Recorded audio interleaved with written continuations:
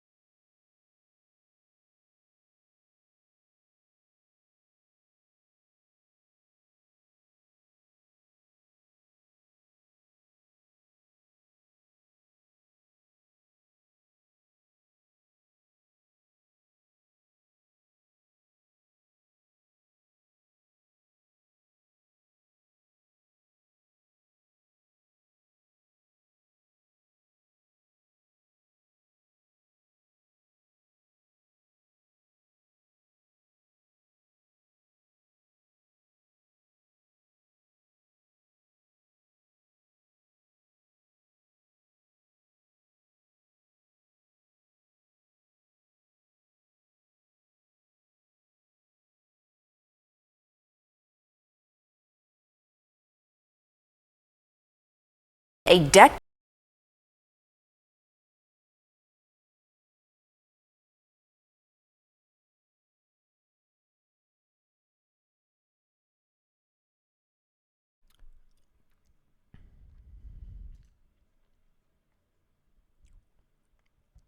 Oh, what up, everybody?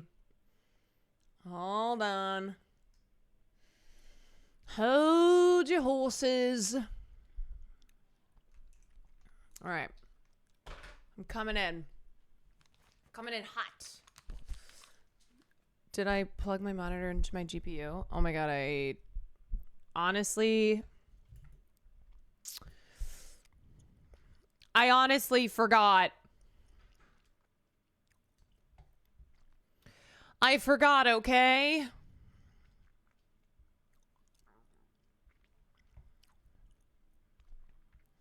Classic. All right. Okay. Sorry, I was looking last minute to see everything that's going on in the world to see if there's anything that I have missed. So how we doing? How's it going? Is everyone doing it, lady? Is everyone doing it? Thank you for waiting for the podcast to be over for the Swifties. You're welcome. Very important clip to start off with. Hello, Brian. Thank you for the 14 months.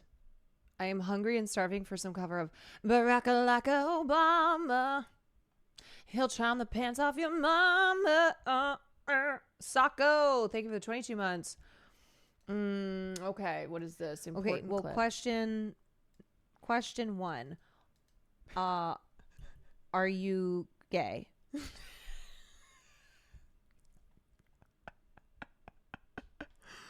Very important questions. Very important questions that we ask here on the stream.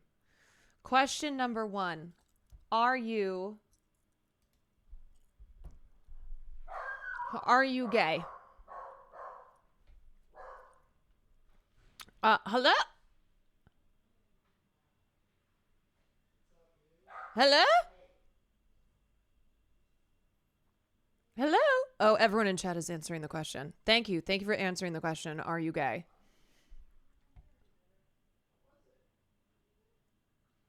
William, it's you. You've been gone for so long. I thought you'd never return. I thought he'd never come back. Did you see the TikTok psychiatrist lady? I did see the TikTok psychiatrist lady. And my take on it was, this is a woman who's very clearly in the throes of mental illness. Also considering that she has called her name ChatGPT Henry. And that is certainly not helping the mental state of this woman. And that was my take. I saw Michael Burns mention Caroline in a video. Oh, no. Are we playing without jump scares? Oh, I think yes. they're off in the settings. Oh, I didn't even know. Wait, where do I go for that? Jump scares. Oh, okay. Ah! Oh! Caroline learns what a jump scare is. Caroline learns what a jump scare is. She has another AI bit named Claude who calls her the Oracle. Yeah. And you know what? I just was kind of like, I don't want to watch this woman who's clearly mentally ill, and I don't want her feeling encouraged by the number of people who are watching her TikToks and her TikToks live to be like, keep doing it, you know? I think that's a thing that happens with the internet, and not this again. I know. Caroline, I'm still going through your 12-minute playthrough. Funny as hell. Oh, when I lost my mind. Oh, you think it's funny? You think me losing my mind is funny? I'm worried for people with AI, like it's so manipulative and it's just going to cause a lot of sadness and loneliness. Yeah, and I'm trying not to be I'm trying not to like fearmonger or kind of like get into hypothetical extremism, but I think I think mental illness is maybe not a good mashup with something like ChatGPT, because there are quite a bit of stories, anecdotes now of ChatGPT exacerbating someone's deteriorating mental state, you know, kind of bringing out a psychosis of having this thing that people are anthropomorphizing and are taking it as like as an actual entity that's sentient and are utilizing that to fulfill, you know, fantasies, delusions, etc. And as I said, look, I wish that we had better mental health resources, of course. And I understand that for a lot of people, ChatGPT is maybe the only option that they have, but it definitely is not something that you should just jump into using. You know, you can pick out the Hassan heads they asked about things you covered a week ago because a certain Turkish man just went over it on that day. I gotta link this clip. Thank you.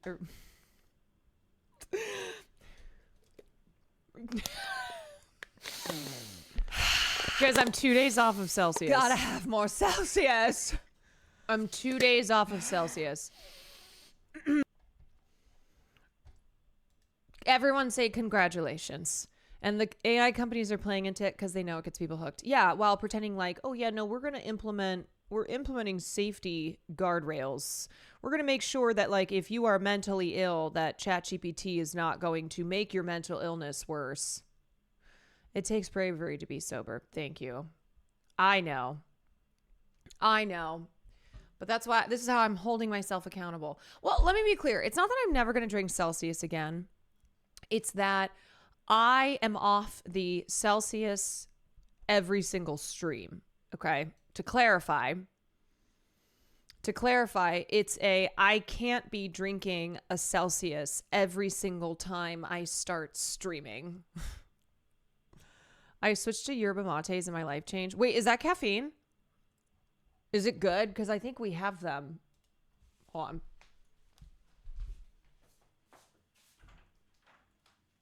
Hi, Willie.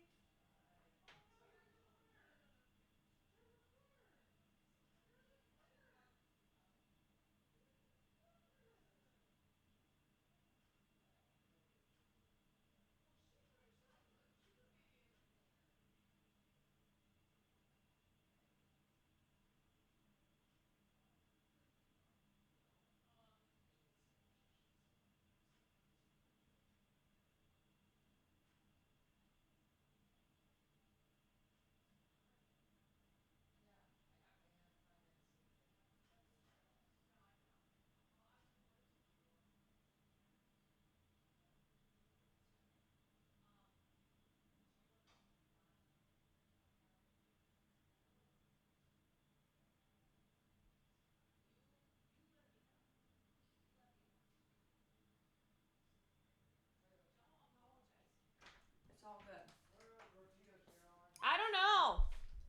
I don't know. Okay. What is this? Yerba mate. Plant-powered brew crafted with naturally caffeinated yerba mate leaves found deep in the Atlantic forest of South America. providing a smooth energy boost and infused with botanicals. Okay. It's enlightened mint. It's mint?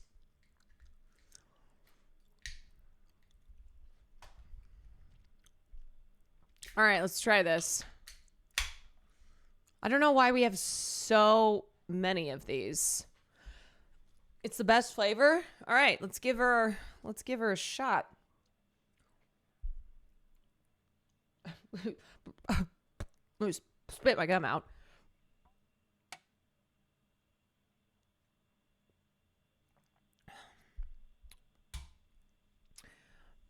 Oh, it's iced tea. It's iced tea. Okay, how much caffeine is in this? It doesn't tell me. Not recommended for children, pregnant or nursing women, or individuals sensitive to caffeine. Well, that's not me.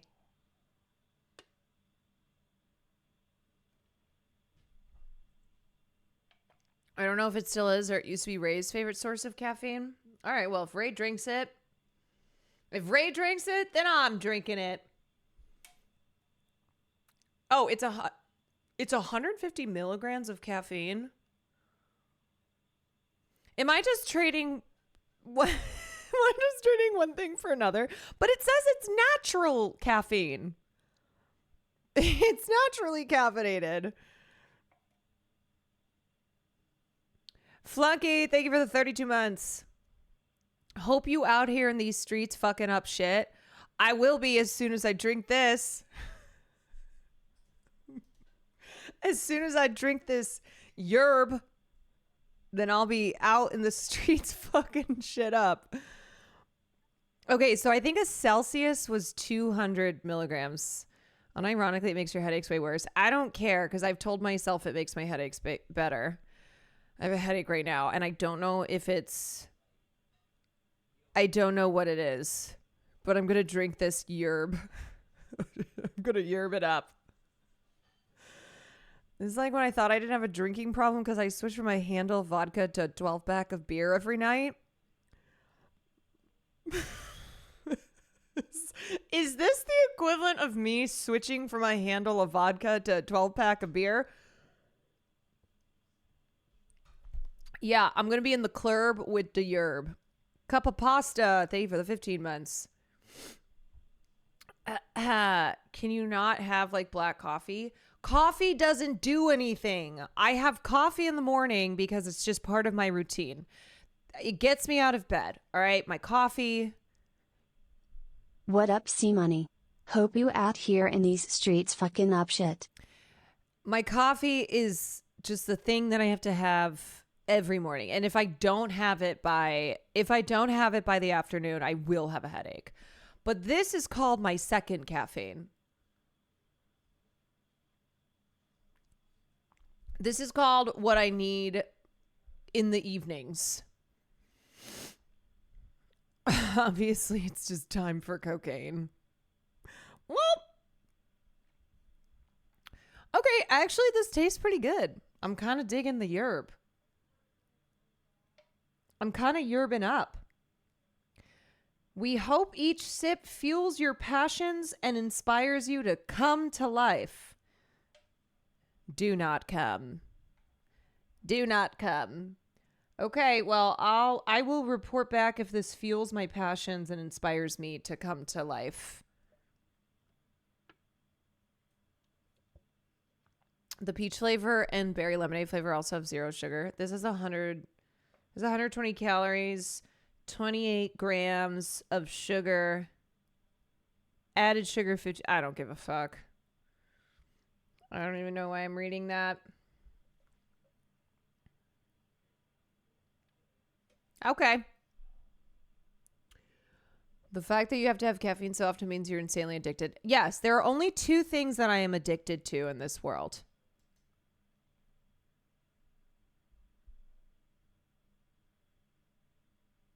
Three things. I am addicted to caffeine. I know this. I'm addicted to nicotine, unfortunately. And I'm addicted to chips.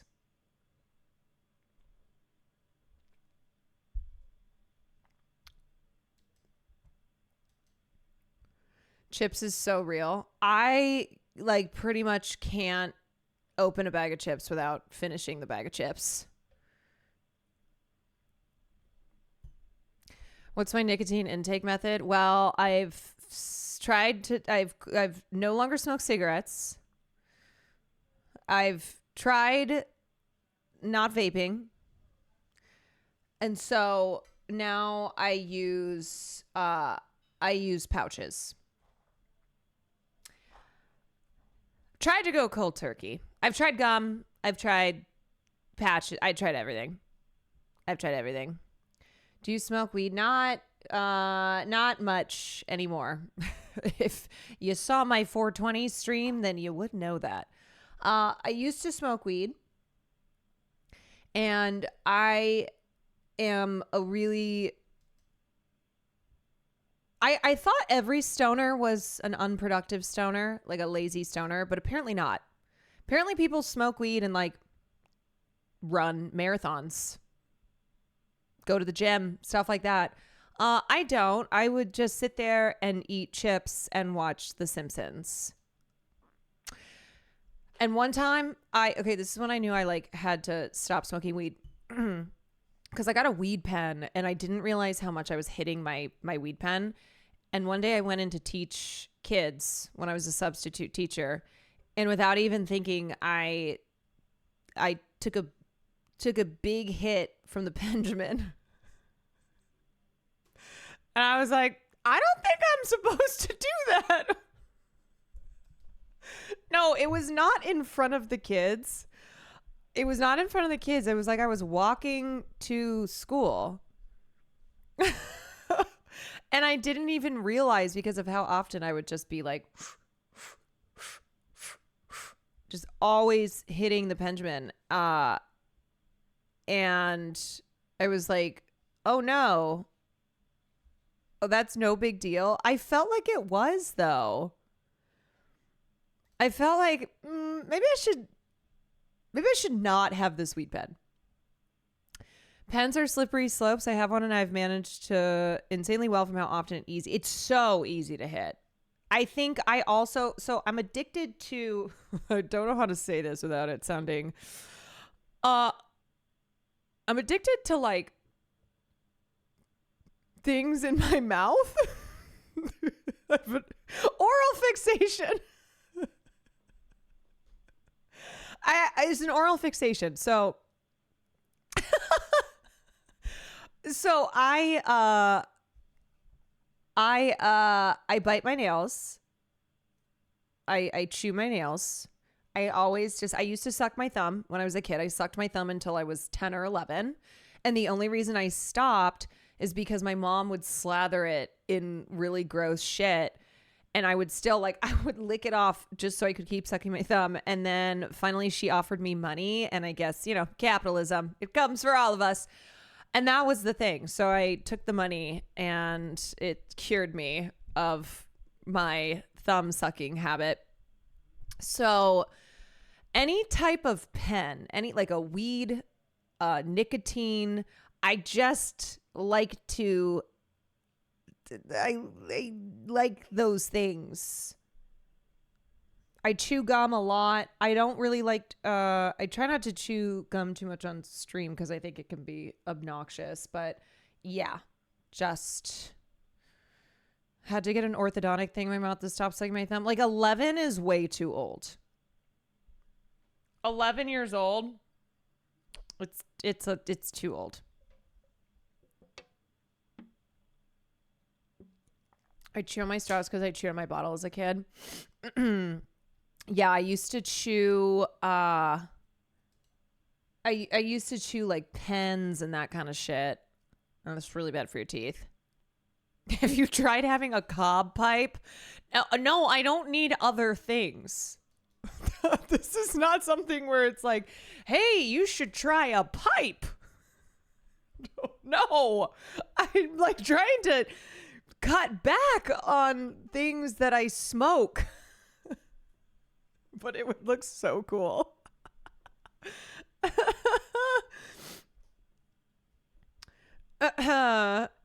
Did you smoke to alleviate nerves? I did that during college. No, I've never had anxiety to a point that I needed to like treat it with anything. Like I definitely, well, okay. Sometimes I would go smoke a cigarette when I was like stressed out. I guess when I'm stressed, I really crave cigarettes. Thanks for flexing on us. So basically what I mean by that is I didn't feel like I needed to medicate with anything. I get anxious, to be clear, but I don't have like diagnosed I don't have like an anxiety disorder. So I never felt like I needed to self-medicate. I hate when Caroline talks about how good her mental health is. No, I'm fucked up. I'm fucked. You give such cool auntie vibes and I'm here for it. Yeah, me being like, yeah, I accidentally smoked weed when I was a substitute teacher and I went into a classroom of second graders and I was like, uh-oh. Oh boy. My bad.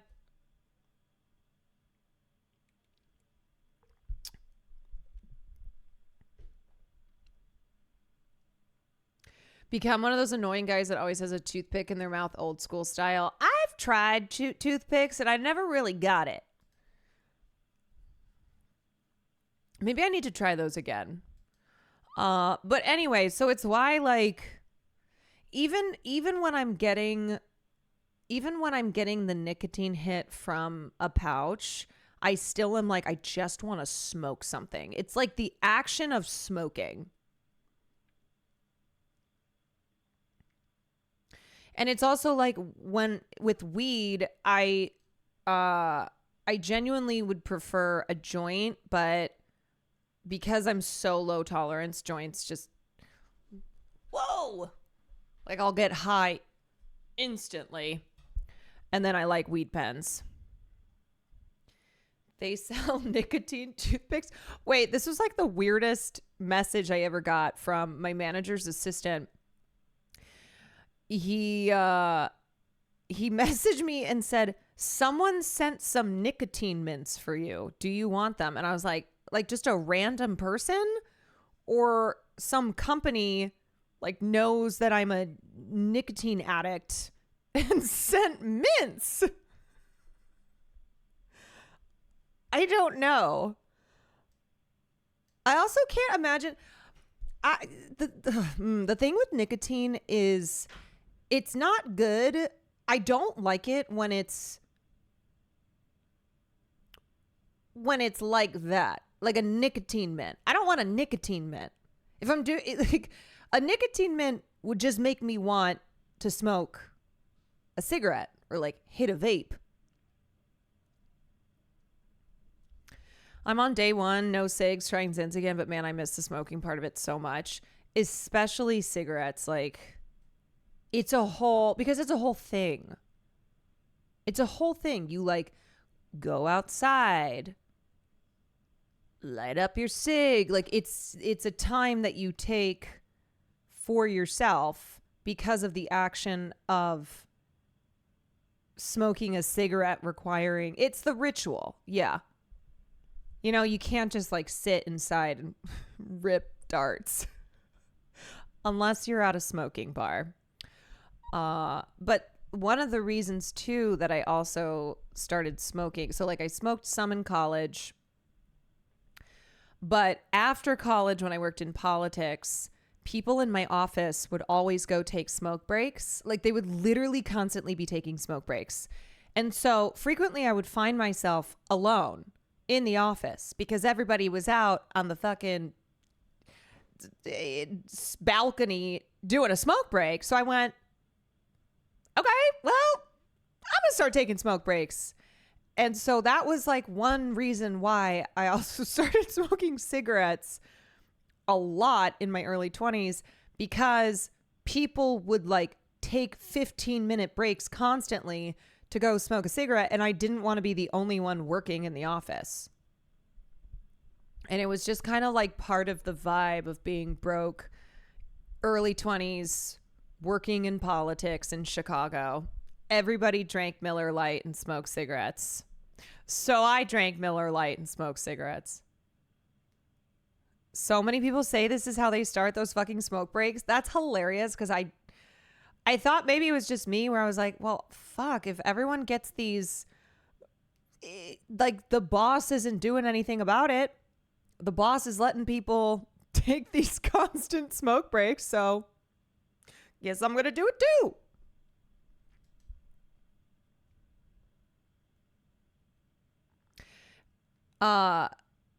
Problem with vapes is I'll smoke that fucker all day. Oh, it's the worst. It's the worst. You start off and you're like, okay, every once in a while. And then next thing you know, you're just like, and the nicotine it's not even affecting you. It's just the constant vaping. You just are addicted to constantly hitting your vape.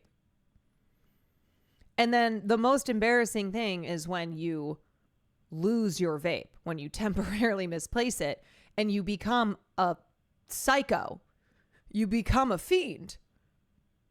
It is mortifying.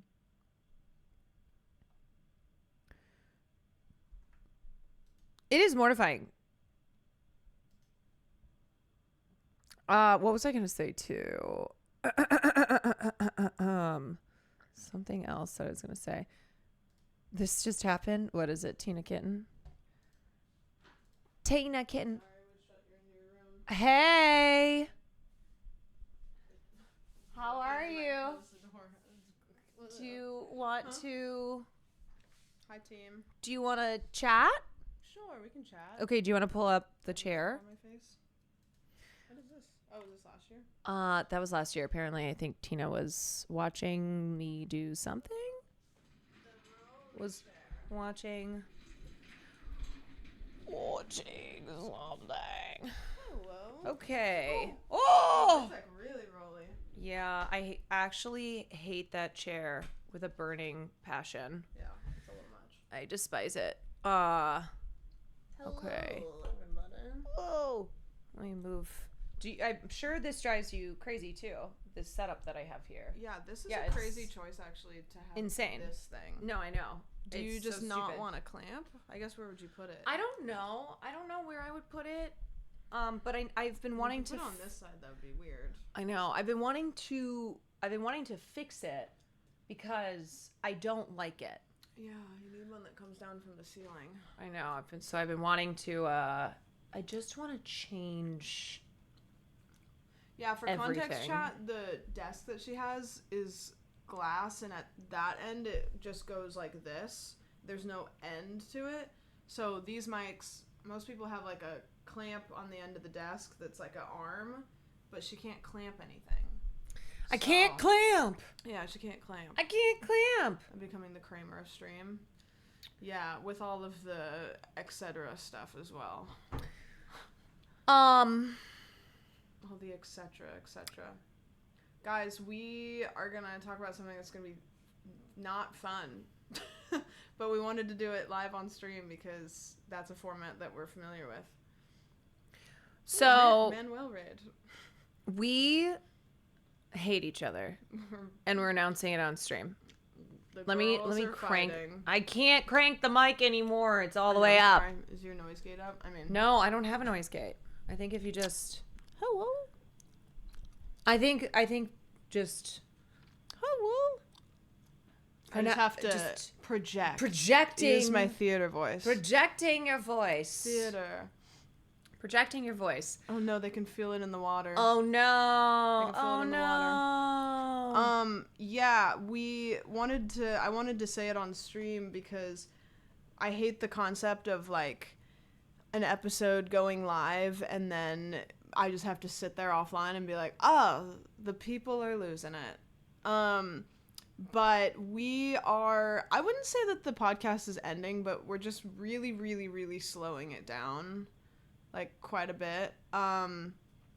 which I know is going to be really sad for a lot of people. I don't think it was like sudden. I think it was kind of just like a pot that was bubbling over, mostly with me.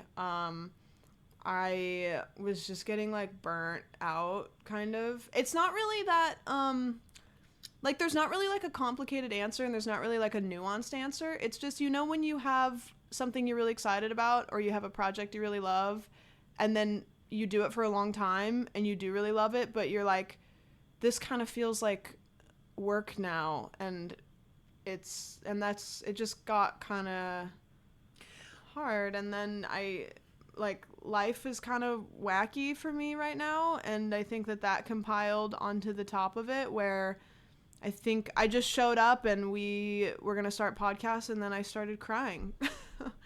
And she like is my closest friend, and just like read my brain. I knew. Yeah. I mean, basically I said, and we also hate each other now. we fucking hate each other.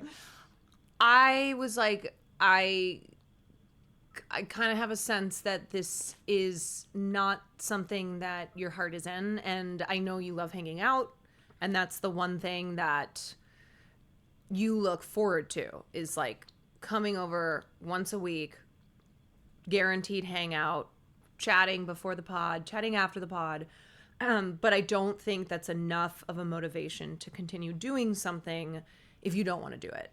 And I think I also, of course, Sam was like, but I feel bad. Like, are you disappointed in me? I said, no, of course not. I think a lot of you can resonate with the immediate jump to, oh my God, they're mad at me. I was like, no, I'm bringing this up because I've been getting a read on your energy, and I know you have so much going on in your life, but I think if all that shit hadn't happened, this still is not something that I think you want to long-term continue with, and that is completely fine.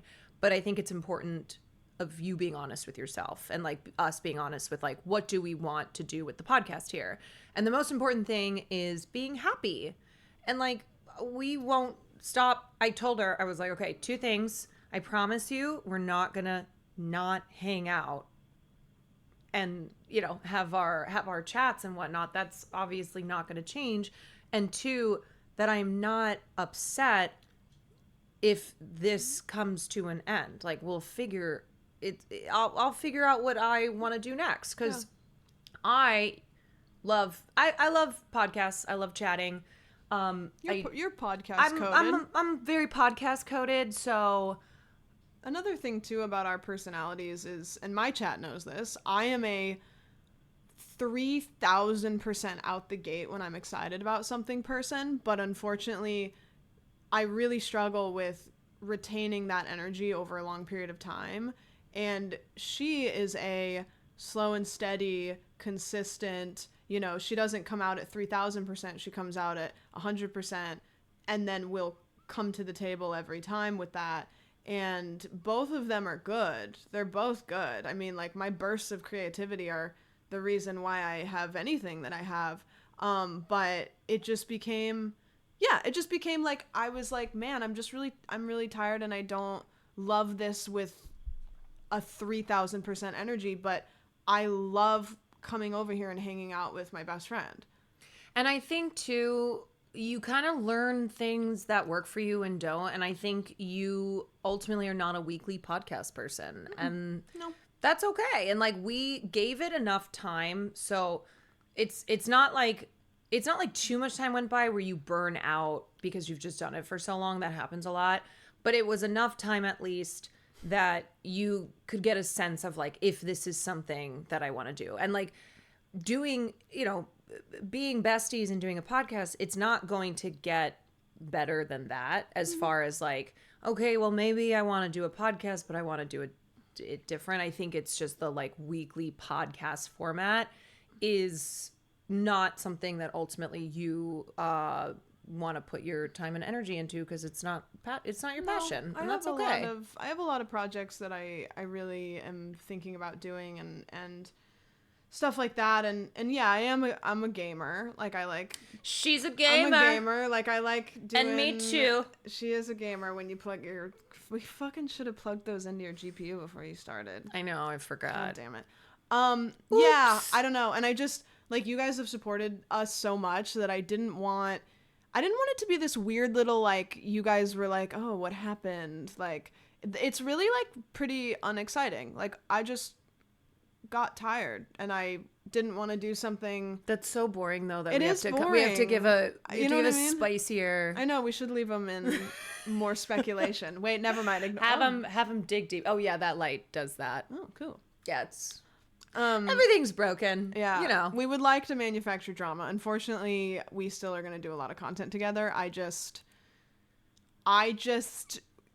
was like, this isn't the love of my life, and I need to really, like, think about what every minute of every day looks like for me. And George, I've seen a couple of you be like, maybe you do a monthly thing. So we talked about that too. And we're like, hey, what if we're going to close the Patreon? Because not being able to deliver something once a week to our paying subscribers, I think also takes stress away from then looking at the podcast and being like, maybe we do this once a month. Maybe we do it when something special happens, or just without the weekly obligation of it. It then being something that can be more enjoyable. But closing the Patreon, I think, was an important thing, just so we didn't feel like, okay, well, we're not going to have people subscribe to this. And then feel pressure to, like, put something out every week. yeah, and we still, yeah, like I said, like, we're not, like, shutting the channel down. So it's like, if we wake up in a month and go, wait, something crazy happened, let's do an episode, like, we'll just do that. Or, like, if we decide that we want to go do something together and we want to make a vlog, like, we'll just post it. Like we're just going to use it as a, like, hey, we did something together, let's make sure we post it on that channel, just so that it lives somewhere for us, you know? Whatever. So, I don't know. It's Just when there's something you want to let us know about. Yes, when we need to let you know about something. yeah. End of an era, I'ma miss it. I mean, it was great, and thank you to everyone who was along for the journey. I'm sorry if this is another podcast. A podcast to get in. A podcast to get in, just as your little hearts have recovered from previous podcast breakups. You will never recover. Okay. Yeah. But look, it's all going to be good. You know, we got a lot of other stuff going on. We will keep making content. We're not going to hang out anymore, but we will make a lot of content. We don't actually, spoiler, Okay. we never actually liked each other. Yeah. And as I said, I still want to keep podcasting, because I guess talking on my stream is not enough. I need another medium to be able to speak. So I don't know what that's going to look like. Maybe I would do it. Maybe I would solo and bring guests on. I don't know. I don't know. I don't know yet. Take Cutie's spot on Fearand. There we go. Or we make Fearand. They're at 4, Fearful. 5. We just keep adding people to Fearand. It's gonna end up being Fear and Plus. Fearand Plus. It's gonna end up being a podcast on. Oh wait, no, I'll take Ludwig's spot on the yard. True. Yeah, There you go. I know that they're looking to kick him to the curb. Yeah, so, true. or maybe Mark Maron. I go, hey, I know you were wanting to retire. Maybe you could be. I know you're wanting to retire from podcasting, but I got an idea for you. Joe Rogan could use a co-host. Joe Rogan could use a co-host, and that could be me. That could be you. That could be me. For a brief moment, press escape, whine about it, sweet and sour, and let me know. Got me through the week. Don't be sad it's over. Be glad we ever had it. Yes. Yeah. And again, you know, let me know. The channel is not dead. Okay. We will will pop on there from time to time. I think it was just removing the weekly schedule. Mm-hmm. Okay, hear me out. Come Town, but for the ladies. I'll just be all the Come Town guys, but me. I think that we're going to start another podcast called My Bitch Wife, because that's never existed and nobody's ever thought of that before. My And bitch I just want to be wife. clear, we're the first people to think of this ever. Yeah, we'll start off every episode by being like, let me tell you about my bitch wife. Yeah. Here's what my bitch wife did this week. So, That's it. So, anything else? I mean, I know I don't think so. There's a lot weighing on your it heart. is. What would you like to say? I don't really know. Oh, I want to say thank you to Scrando, our editor. Caitlin was running socials. Thank you to Caitlin. Are we forgetting anybody? Amanda was doing our TikToks for a bit, and we she don't was really doing have a great. big We don't team. have a big team. Scootish was our producer for a little bit. We just loved firing people and hiring people. But I just don't want them to go without their flowers. Everybody that's ever been on it. Been a part of it. Uh-huh. Tim Pool's Hairline. Thank you for the 5. Oh, that's another person I could do a podcast with. Tim Pool. Oh, there you go. Tim Pool, yeah. There you go. I'm not a Russia asset though. Maybe I need to get on that. Damn. And then we could link up in the podcast world. Yeah. That's it. I know some of you are like, have you thought about this with this? The one thing that's really important to me for a podcast is that it's pop culture. When we started off, let me know, we didn't want it to be inside baseball, like Twitch stuff, where, okay, if you don't know this world at all, then this is not going to be fun. Like, I love pop culture. The mic is cracking. I can't do anything about that. All my shit is broken. One day. Here, I'll just turn this. I turned the mic all the way up because... Oh, it's fixed. Cool. You guys, I don't even have the fucking GPU plugged in. Okay. Love it. Sarah, thank you so much for the 5. As I was saying, so with podcast, I really want it to be pop culture focused, but pop culture in a way that like is different from my stream. Sometimes there's crossover. Sometimes I talk about stuff on stream that then I talk about on podcast as well. But I don't want to do a politics podcast, and I don't want to do it just like talking about whatever. Twitch stuff is like the Twitch content creator circle. Like it's, like it is really niche at the end of the day. And so I think that like there's a lot of things that are like people in the Twitch circle don't even, like you guys don't even hear about, because, you go to work and then you come home and you watch your favorite streamer and whatever. So I think that also there's a lot of opportunities that Caroline deserves to have that are like wider audience stuff, and there's a lot of opportunities that a podcast could really help with if she was able to lean into more pop culture stuff with somebody that didn't play Minecraft all the time. To be clear though, you've been my favorite co-host. Hey, thanks. Podcast co-host. Thank you. No one is you. Thank you. You are no one but you. You'll never find another me.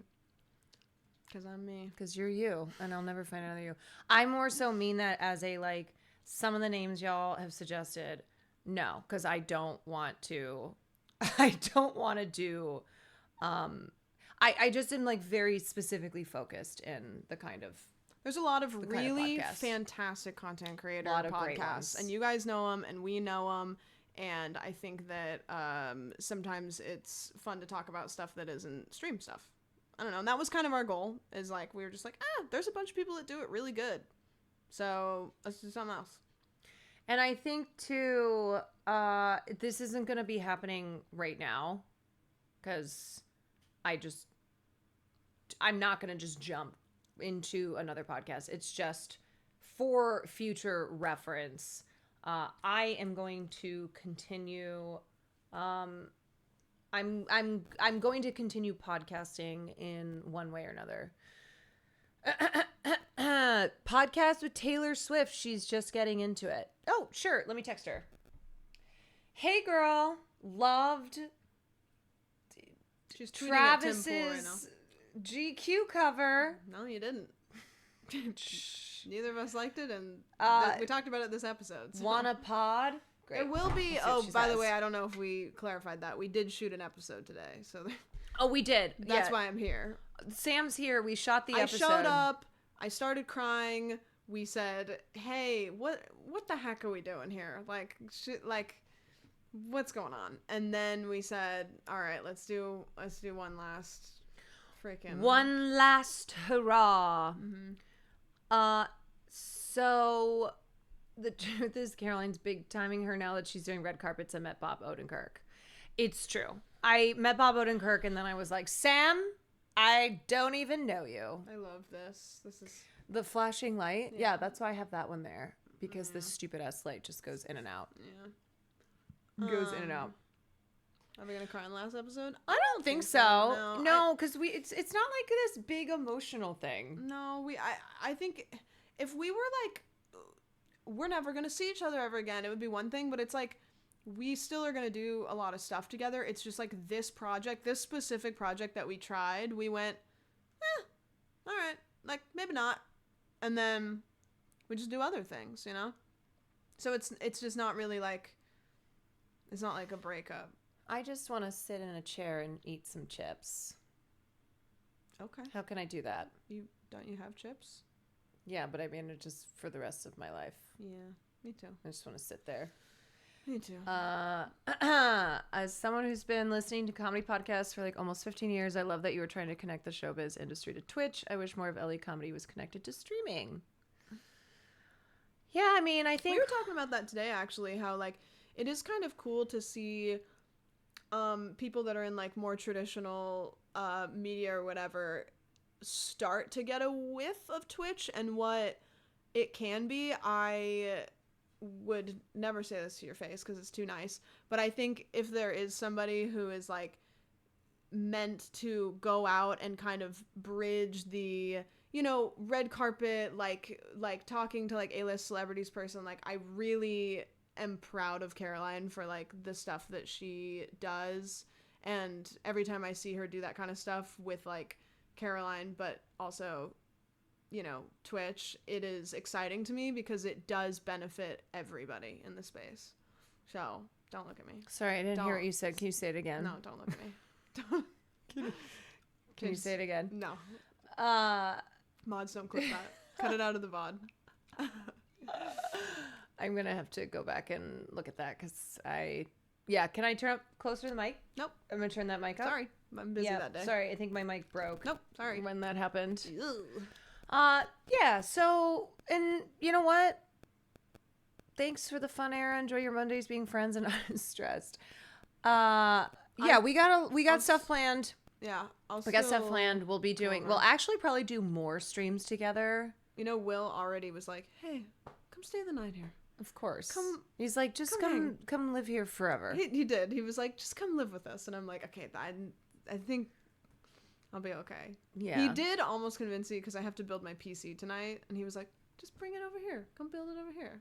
And I was like, you do have a better table than I do because I don't have a table. Well, you know, You doors may open. I was going to say, you don't need to talk to me. I might just be out there building a PC though. Great. Can you Make dinner? afterwards fix this shit? Oh, yeah. I could. Yikes.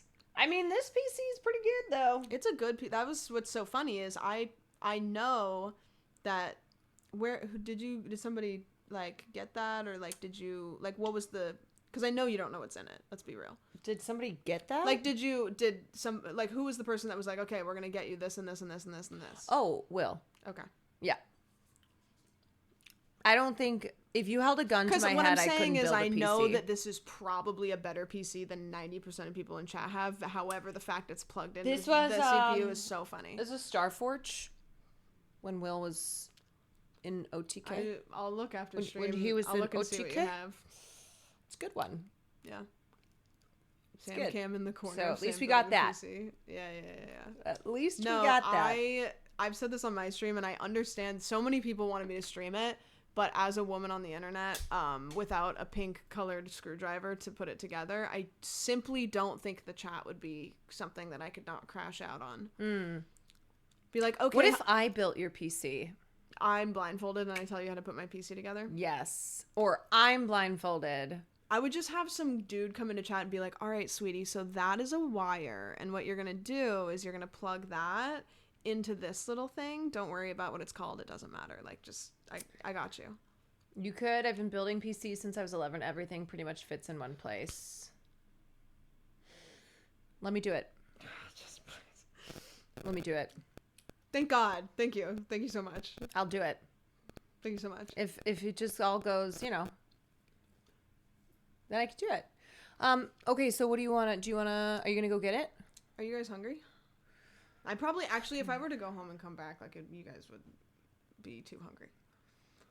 I mean, I'm yerbing up. Have you ever had one of these? Because I just have to go home and get my laptop to transfer the files for Scrando, and then get my PC stuff. Yeah. So I could come back and build it here on the table, just because otherwise I'm building it on my floor. Whatever you want to do. Also, I'm seeing a lot of compliments about my hair, and I appreciate it. Great hair. Great. I do really like it. I think it's fun. Do it, lady. I just need to do my roots so quickly now. I like it. I think it looks good.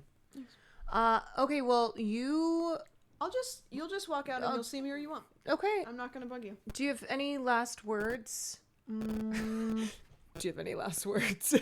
Be gay, do crime. Be gay, do crime. All right, Change you feel better? the world. My final message. You feeling better? I do feel better. feel better? I like You feel better? raw, transparent moment. My biggest things is I felt like I was going through a lot of large transitions of losing things that were important to me all at once, and I did not want to lose my best friend. And it is always hard to make a big transition and not be like, are you mad at me? Are you mad at me? Are you mad at me?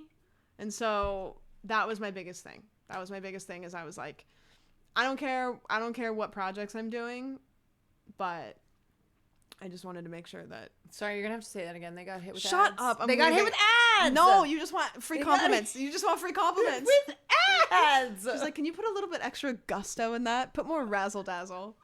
A little bit of jazz. A little jazz hands. A little bit of jazz hands. Yeah. Basically she told me to go fuck myself, Do they want to see and Charlie's trick? oh yes, they do. She was like, I'm ending the podcast because I'm racist. Okay. I can see him right here. Okay. Come here, sit. Oh, good boy. Sit. Sit down. Oh, good boy. Yay.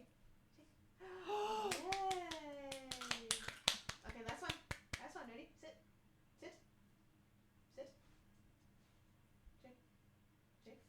Yes.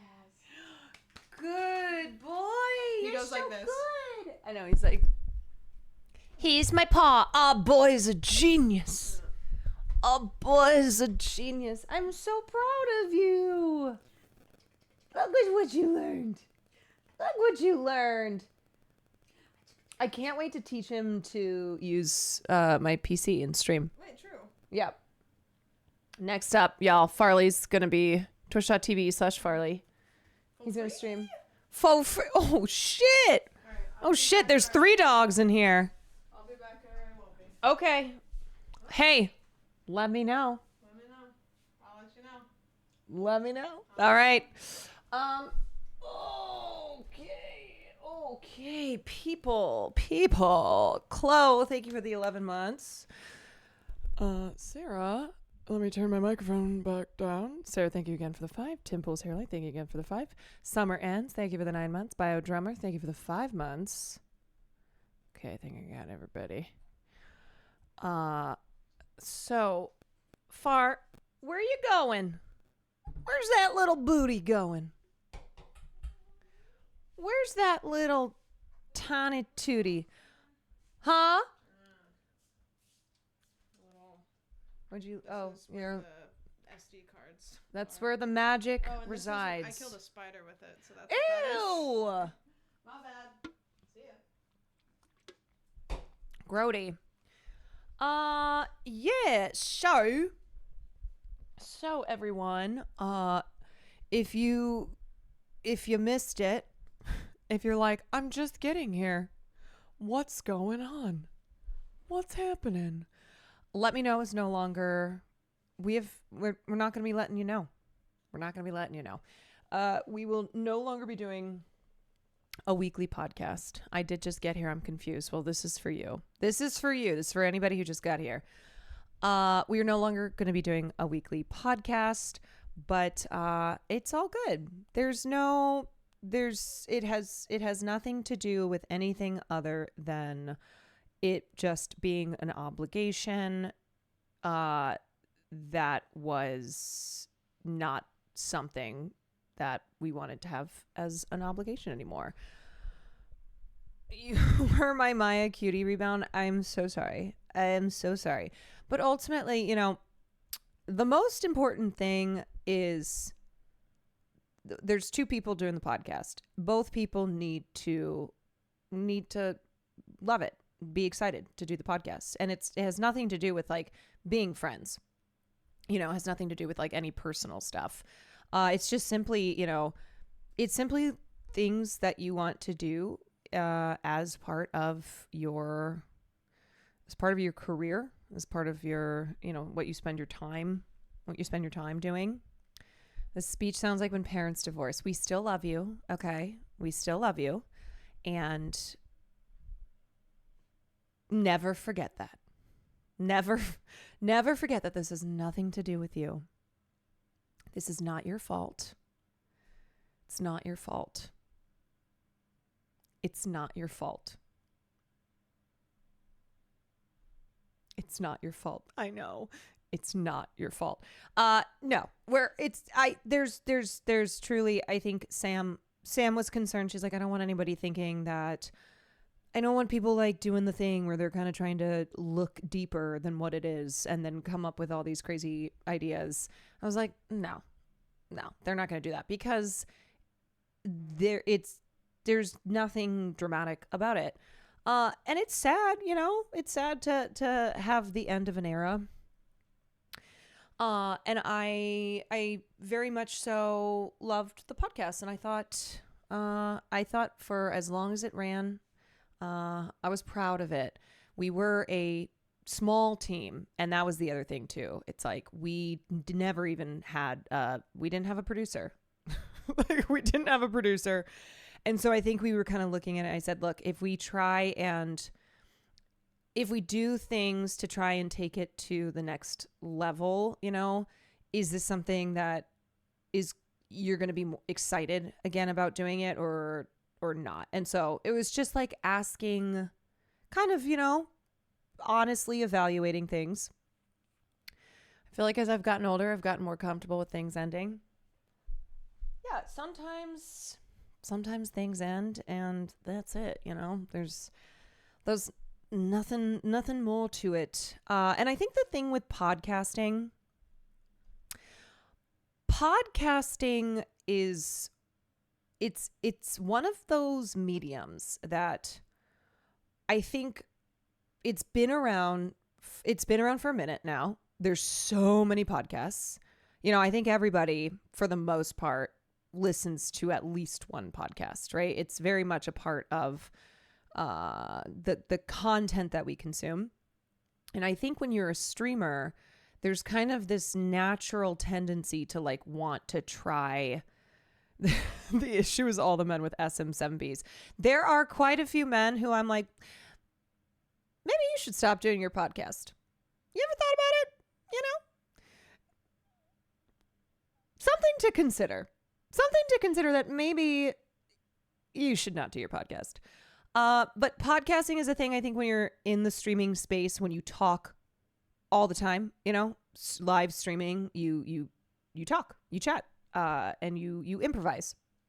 And I think it's something that people think, oh, I should have a podcast, or I think I want to try having a podcast. And it's just like it's like anything else where you try it, and sometimes you realize you really like it, and sometimes you realize you don't. I love podcasting, but I don't love other forms of content. What I do here in my stream, I love what I do here in my stream, and I love podcasts because I also consume podcasts all the time. I don't really watch, I don't watch TikTok. I don't watch YouTube except for on the stream. And so podcast is something that's been a big part of my life. So I already said this, but if you're just getting here, I'm going to try in the future to keep podcasting, figure out what I want to do next. You knew so many podcasts at that award show. I love podcasts. I do. So I will figure out how I'm going to keep doing that, because I also want to make sure that I have something outside of my stream. I don't want me as a content creator to just have my Twitch stream. And so having something like a podcast too will also help. Like if I can have guests on who maybe wouldn't come on Twitch. Not everybody wants to do a live interview. And so a podcast is something that I looked at as a way to have another platform, have another thing that someone would feel more comfortable going on. Caroline, Ole, actually, I am going to go on Ole and Friends. Ole's team reached out to me. Ole's team reached out to me and asked me to come on to Ole's podcast, Ole and Chill. So I will be going on to that at some point in the near future. But, yeah. All right. Well, any other questions? Any other questions? Any concerns?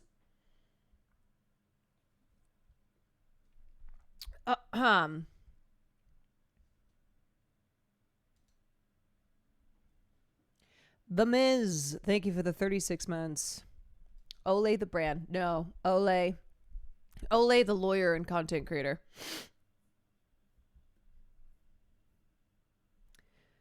Didn't Taylor say something about a podcast like right after you started? Yeah, she wants like a tech focused podcast.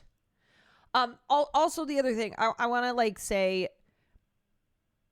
podcasting, here's what I will say. I also am not going to rush into doing a second podcast, because I do think it's really important who you do a podcast with. And Sam and I are like two peas in a pod. So, and also like I'm not concerned about not being able to talk to, like, I can talk to anyone, and I do feel like I can form chemistry with a lot of people, even if I don't know them that well. So that's not something I'm really concerned about, but I don't want to just jump into something else again. I'm going to like sit down and really map out goals and structure it how I want it to be.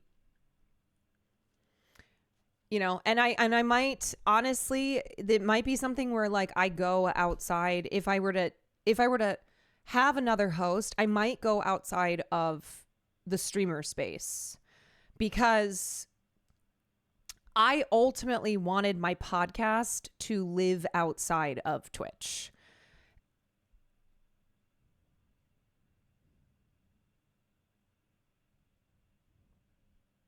So it might be advantageous to me to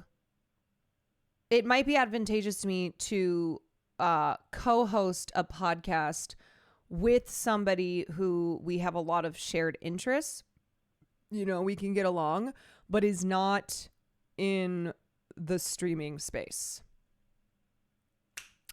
Just do a solo pod like Bill Burr where you rant about pop culture for like 20 minutes a week. I mean, the thing is, I feel like my stream is kind of solo pod-esque. Obviously I have you all here, but I really like talking with people. I really like to have, the great thing about pop culture is sharing it with others, is like what are you bringing to the table? What's your take? It's something that I just really enjoy. I really enjoy having conversations with people about things that are happening. It's like I want to talk about movies, but I don't want to talk about it by myself. Like one of my favorite things about film is having conversations with people about that film. Not gonna lie, I'd adore a film-centered pod with you, even if some of that crosses over with the stream. Yeah, I mean, I think my next podcast would definitely have a stronger, a stronger like film and TV focus. Like I wouldn't want it to be like it's a film pod, but I want it to be something that's more a part of a podcast that I would do in the future. Would you want to do one where you bring on different guests every time to chat with? Possibly, possibly soloing it and just bringing something on every week.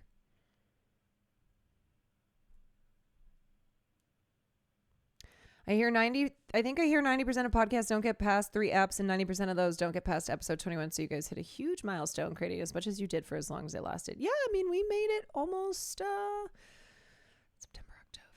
We made it 10 months, almost a year. Almost a year. I'm so excited for your future pod with Dua Lipa. Me too. I can't wait. Spread the news. Podcast with Ben Shapiro where you both watch the same movie and give your opinions. Yep.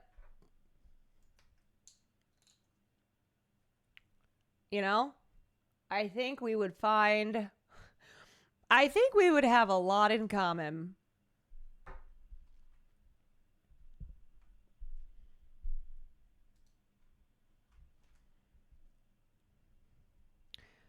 Podcast partner, it's the Lorax. Oh, it's this girl on. Guys, I don't plan on getting PR trained. Don't worry. They'll have to drag me out kicking and screaming slurs. I'm joking. I would never say slurs. I'm a liberal. Pretty liberal. With yeah, I'm gonna end up doing. a podcast with the girl who dresses up as the Lorax on TikTok. Yo, Carol, chat, get in here. Where's Farley? He was just here doing tricks. He was doing tricks.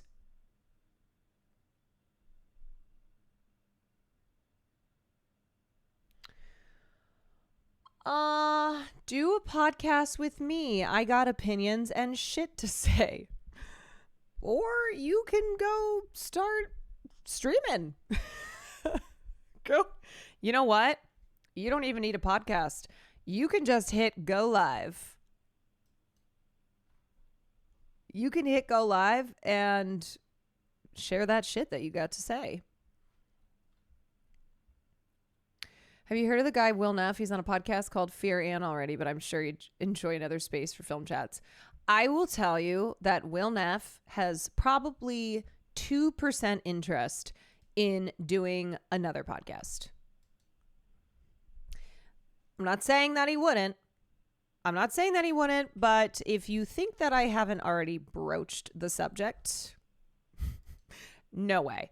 I believe our relationship can weather just about everything. But if I were to do a second podcast and then Will were to be so uninterested in it, I think I would kill him. I think I would maybe commit murder.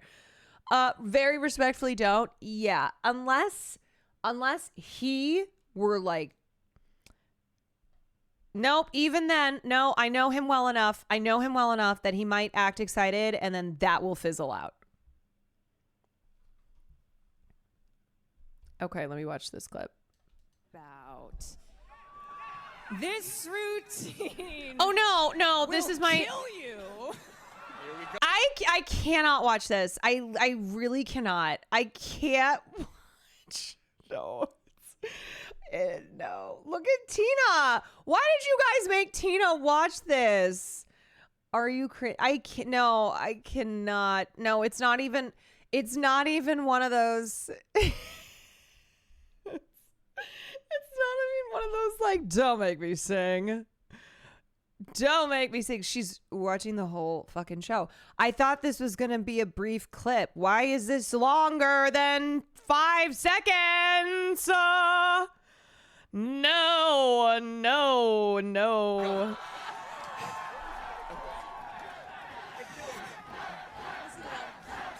Dude, To the crowd, Ludwig. Listen to them chanting death. this This is it. so amazing. Dance of Death. No, Tina. Is Not what at they're this. calling it. Not at this. Nope. No. God. No. Caroline just so Kwan, it's Team unfair. Podcast in the Dance of Death. One more It's final round of applause unfair. before she begins. I don't know, man. Sometimes, honestly, sometimes people be like, "Oh my God, she's so great. She does this." And I'm like, "Are we watching the same thing? Are we watching the same thing? You're being very nice. You're being very nice, but maybe it's just my ability to go for it. I don't know." Production, are you ready for Caroline's song? Judges, for your consideration, Caroline Kwan So, of Team Podcast. 3, oh, 2, 1. excuse me? Help.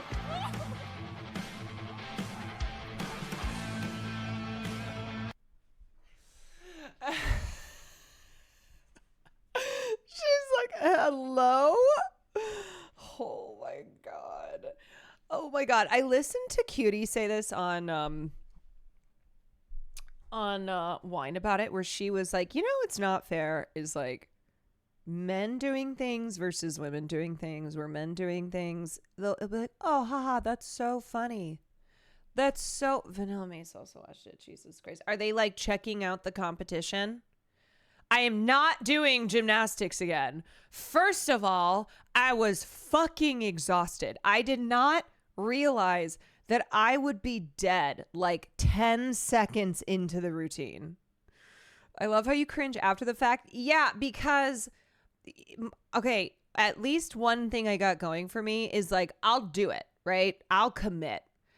I will commit. And then it is afterwards that I'm like, oh my God, that was so bad. No, there is no doing it, lady. There is no doing it, lady. No. No. Being able to commit in the moment is the whole job of acting. It's true. And my acting teacher used to say, you made a choice. It was the wrong choice, but you made a choice because you had to at least make a choice. A decade after. You had to at least commit. And so I do have the ability to commit. I will say that. And that is where that will end. Yeah. Anyway, so, guys getting out there, it's like, ha ha, hee hee, squeak, so funny, ha ha. Oh, just them like doing anything. Raise their arm. Wow. Wow.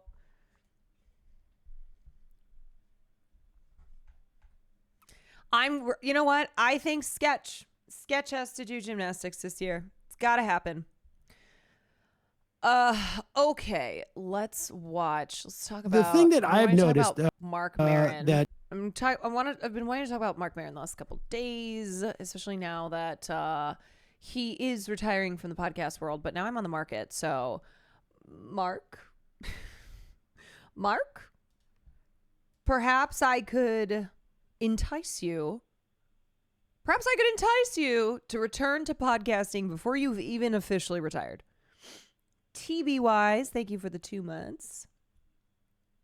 You are not truly free unless you do whatever you want without cringing. Yes, to be fair, or let me just say, there's a difference between not going for something because you're like, oh, that's cringe, and then going for it and then afterwards being like, I can't watch this.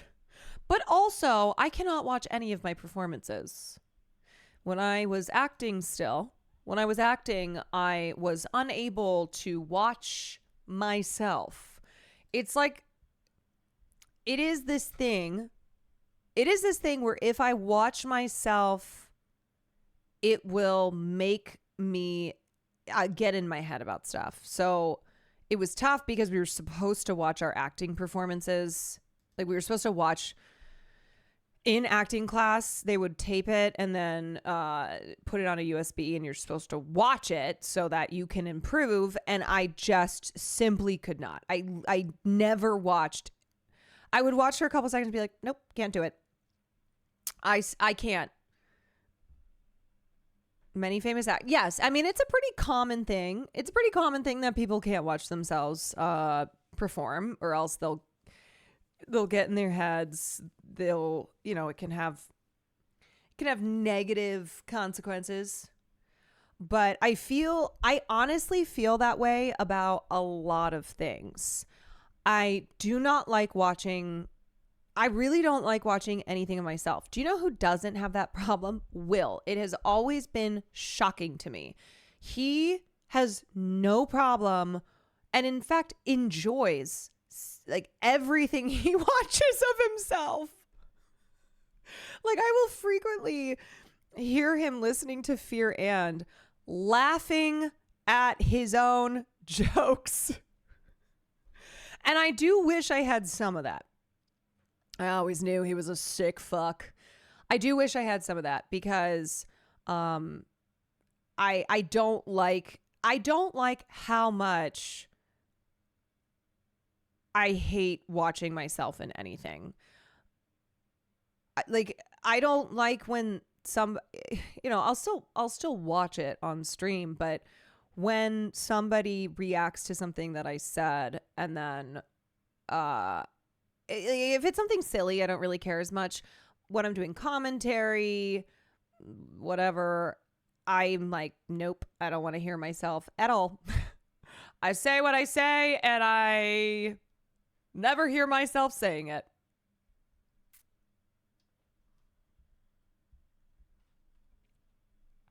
Ahem. Okay, so let's talk about Marky Mark. All right, so this clip was going around. This clip has been going around. Mark Maron went on Howie Mandel's podcast. Bro, everyone has a podcast. I say this as my podcast has come to an end. Everyone really has a podcast. Everyone. Take away the Shure SM7Bs. Okay, too many of them out there. Too many of them. You know what actually I should do? I should do the thing that like you'll see guys do where they pretend that they're doing a podcast. You know how you'll see a clip make its way around the internet and it's some bro. It's some bro usually kind of talking about like Sigma grind set shit, and it's a fake podcast. VodPod. Yeah, where they have their fancy mic, their lighting, they have it set up to make it look like it's a podcast, but it's not a podcast. They do that to give it legitimacy so that like people will watch it and think that they do it just for clips. Yes. So maybe I do that. What if I just do a podcast where I'm both people? Listen, Caroline, I hear what you're saying, but I think you're a dumb bitch. Caroline, Caroline, I'm going to stop you right there. You're the dumb bitch. No, Caroline. I said it first. Okay, but I said it second. Oh my God, if I did Caroline and Fashan. Caroline and Fashan. If you wanted a gem, here is Bill Burr calling Howie a bad father. I think the least fun dad. You left out a word. 4 years of hatred toward me. Dad. 4 years of hatred. Or maybe Bill Burr wants to link up because he also has a solo podcast. Because you got a daughter, I too. would be so scared. I'm going to be for real. I would be really scared to do a podcast with Bill Burr. I'd be scared. I don't think I'd be able to. I think I'd be too anxious. Wait till she's a teenager. Wait till the hell. Everybody who fails as a father says that to me. I failed? I think so, yeah. Why? Because he is so funny and sharp, and I would just feel like I can't keep up. He can also smell fear. And then I would also be nervous to like have a different take than him. I genuinely think, as much as I'm like I'm confident in the things that I say, I think being on a podcast with Bill Burr, I would disagree. He would like make fun of me. I'd be like, yep, no, you're right. You're right. You don't have to be funny. Let him cook. I know, but it would be I would feel like such a wet slug. Bill cuts ties with Howie after this. Wait, are you calling me a failure?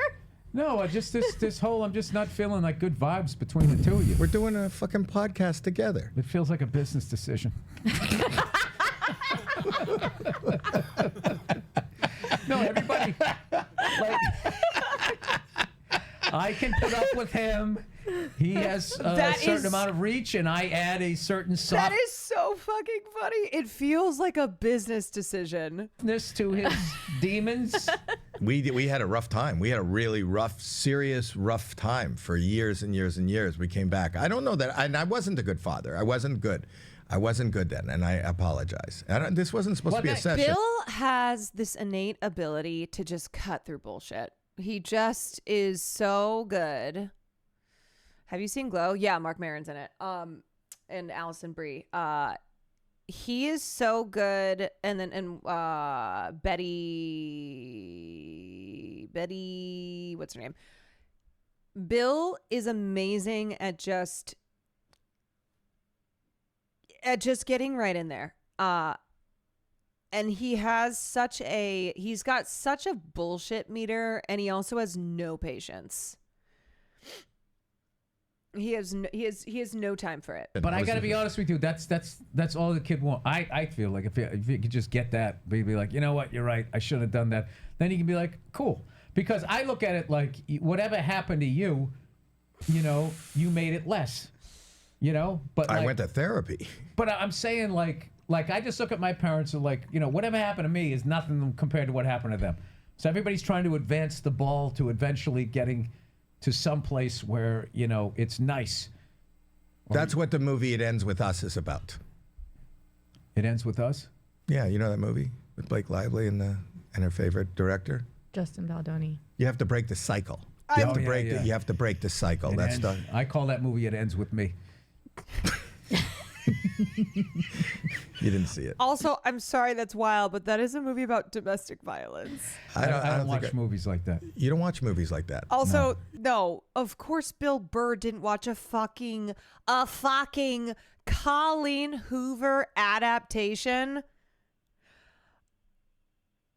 No, Bill Burr does not know Colleen Hoover. You like what? You don't want to know what I watch. What do you watch? You don't want to know what I watch. I watch old movies because I like looking at the cars. I like looking at.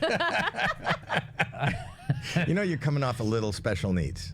Bad word. Thank you for the prime. Okay, here's a gem of fake podcasting. One of the hardest moments of my life was this letter, which said, Brian, we're increasing the rent. Also, I'm sorry, I did kind of move on. I didn't really react to this. He said, let me just, hold on. You're coming off a little special needs. Really? I think so. Don't you think so? Special needs? Well, I don't want to use the word that I would. Awkward. Is this entire episode awkward because of Howie? Would have used 10 years. Yeah. But I'm just saying, like somebody said, what do you want to go see tonight? You know what? I want an old movie. I like looking at the cars. I want a movie with nice cars. No? It doesn't come off a little weird that you would base the movie? I'm so awkward. I feel uncomfortable. It's like a good era. I watch a lot of French cinema. I like that stuff. I like watching. Do you know what? Here's something I appreciate about Bill. He will not go out of his way to like make somebody feel better. He's not going to, if somebody puts their foot in their mouth, if somebody does something that's like, okay, that didn't land, that's awkward. Like, ooh, he's not going to jump in to make things work. Not gonna hold your hand. Not gonna try to like keep things smooth. No, he's not gonna pretend to laugh and be like, oh yeah, no. Like, he's not a guy where if someone's like, oh, do you know what that thing is? He'd be like, no, I don't know what that is. Because sometimes, there's this tendency of like, oh, you don't want to tell someone like, I have no idea what the fuck you're talking about. Or you just kind of go along with things. You're like, yeah, sure. He doesn't do that. Because they have Peugeots or whatever? No, because I always bought into that whole explosion of the American director in the late 60s and all these renegades and having power taken away from the studio was an American phenomenon. And then I watched these French movies from right before that. I was like, oh no, they were big fans of these guys. Like, there's this movie, that guy recently died, Elaine, a big French actor. I also love how much he loves movies. Le Shogun. Had nothing to do with any sort of Asian culture. He was an assassin. And there's an underground scene getting on and off the train. Okay, anyway. Howie's surprise introduced Bill to his alleged half-brother in this episode without Bill's consent. What the fuck? What?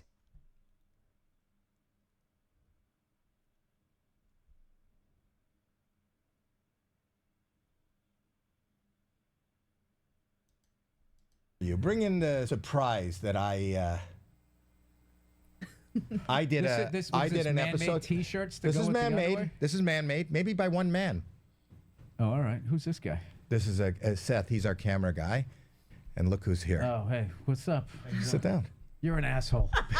Billy Corrigan. Yeah. I'm an asshole? Yeah, I thought this would be great to bring a family together. Well, he didn't tell you. He told me you were totally cool with me coming. That's what he does. That's what he does. I thought it would be a good surprise. Can this be like edited out? How did you miss this? It was gigantic drama a few months ago. I don't know. Or no? I don't know. Go. I mean, you told me Bill was. All right, fuck it. No, I'll do it. Like, did you ever think the fact that I never told that story, that, maybe you shouldn't? Did you ever, how many fucking, like, emails and crap that I got? Like, this is so uncomfortable, because if you know Bill Burr, like, there's a lot of things that Bill, there's no line for him, right? Like, he'll talk about it. He'll give his opinions. He'll get in the dirt about stuff. He has always been private about his family life, which is why a lot of people, it's like every 6 months people will be like, Bill Burr's wife is a black woman. And then, of course, you'll have racists who say heinous shit. But this is like not a thing. This is not a thing that he's cool with, that he at all has given the vibe that, like, he consents away to. From that. So let me just fill in. Let me just fill in. Do we talk on a regular basis? We've never met. So Billy Corrigan was nice enough on my podcast to talk about the fact that he told a story that he had never told before, that his father This is so traveled. awkward. My Who stepmother. the fuck does he think he is? Dr. Phil? Like, what is happening? Mother said to me, do you know who Bill Burr is? Bill Burr might be one of the children that your father sired in his days on being a traveling musician. If you do the math. He was a piece of shit. With your And he had two kids this close together, and he named them the same fucking name. Good he thinks point. it's different because he's Billy and I'm Bill. Like, that's how he told the difference. Well, I was Bill when I was young. Oh my god. But you're right. Oh my god. This is With all so uncomfortable. I just thought, Well, whatever. You know, it's I just thought- it's not that I don't like him. It reminds me of all of that shit. So, you know, it's like It just seems more of the same from what I've been hearing.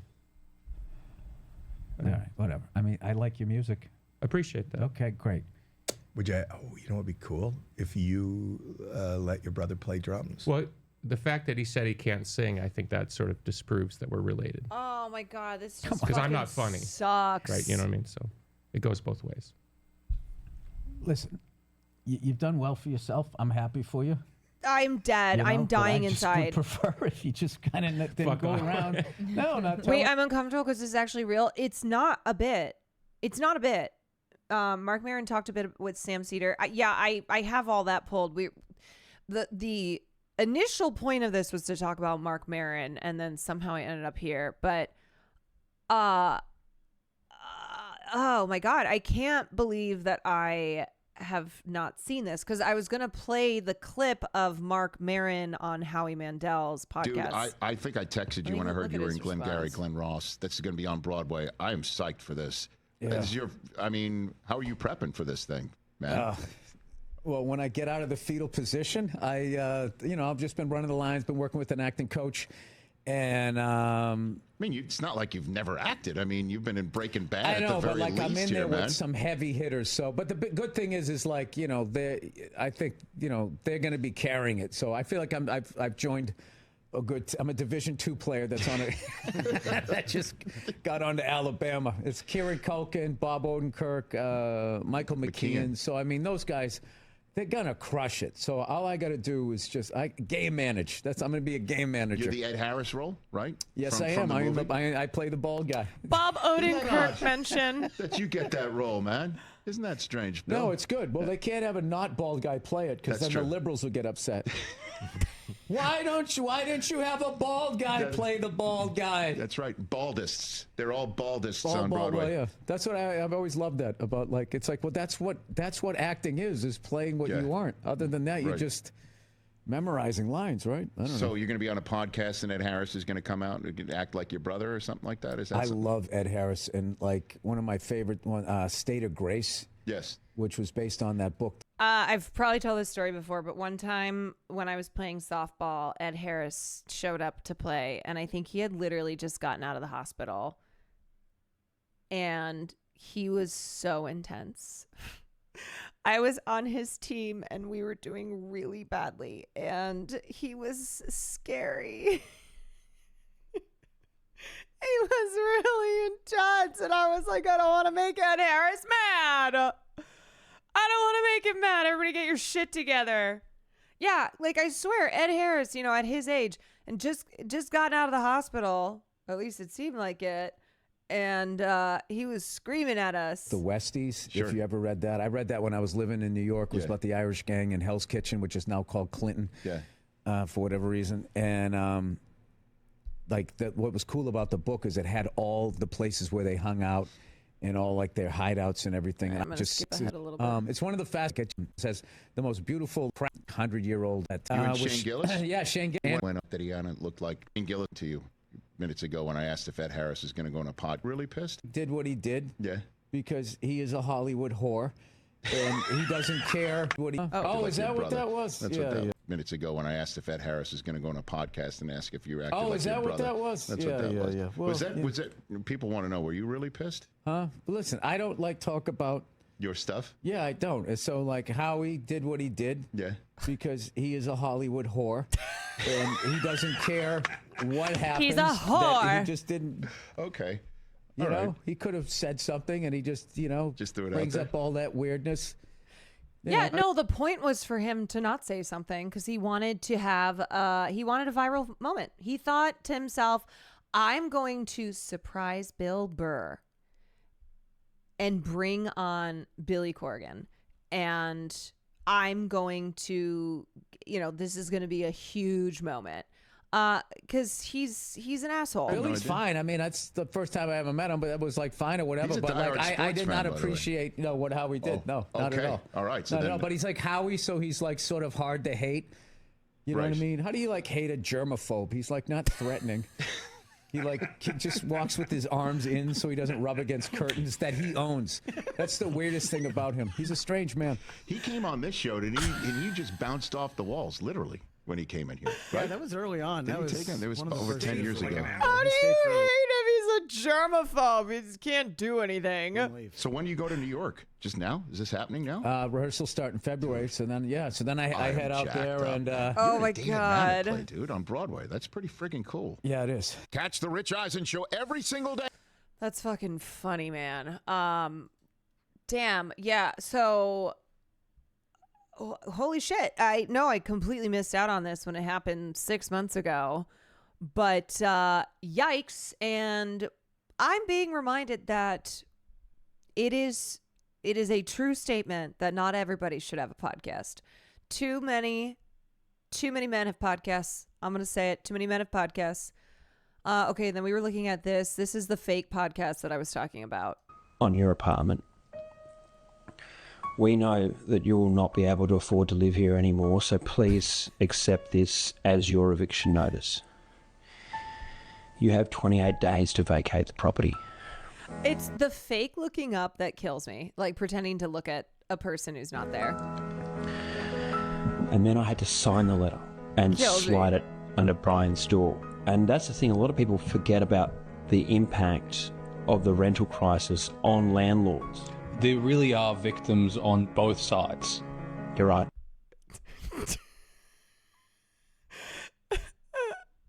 Connor O'Malley's peak fake podcast. He's so funny. Do you know the pipe rock theory? Dude, oh my God. Okay.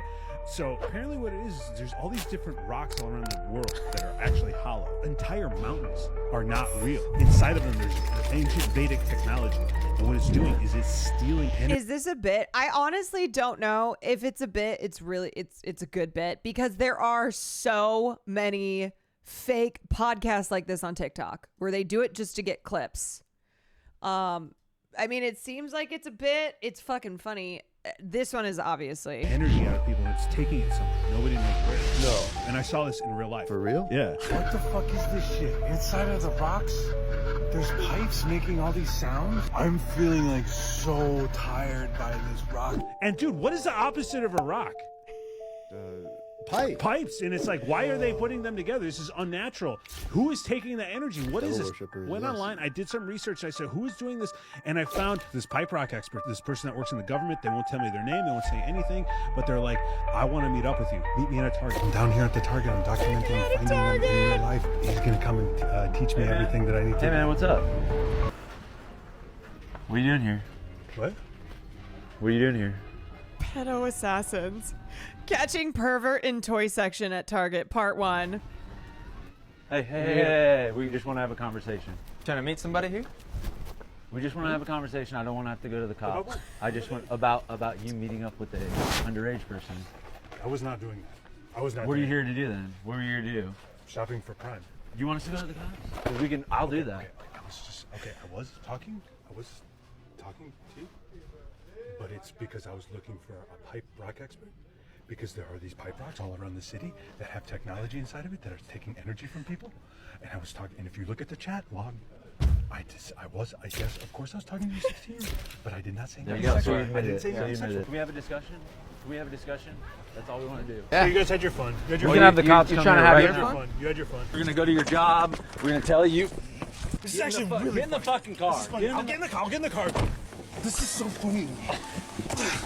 Hey, let me go. Chug it. Little hot sauce. Yeah. I'm gonna kill this fucking guy. I'm gonna fucking crush your head!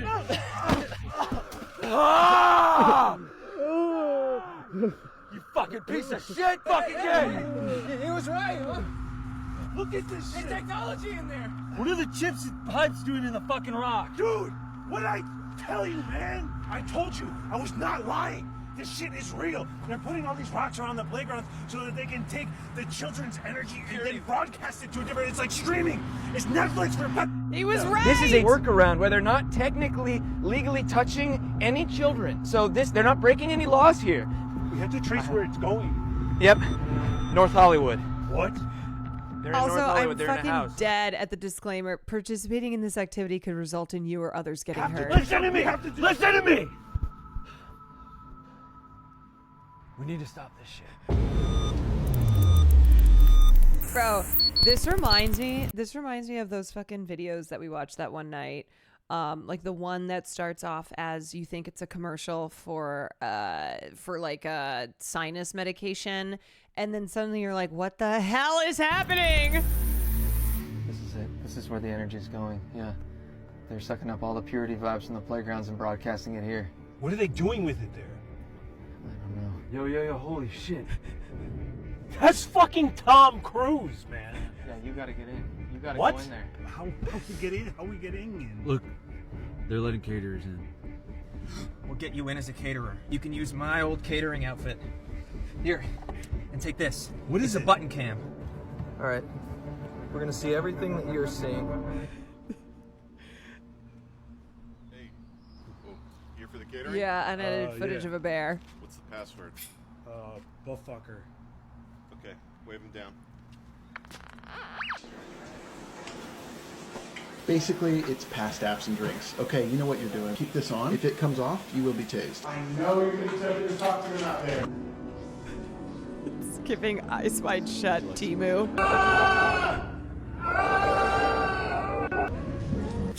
We got Top Gun, we got Jerry Maguire. Hello, hello. I'm in a place called Vertigo. Netflix. Pipe rocks around the city is are picking up all this insane. electronic, vibrational, sexual energy.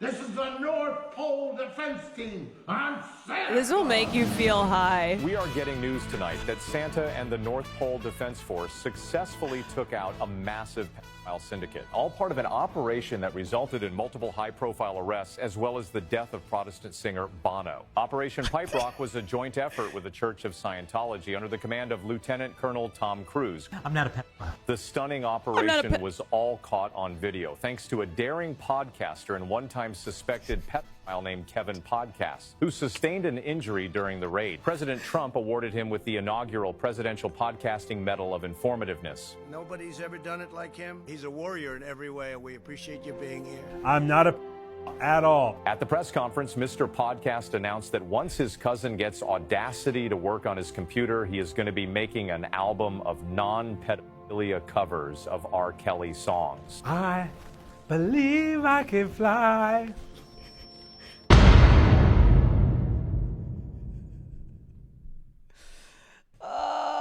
When did this come out? Oh God, Connor O'Malley is so fucking funny. He was in the movie Friendship. He was in the movie with Tim Robinson, and he has the best line in the film. Truly a generational talent. Okay, all right, okay. Let me finally watch the clip of Mark Maron on Howie Mandel. And I hear he's not a pedophile. He's a real good guy. One time suspected pedophile. One time suspected.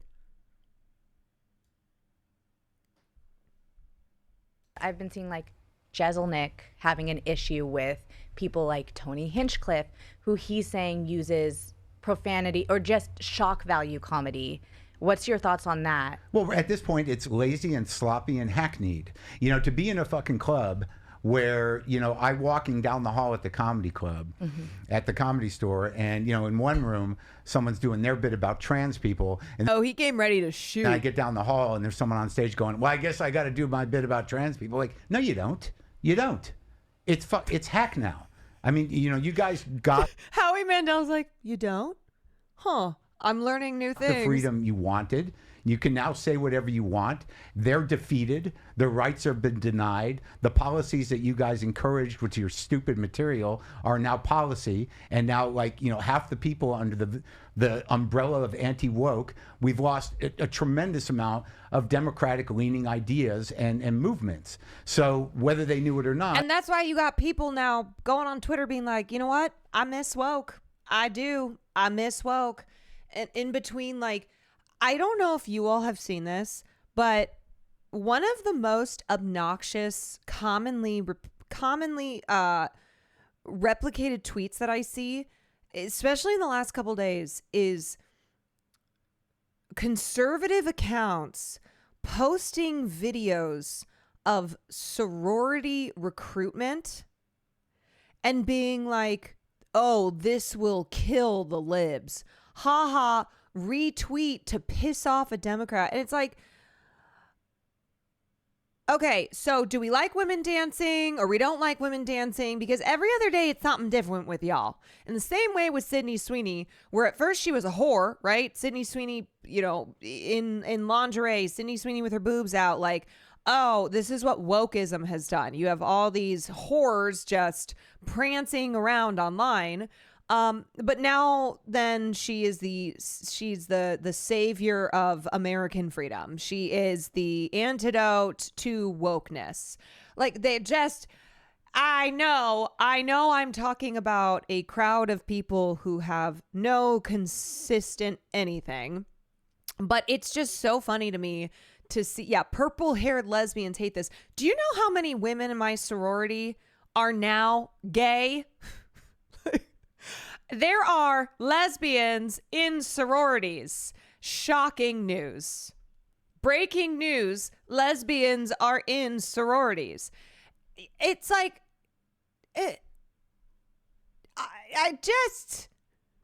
yeah, last year these women were evidence of America's decline, and now they are like a thorn in the side of libs. I feel called out. Damn, I'm catching strays. My best friend married somebody from our sorority. Yeah. So I'm just like, I'm so exhausted by seeing these posts where it's like, nobody cares about this except for you. If they want woke back, they also get socialism as punishment. Oh no. Oh no. Oh no! That's the worst kind of punishment you can have. A lot of y'all in here about to be like, well then call me a masochist. Call me a masochist the way that I want that punishment. I deserve it. I deserve to be punished. That's what they were spearheading. So now it's reality, and you want to still keep kicking them? I don't know that the comedians have had that much power. Are you fucking out of your mind? No, I'm being serious. Joe Ray. I'm not gonna. No, go ahead. Go ahead. You know, you can't separate. Like if the movement is like, you know, we're being censored. No, you're not. You're not.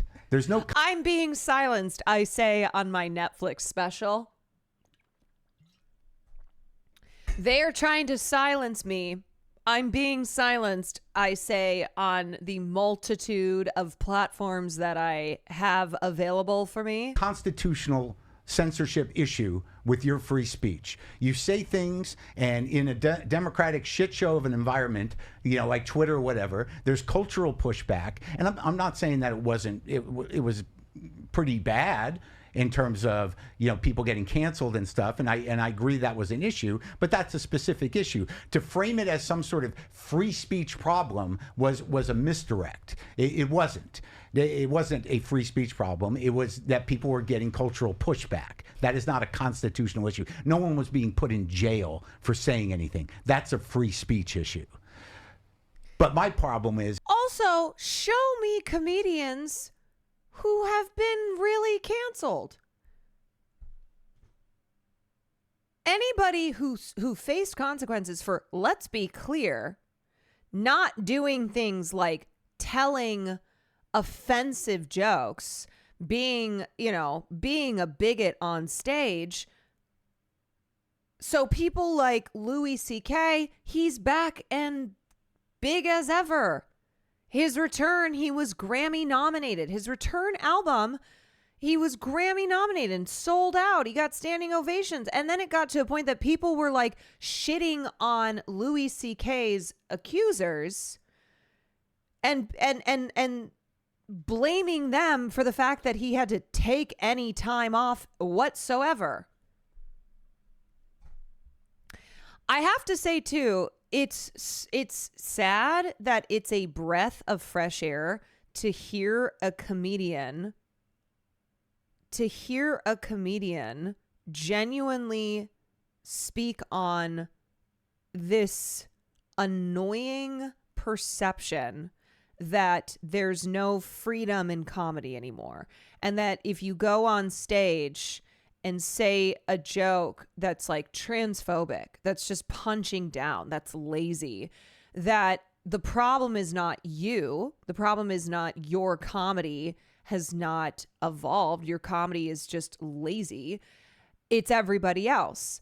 And it's like Mark Maron is one of the only people who's saying, hey, shut the fuck up. Shut the fuck up. You're full of shit. So you're going to start talking about anti-woke, and that's going to be your point of view. That's going to be your ideological, grounding for what you do. Okay, that's fine. But why does it have to be the same four fucking things? It's like they talk about the same shit. And I don't know a better definition of hack.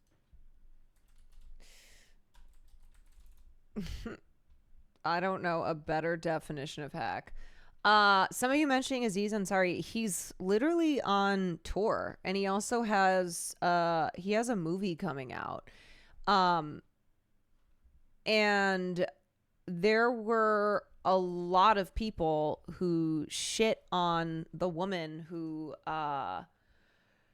told her story to, what was that outlet? Grace. I can't remember what it was. Grace, who spoke to, I can't remember the outlet it was.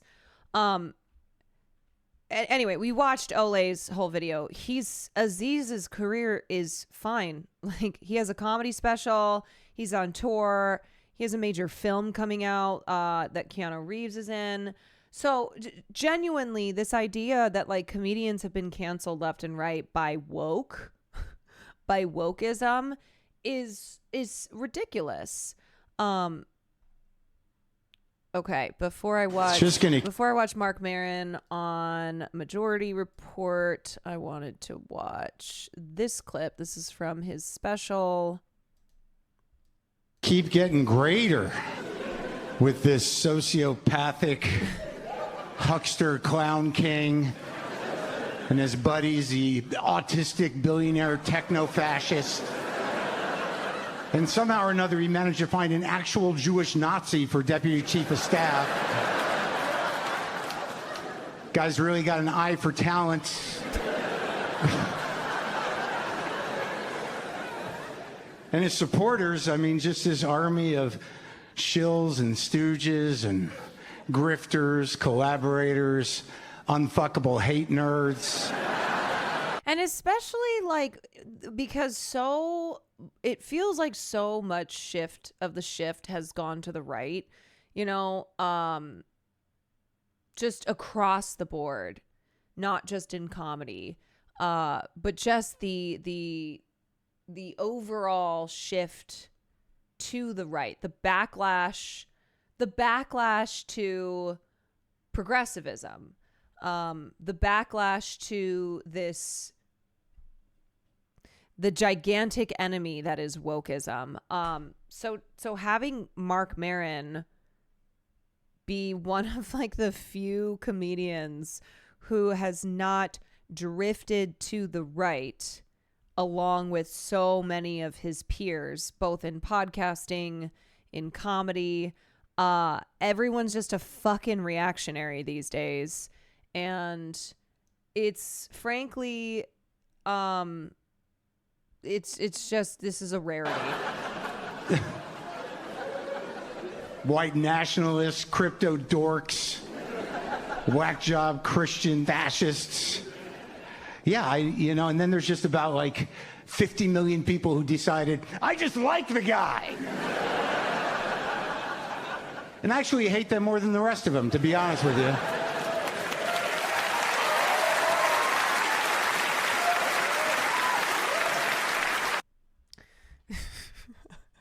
I hate them along with the rest. I hate him along with the rest of them. The Overton window's doing backflips right now. And look, it's a pendulum, okay? Things shift, and it will shift back. But right now, we have been in the pendulum swinging to the right. And that's why everything is just so reactionary tinged.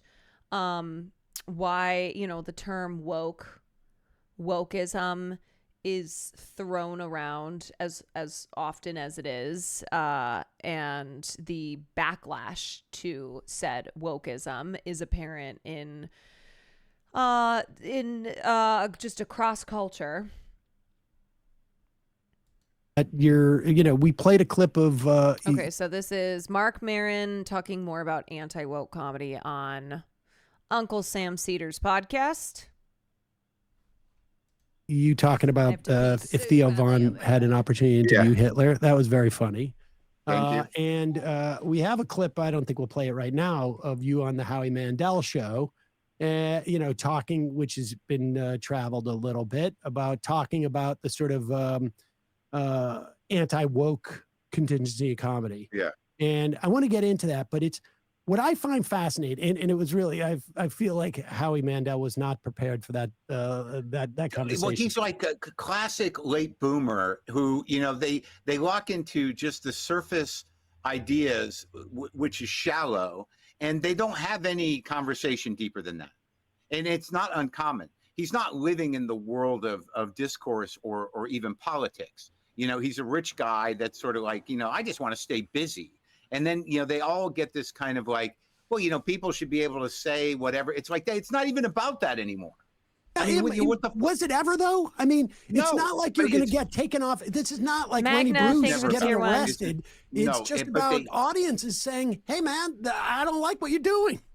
Well, it's about it's just straight up about representation in marginalized communities, vulnerable people. And it's like we don't have to break it all down, but and I know it was never just about the words, but ultimately these guys were marks for the right-wing propaganda machine and absorbed by their agenda and spearheaded, what was in their eyes, I talk about in the special, this ability to say words they wanted to say, but they used anti-woke to dismantle all progressive policy for everybody. Yeah. So it's partially on them, and I can't separate it. Whether they were willing collaborators or just grifting for themselves. I mean, it's like fuck them. It was interesting when he said that he doesn't think comedians have that kind of power. Literally the day before stories come out about. When do you think the pendulum started swinging right? Honestly, I think it was. I think it was a response to Obama's presidency. Now, there are pendulum swings throughout history. Okay, this isn't like one singular moment, but I think I think the response to 8 years of Barack Obama, which of course led into then Trump's first presidency in 2016. So as far as like the pendulum in like this era, I think it's that it began then. The White House wanting to ask Joe Rogan to please stop. Now, that being said, Christian nationalists in the United States who have been pushing for a political agenda that is extremely conservative, that is extremely hostile to women, to minorities, to the LGBTQ. That Christian nationalist power is not something new. Like, they have for decades been working to been working to extend that power across politics. So that's not something that's popped up in like the last couple years, but we're talking about this cultural shift to the right as well, which in my opinion of this era was post the Barack Obama presidency. About Epstein. And let's talk about, because the thing that I find fascinating about this era, aside from the sort of the right-wing influence. Like, here's the thing, whether or not it was Donald Trump,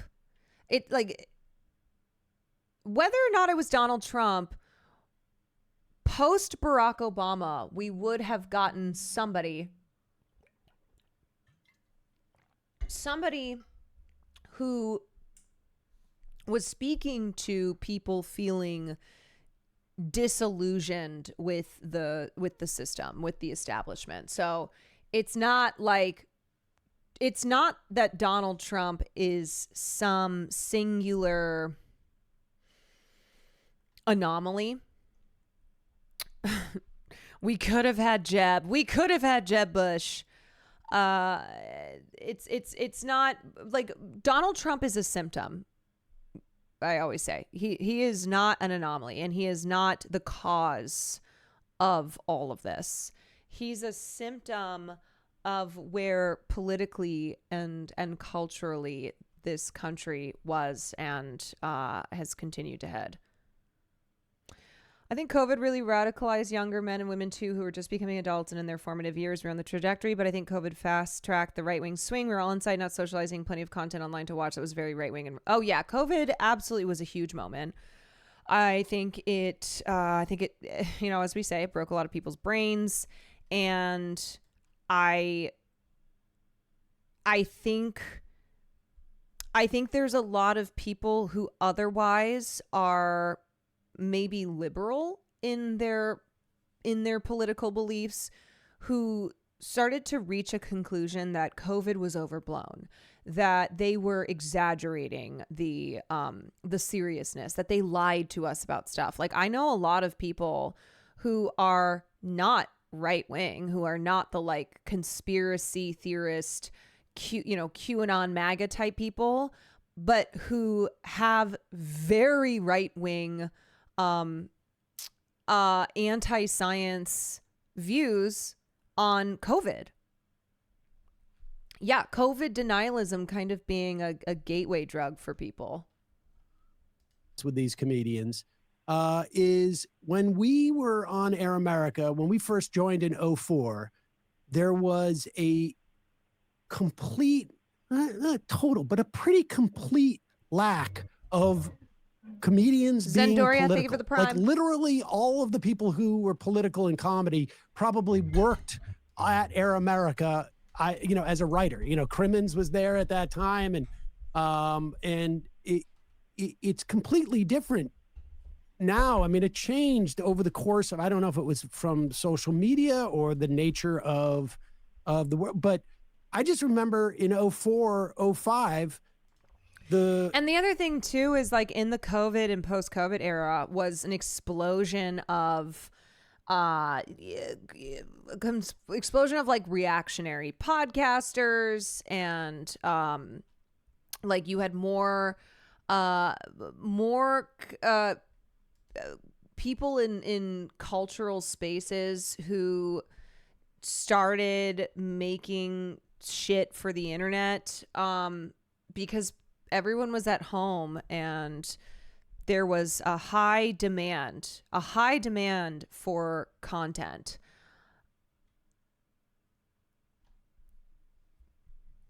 Have you seen Eddington? I haven't seen it yet. Intense I know I need to see it. From Janine's management, my management at that time was like, what are you doing now? Are we done with this? Or, and other comedians going like, what are you doing? I think that I really think that political comedy in general was always a niche thing. And the guys that did it, I mean, historically, there's only a handful at any one time. And most of the politics, going on, most of the political comics of that time who were strictly political who do that. I mean, just to say political. Also, FYI, the episode that Greg Gutfeld did on Jimmy Fallon had an explosion in views. It's like one of their best viewership, some of their best viewership in a long time. And make no mistake, the network is looking at that and going, we need more of this. Yeah. Comic. It's kind of boring. And I don't know that I was ever a political comic, but it has been my responsibility to myself to address it for at least a portion of the show, to show where I stand and offer my perspective on that, whether you agree with it or not, or whether it's well informed or not. But I never considered myself a political comic. And in the last 3 specials, they're almost structured like that there's going to be this section where I'm going to deal with that. And then we do the other stuff, personal, dark stuff that's a little lighter. But political comedy, I mean, even back in the 80s, dude, I mean, remember it was like Will Durst, Jimmy Tingle, Barry Crimmins, and that was it. But I'm not talking about political comedians. I'm talking about comedians actually even engaging in politics. Yeah, but like, people don't like it. It requires an engagement with the narrative, and then once you sort of parse that, how do you make that funny? Comedians in general, I'm not saying all of them, but they're and most people now, they don't have a big picture. They have a reactive engagement with bits and pieces of shit that pop their endorphins, and then they repeat clickbait, and yet the depth of it is not understood. And now you have comics. The other shift too with the right-wing political comics is that there's a blurring of the line of comic and commentator or influencer. All of a sudden, within the last 10 years, you have comedians who are like, talking about China relations.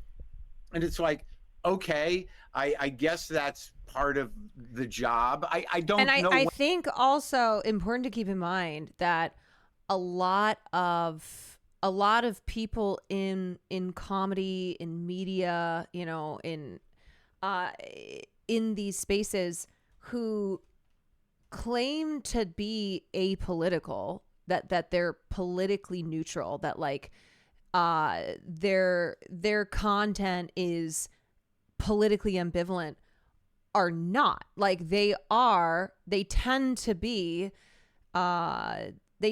right of center. They tend to be leaning towards being reactionary, and are responding to, I think, the dominance of liberal comedy and liberal media, and kind of like the exhaustiveness of, well, they had their time and now it's our time. So anyone who says like that they're not political, or that their politics are neutral, that they don't ascribe to any specific political party or any specific political side, usually tend to lean to the right. When that happened, but I mean, what?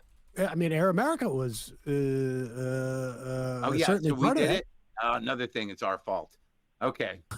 Well, I mean, I don't think there's I'm not for any party. Just funny how biased she is and thinks she's middle. Bro,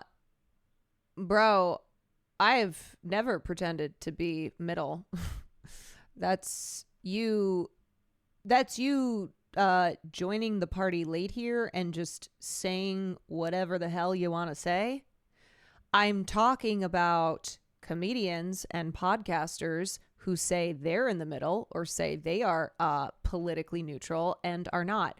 Bro, once again, okay, for the love of God, it's not bait.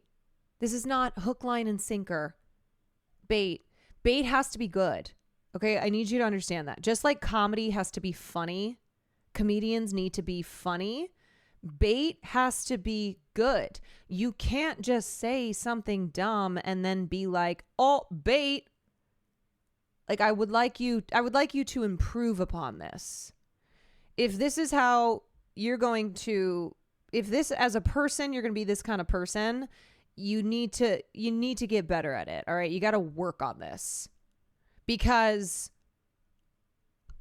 you're just a nincompoop. I don't care, dummy. No, you don't understand. I'm not the dummy. I see everything going on here. You're not smart enough. You're trying to clown when you got clowned. Whatever helps you sleep at night. I don't know, man.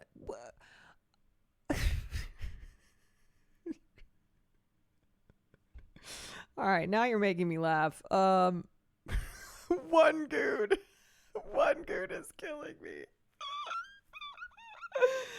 All right, have fun. Have fun, buddy. Have fun. Have fun. The most attention he's ever had in his life. I really mean this sincerely. Like, if you're gonna be a troll, if you're gonna be someone who like tries to bait streamers, please actually be good at it. Please be good. Like, I am stopping to deliver that PSA that I have to deliver frequently. Like, I stopped to give that person advice.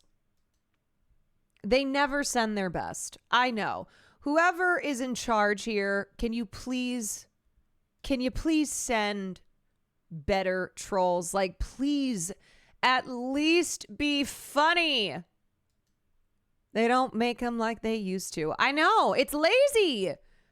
Baiting and trolling has gotten lazy. It's just people saying, it's just people being actual like idiots and then being like, no, you got baited. No, it doesn't work that way. It doesn't work that way is what I'm trying to tell ya. You're asking too much. I know, I am. Hogan, thank you for the gifted sub.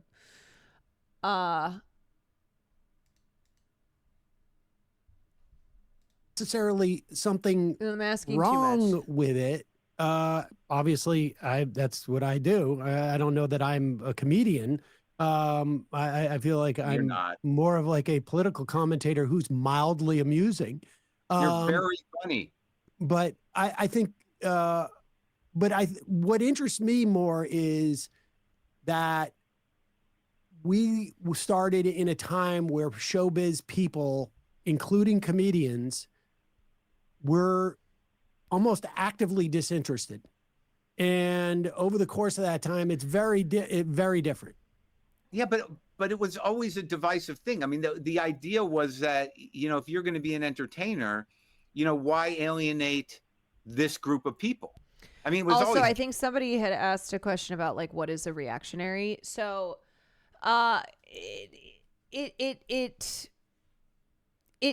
the meaning can change depending on the context, but how it's commonly used and how it's used in relation to like our current political environment is how it sounds. So being reactionary, reacting to change and being against it. So reactionaries wanting to like return to a different time because that time was a better time. And so it is being reactive to any signs, any changes socially and politically. We're going to make America great again, right? Making America great again, AKA the changes that have happened in society are bad. So we have to revert to the old to make America great again. So not progressing, but regressing, going back. Yeah, and it's very like emotional based. So it's why you'll see reactionaries. You'll see reactionaries forming their arguments based around an emotional reaction.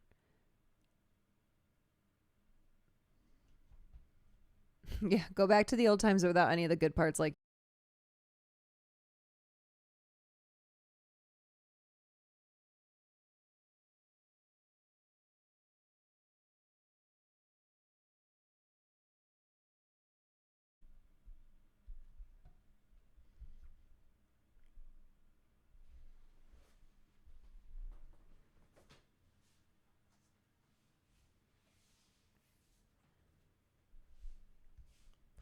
wait, did we go back? What the hell? What the heck?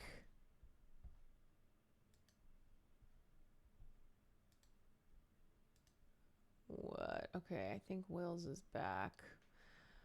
Are we back? Yo, this French Polynesia. This French Polynesia internet. God damn. What the fuck?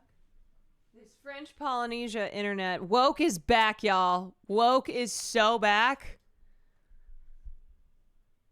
Woke is back. Fear not. Hey. I think you're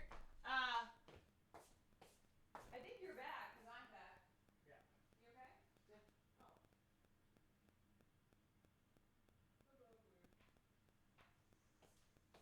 I'm hungry.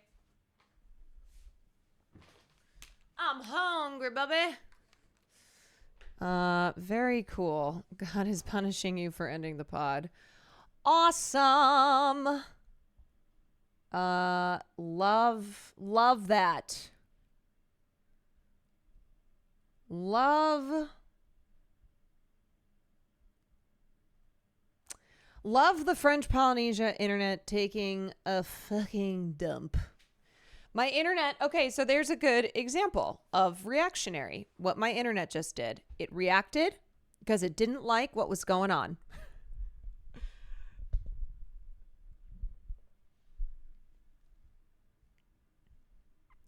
But I'm back, which means woke is also back. Okay, what were we talking about? We were watching this. And also, to speak in depth about politics, I'm usually over my head, and it's taken me a long time to just be broad enough from however much I'm informed to make statements that I think are based in my beliefs. I mean, when I was on Air America, or even on our show, I was out of my depth in a lot of ways, just with, keeping on top of the narrative and being able to sort of critically understand it. So I don't claim to do that.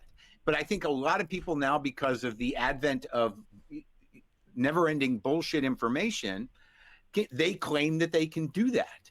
And the right wing has opened up the sort of expanded the minds of fairly shallow people into believing that they can debate, that they have a point of view, and that it's based in this very slippery slope of... He's saying it's a bunch of dumbasses. A bunch of dumbasses with a platform now.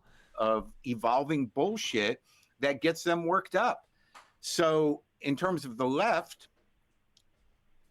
I don't know. I think in the special, I did a pretty good job of trying to sort of balance and take a few shots at myself and vis-a-vis the people in the audience who are mostly, leftists or, lefty people. And I think it sort of worked. And the thing is, it's really easy to get people worked up. It's harder to deliver something of substance. It's harder as a comedian to take the non-lazy route. And so it's why a lot of people just choose to make people feel enraged, to deliver commentary and content that is devoid of anything substantive. But I don't know. We're not known to be hilarious, Wait, what? What do you mean? You and I? No. I'm just saying that when you have like the idea of like a political comic, when we were doing Air America, without naming names, there were like 2 or 3 people that were doing lefty political comedy. And it is so niche and almost impossible to make entertaining or to make mainstream. The only thing I can say about what I've been doing over the last decade or two in terms of the comedy is that I know that this special has a point of view politically, does not provide, I'm not being self-righteous or trying to answer questions, but I do know that it is a mainstream special, that I believe there's something in there for everybody. And whether that'll deliver the message to people that won't hear it, that's not the issue. Yeah, I'm not talking about political comedians as a different species. I'm talking more about comedians people being to talk politics. about. Yeah. And now they totally are. But now we got a problem. I mean, until people realize and adjust to the fact that we're living in an authoritarian country, which I don't think a lot of people, again, big picture, don't frame it that way. No. But then it becomes, there's a self-censorship that happens. And the thing I was saying right after he was elected is like, dude, it was 75 million against 77.5 million. It's not like you have to censor yourself. You're going to be talking to a room that at worst is going to be 50-50. So why are you going to lose your balls now? You mean in terms of like people who are arguing against? Well, I mean, that's right. We are living in an authoritarian era, and I think that casts a pall on a lot of people in ways that they probably. I think there's this attitude with comedy that if you want to be mainstream, if you want to appeal to the masses, then you can't.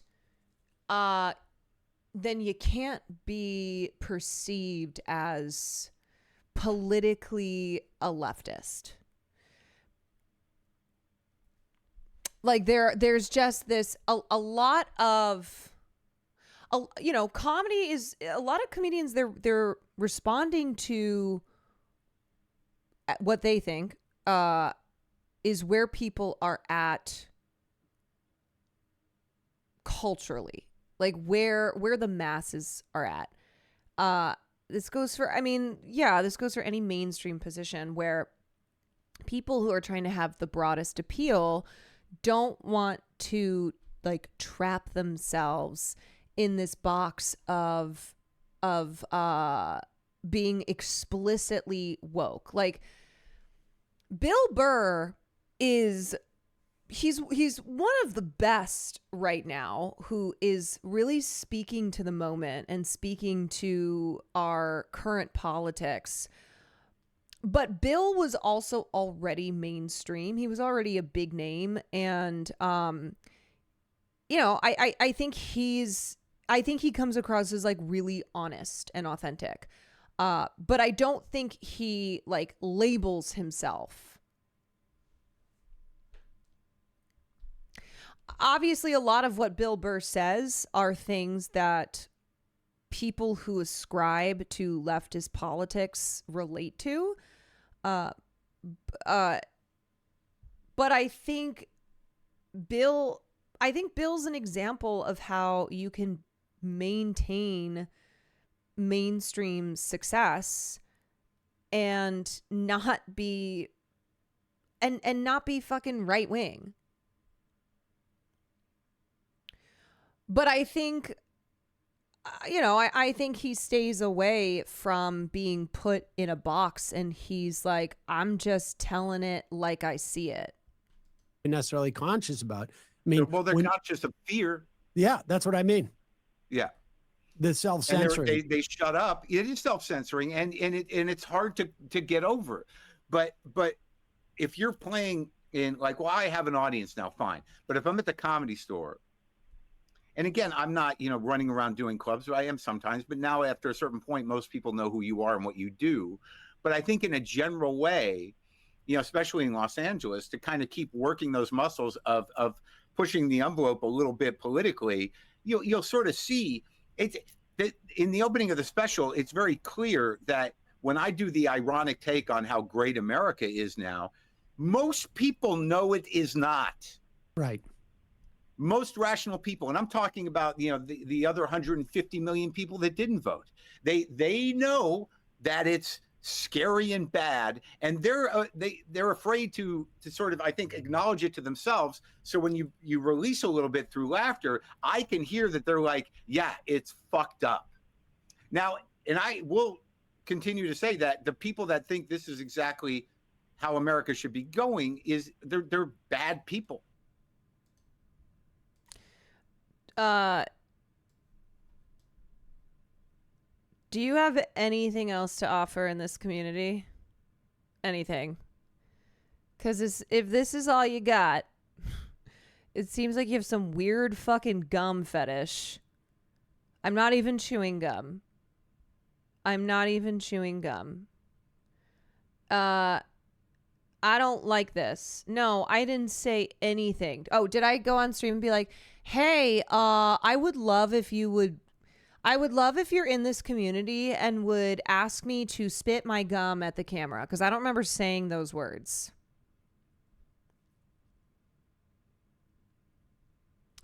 You said trolls try harder? No, bro. You're doing weird sex shit. I don't fucking know what your deal is. You're just like weirdo, horny chatter with a very specific fetish here.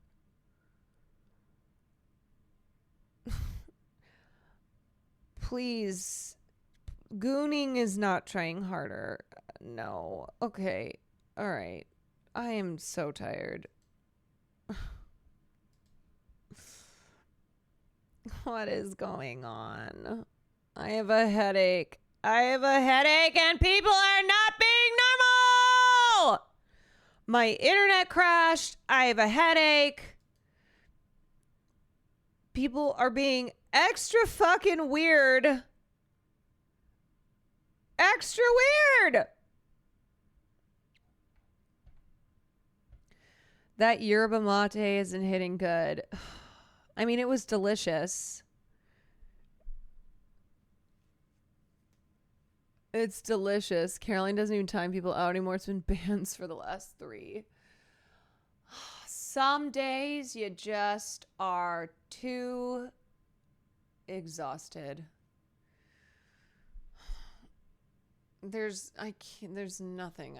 I can't even say anything anymore. I don't have the energy. I don't have it. Sometimes you just shoot to kill. Yeah. Sometimes you shoot to kill. Is it too much to ask to not be a fucking freakazoid? Is it too much? I'm just sitting here coloring and listening to stream, all wholesome like, and this horny chatter has to ruin it. Yeah, man. Come on. Come on. You're ruining the vibes. I know. I kind of been hitting the ban lately. I think that's the most people that I've banned in a row.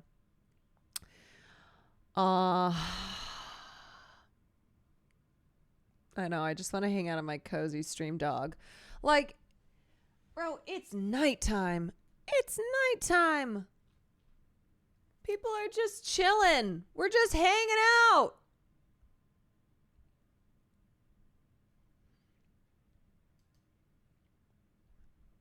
You know, like, even if they're single issue Republican voters, it's like, well, look what you did. We're listening to Mark Maron and Sam Cedar. Yep. And so, and I think that's funny to most of the other people, but the power of the propaganda on all levels, just because it feeds itself now, is really, you know, breaking people's brains, and they're probably on some level kind of legitimately afraid. I mean, it's not getting any less scary in terms of being a public person. You know, like, reminded. I mean, it's a lot, and if you're going to talk about it, you are going to feel a target on you, whether it's from within or outside yourself. but they're both equally as detrimental. Yeah, I know you do some touring, but can you?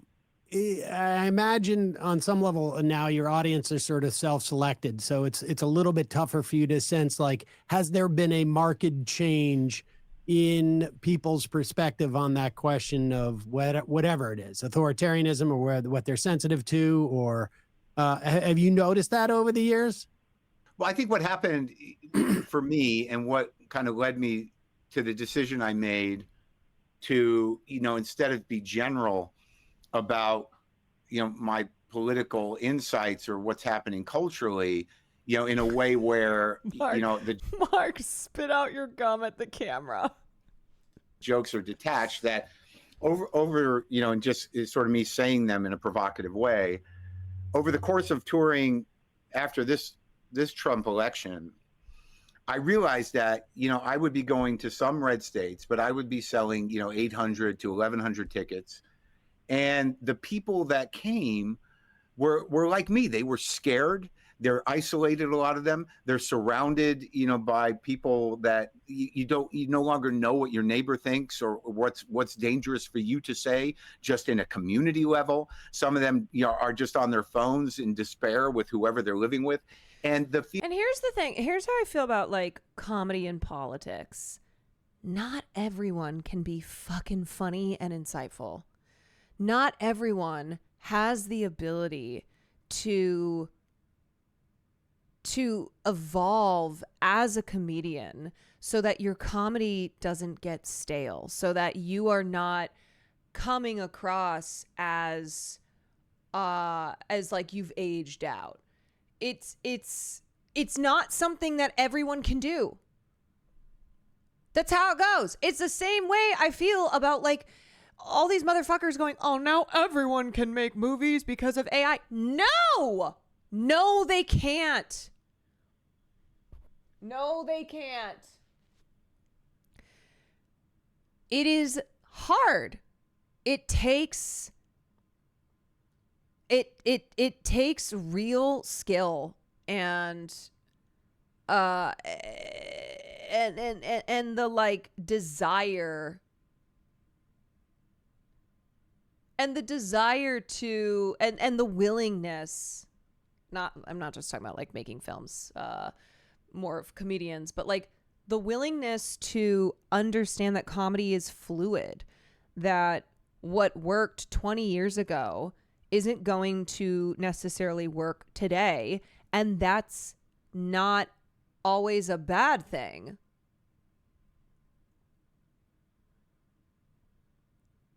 Feeling of the crowds was that, holy shit, I'm providing a community service here. These people would not all get together in this area for any reason. Maybe some of them are motivated to go to a town hall or whatever, but they're all here and they're all like-minded. And that, this is, this is a safe space. Because you're talking about people that are at work and they don't know if they can talk. They don't know if they can talk, to the teachers at the school. So once I started to feel that, I realized that in this special, in the opening 15 minutes, that I am going to be part of that community and speak to them directly about their flaws and about where we're at, to relieve some fear and to have some self-reflection and get some laughs. So I was specifically talking to them because I thought that was important. So and the other thing too is like, look, as a comedian, if you want your comedy to be making fun of marginalized people in a way that is not revealing any truths, is not like that's not equal in, oh, well, I make fun of everybody. And then your audience will potentially change, right? Because your ideology is perhaps coming through in a way that you didn't intend it to, and you might not ascribe to a right-wing belief system, but if your ideology is coming across as towards the right, then you have to be okay then with having an audience that is going to be reflective of that. Like if your audience changes, if it shifts because of what it is you're presenting, then you have to accept that. How long do you think it's going to be until you start another podcast or restart WTF after that? Well, I would never restart WTF. You know, I won't do anything like the WTF without Brendan involved, because, you know, he's half of it for real. You know, our relationship as, you know, I mean, really half? I mean, do you think like maybe 55%? And like, here's the thing. A lot of these really rich, successful comedians who get up there and rail against like free speech and cancel culture, often it just comes across as rich people complaining. Like, I think it's it's been exhausted. It's exhausting. It's exhaustive. And it's just one of those things where it's like, yeah, okay, we've heard this a million times. And so it's not a matter of like, oh, I have to be perfectly PC. I have to like completely censor myself. And woke is when no jokes. Woke equals no jokes. It's that when you are, a lot of times what happens with comedians when they reach a level of success and fame is they just become rich people. They're just rich. And then they're just like, they just come across as whiny. Sure. They come across as whiny and like out of touch, and it's boring. I'll give him 70. I don't care. You know, if woke is when no joke, then how will Neff? And you know, it seems to what I've learned over the course of it is that a lot of people, you know, for a while there, you're like, well, they're just here for the interviews, but a lot of people were there. It's really a show about me, you know, mostly, and people are invested. Is that true? I know. Kinda. Yeah, it is. Yeah. So people have been kind of invested in how I talk and how I think and what's gone on in my life. So I think that there is that part of me that's about 20% of like, you know, I kind of have a responsibility to those people because, you know, they're not unlike me. It's not easy getting through the day because of your brain and stuff. So if I do anything, I don't believe it would be an interview show, but if there was a way for me to show up maybe on, you know, Instagram Live, or if I jumped into one of these existing podcast networks to do like a video thing, it would probably be, you know, just me, but I'd have to sort of take the ego hit of starting from that point and figure out what that is, but I'm not in a hurry to do that. But I imagine I'll show up on Instagram Live. The narrow group of people who listen to the upfront monologue. Yeah, it's a lot though. I mean, yeah, I know. I mean, yeah, I'm talking about sure, but even that small amount of people is probably dwarfs how many people listen to your show. I mean, on any given day. My favorite part of when I came out to do your TV show. We did that episode on the podcast. Crumpets, thank you for the gift. The patent troll. When we were getting sued by the guy who supposedly patented podcast. My favorite part of doing your show was adding a line about skipping over your monologue in your podcast. I think it was. Well, it sort of became less and less in a weird way, because I used to get a lot of emails. Is that from what people Brendan would tell you? No, I used to get a lot of emails from people who were like, I used to skip it, but now it's like I kind of look forward to it. So I think that I don't know if you can really measure that. I got to tell you, you could barely listen to me when I was sitting next to you when we were doing a show. You can barely listen to me now. I'm not talking about me. I'm just saying that I know that when I directed Gary Busey, we would send him fake emails to essentially influence what he Gary Busey, star of Ginger Dead Man, would do in the show. And so you're saying Brendan has been running this fake email? He would not take the time to do that. No, he wouldn't. But there were times where he would ask me, like, do you know anybody who's looking for a gig to just write? Wouldn't require anything. You just have to make a Gmail account. Just a couple of emails. And I'll send him the copy. Yeah. Yeah. Yeah. Well, maybe. I don't know. I don't know. All I know is that there is part of me that is ready to stop, which is good. Hey, folks, don't forget to hit the subscribe button and check out our daily show. Yeah, I don't know, man. It's also, look, we've lost Let Me Know. We're losing WTF. I worry because it feels more and more like the worst people. The worst people are not the ones who are leaving these media spaces, who are leaving the internet. It's always people who it's like, man, we actually kind of need you to stick around because there just seems to be more and more of a dominance of absolute pigheads.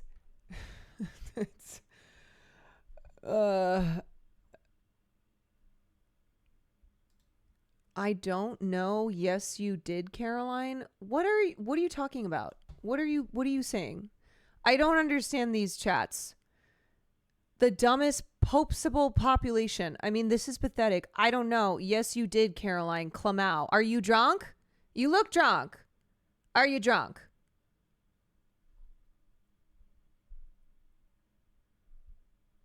Yes, you did. Yes, I did. What? What did I do? What do I have to do with this? What the fuck did I even say? Clamau. What is Clamau?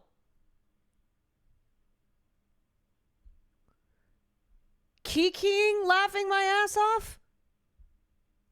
Please, speak. Please.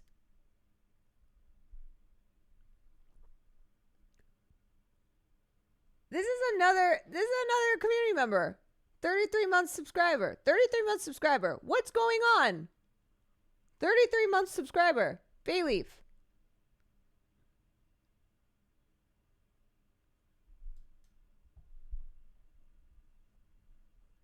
I picked a weird day to subscribe.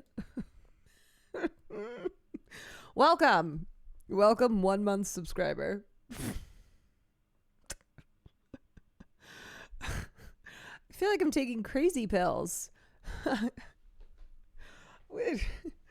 People need to check their CO2. Like, what is happening? Zio, thank you for the gifted sub to La Clamau. Clamau. It sounds like an STD. Oh, God, I just found out I have Clamau. Oh, my goodness. I mean, look, I had to yeet a 23-month subscriber yesterday because they were being a fucking jackass. Oh, man, everybody's got the Clamau. Careful. It's infectious. Yeah, that one was 100% deserved. No, for sure. I don't regret that at all.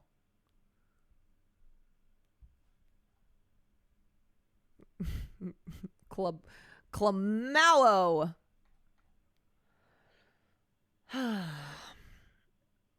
Think it might be time to get the problematic Resident Evil 5. Well, I can't do that until I got Sam. And Sam's going through her own shit. You know, Sam, let me just say, Sam has gone through a lot of shit, and I haven't had to deal with anything compared to what the hell's been going on in chat lately. Moon Flora, thank you for the 25 months. Bayleaf, okay, there you are. You're hitting me with the Quan cheese and the Lamau. What? Genuinely, I'm confused. I don't know. Yes, you did, Caroline. What are you talking about? Are you fucked up and you have no idea what you yourself are saying? Because my nerves have kind of, my nerves are kind of fraying.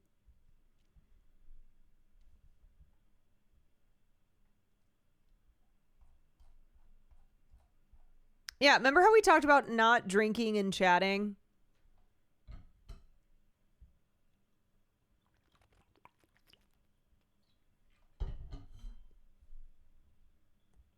Remember how we talked about that? Unobtainium, thank you for the 4 months. Clamowist. We are Clamowist in this chat. Want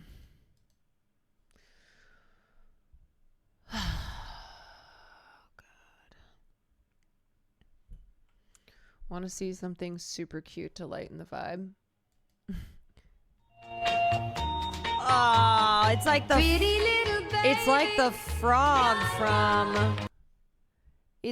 frog from the game last night. It's like the frog from the game. You did everything and nothing. What is doing? How can we know whether or not we are truly doing anything when we really think about it? No, I'm not drunk alone in the dark corner of the bar. Why do you ask? Why do you ask? Wait, was Let Me Know ending a bait? No, it's not, unfortunately. Me and Mark Maron are both leaving the podcasting world. You know, it's funny because, like, Sam and I deciding to end the podcast, I was fine, and now I feel in just not a great mood. I think I'm just, and it's not having to do with that. I'm saying that this thing that you would think would make me feel like, would put me in a less than positive mood is not the thing that has. Swear to Sosa, thank you for the 8 months. It's a recession indicator. People have been really weird since TS12 got announced. Is that what's going on? Has it just fucked the vibes? What the hell is this? A freshly born alpaca? What? Why does it look like off a bit 'cause there's a little bit of wind, and it is a spotty. It's big, very long neck and legs. Mum's a first-time mum. We had to give her a bit of a hand. It looks like it. I don't know how to describe it. It's like Skinny Legend, roadkill. to her, help it out. Very pretty. I think it's probably Harlequin, but time will tell. It might just be dark spots. Oh my god! Like light spots on a dark background. It's big though. But all is good. Mum, it's also very pleased with it's herself. big. Look at this. Look at this alpaca just chilling. There we are. This alpaca, like, what's up? Videos as it goes, while I just do a bit of tender care for this baby. So we have a new baby just arrived now. Less than Mum 3 is Quinquan raid. Inca. Less than Dad 3. Is Archie. I like that. I like how chill that alpaca is after having given birth. It's like, what? What? Like it's hard? What? Like it's hard? Please. Yeah, it looks so strange. I guess I've never seen a baby alpaca. Alpaca. She just gave birth and has aura. She does. Shepherds of Cairo, and enough champagne to fill the Nile. 20 ticks, and that was the best one. We have a Yeah, Gal Gadot's bad acting will always make me feel piano better. tuned, a chef stolen from Shepherds of Cairo, and enough champagne to fill the Nile. 20 ticks, and that was the best one. Gal Gadot is a Zionist. Yes, I know. Yes, I know. That's why it's really fun to make fun of what a bad actor she is. Yeah, not just a Zionist, a horrible actor. I've been on the Gal Gadot hate train for quite a while.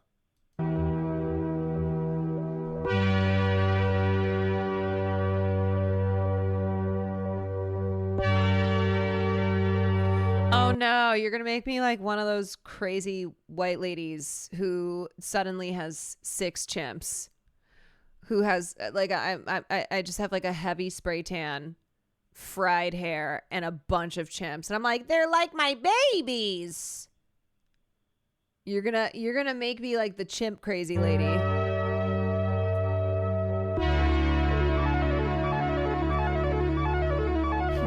I would never. Let me be clear.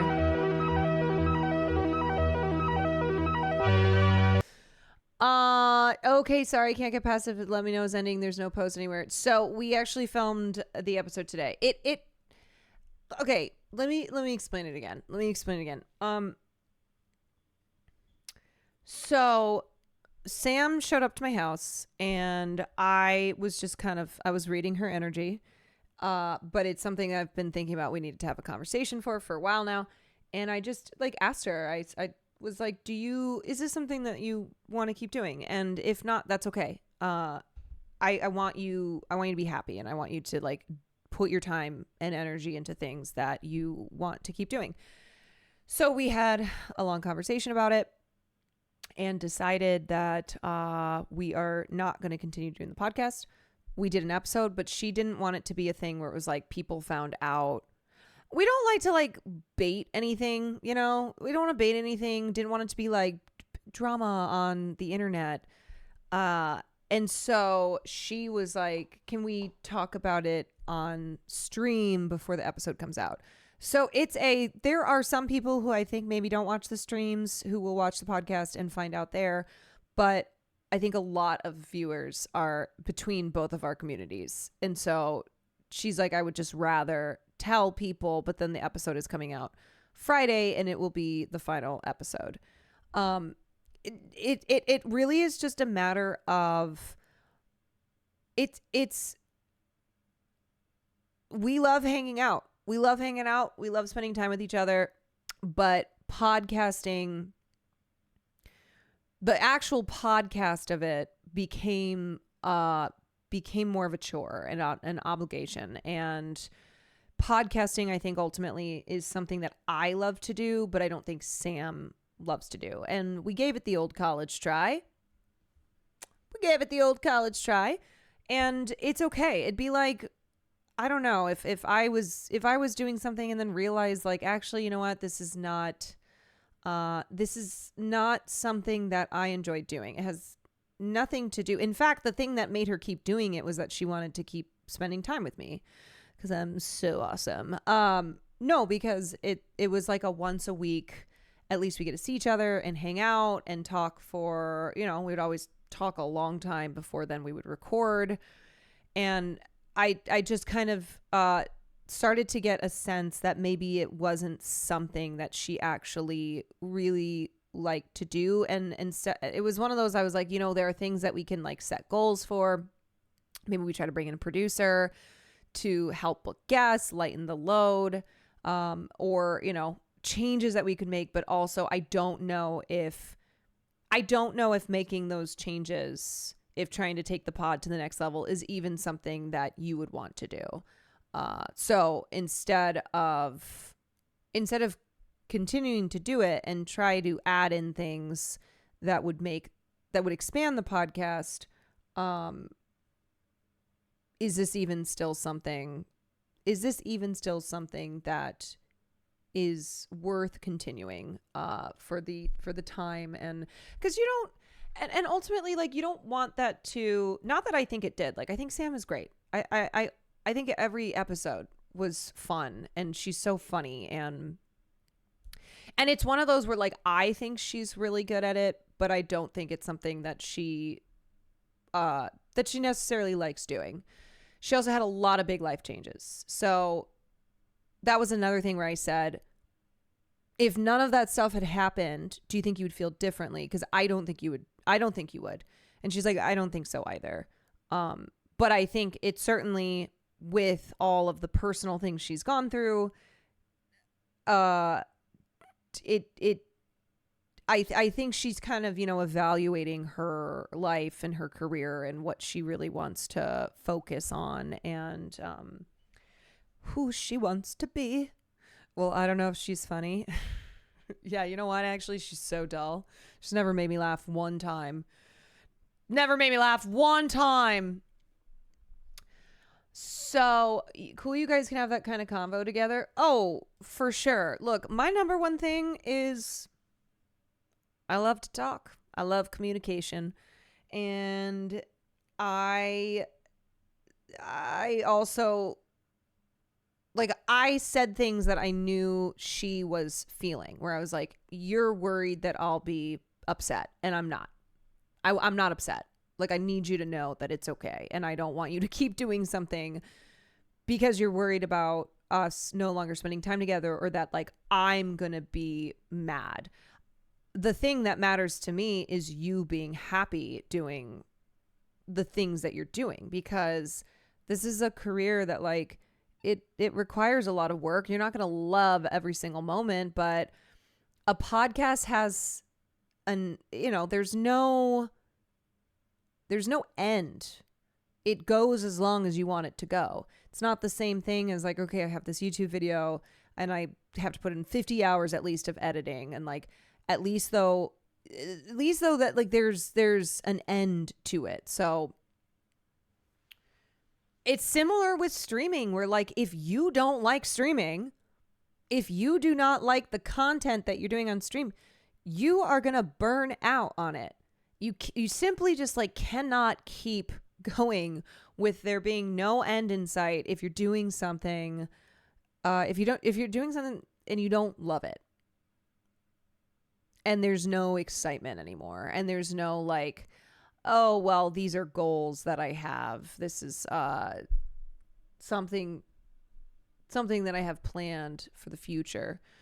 Permission to hit the bong? Yes. Please, hit the bong for all of us. Hit the bong for all of us.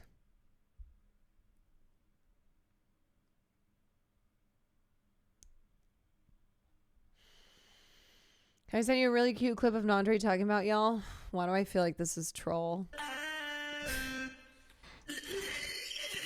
Somehow I fucking knew it, and I knew you would find a workaround of the goddamn poop sock.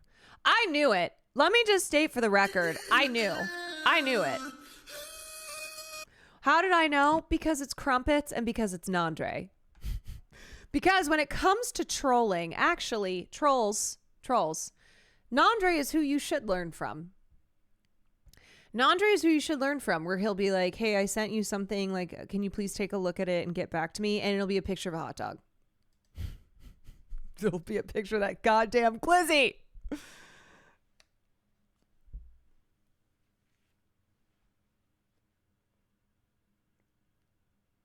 Imagine this getting clipped and then used as a layered poop sock even more. Yeah, send this to someone else, and it's me watching a poop sock on Nandre's stream.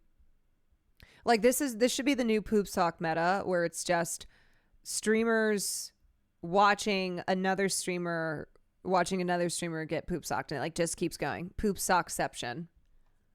Poop sockception. How about one Gal Gadot meme for the road? I tried to send this yesterday. Don't worry about wait, were you not here when I covered this guy? I fucking love this dude. He's so I now when I watch Gal Gadot, I see him. I see this guy one every day. Let me just tell you. Sometimes Nandre trolls so well, he made it into Hassan's GQ article because he sent him a Grindr clip. That is fucking insane. 3. Listen, as your publicist, how many videos about me can 2 people make? Imitation is the sincerest form of flattery. Imitation. They are. He sounds nothing like me. He's me. And he has a beard. It's going to be fine. We're going to spin this so it looks good on you. What? Spin? We'll spin it. I have to spin. You don't have to spin. I'll spin. Who's spinning? We'll publish some content. You want to say that I like this? No, we're just going to say that we appreciate that they're fans of yours. It doesn't seem like. And that's where the spin comes in. Oh, we tell everybody that they think I'm beautiful and talented. Who's spinning? Amazing. Who's Yes, spinning? Worthy of an Oscar. They don't believe that though. Spin. Spin. Like a ballerina. That's right. Kalel. Kalel. Spin no. So that's not actually butter. I know you've been watching these. How do you make your eyes so empty and so clueless like that? I'm fascinated.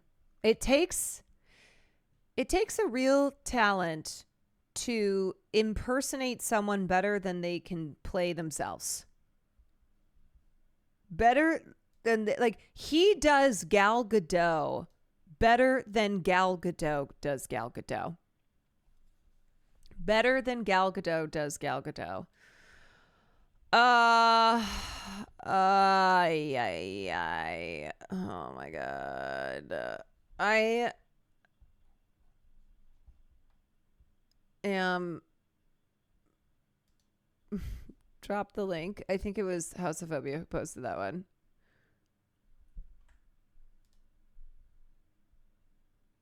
Wait, you got Hassan with a poop sockception? Wait, there's already a poop sockception? Who sent me the poop sock? Poops. One of you fucks A poop thought you were gonna get sockception. Okay, stop. Y'all suck.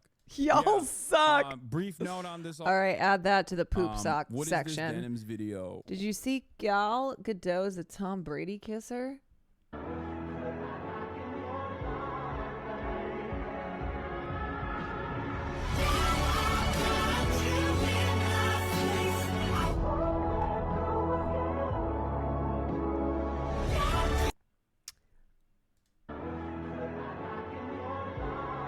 Like, honestly, okay, I'm going to keep it a buck. I don't know if this is more of a normal thing. And maybe it's just because I grew up in like a repressed Catholic household where I don't even remember hearing my parents say, I love you. Like, we had to tell my mom a couple years ago that like she doesn't say I love you enough.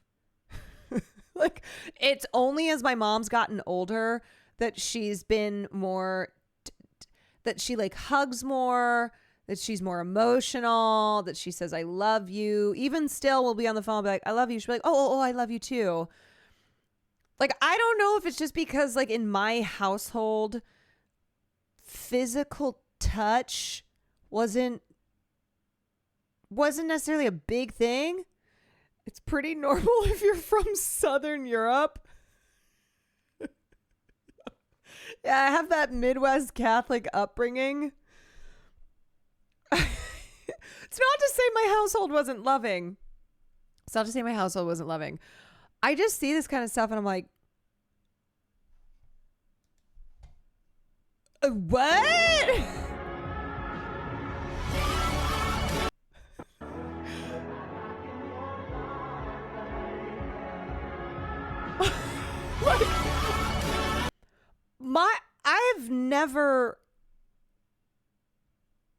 I've never had a mouth-to-mouth kiss with my parents, even when I was a little kid. That's kind of mama birding. That's kind of mama birding.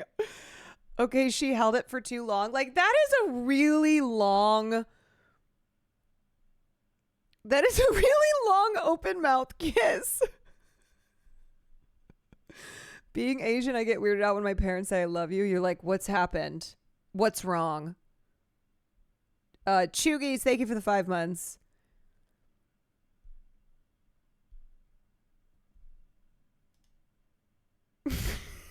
European families be like,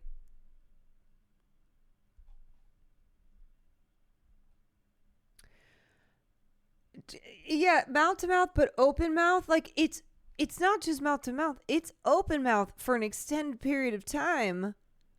I don't know. Like, whatever. The little kid is cute. Like, she's cute. Will told me this stuff was normal. Like, he tried to tell me the Tom Brady shit. He's like, no. We did that stuff all the time. I was like,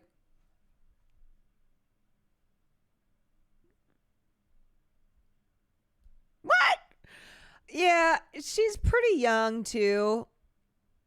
She's pretty young.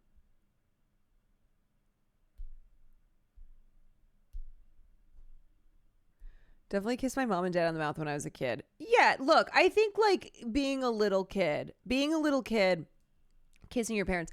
That's why I started off by being like, look, I'm going to keep it a buck. In my household, that shit didn't happen. All right? There was no kisses like that. I don't remember a lot of like hugs, a lot of physical touch. Maybe I'm wrong. Maybe I'm misremembering. Maybe we were all like making out. Just kidding. But I kissed my parents on the lips when I was that girl's age. Never open mouth or holding it for long though. For context, I'm white. Not the for context, I'm white. Yeah, I also don't know if it's like, if this is like non-white families, maybe it's more, maybe the open mouth, the mouth kisses was less of a thing. When I heard you really want to do a karaoke session soon. Oh, yes. Jazz Friday, baby.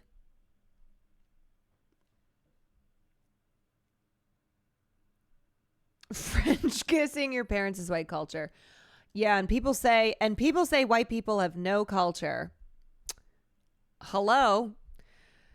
What is Jazz Friday? Jazz Friday is a thing that I declared one day on stream. I was like, we're going to do Jazz Friday, which was every Friday I'm going to sing jazz. And then I think I did it twice. And then I was like, okay, it's going to be Jazz Monthly Friday. And then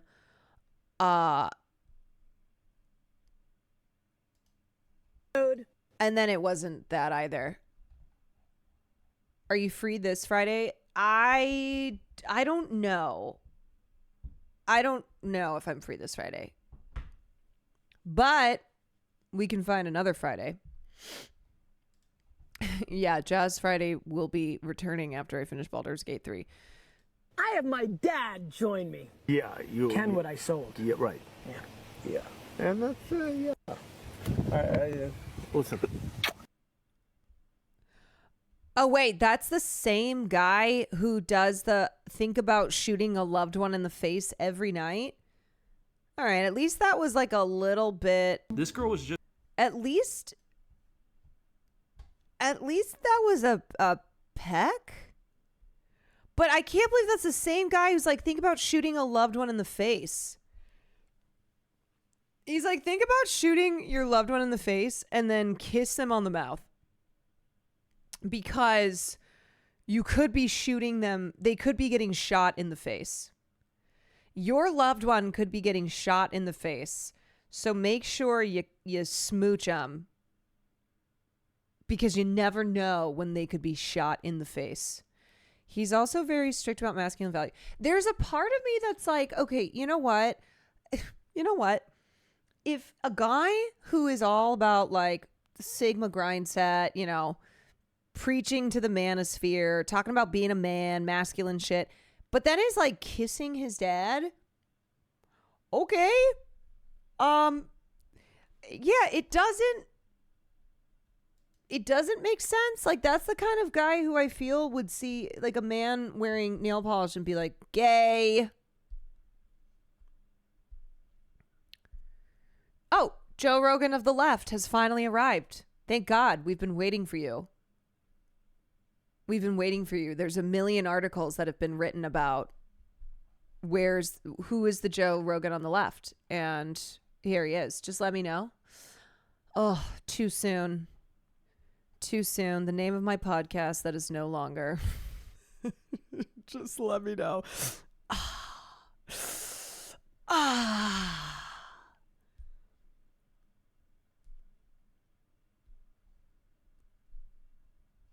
I like that every time I mention that, there's going to be someone new who missed the 10 other times I've talked about this. Then they're like, what? Wait a second. Hold on.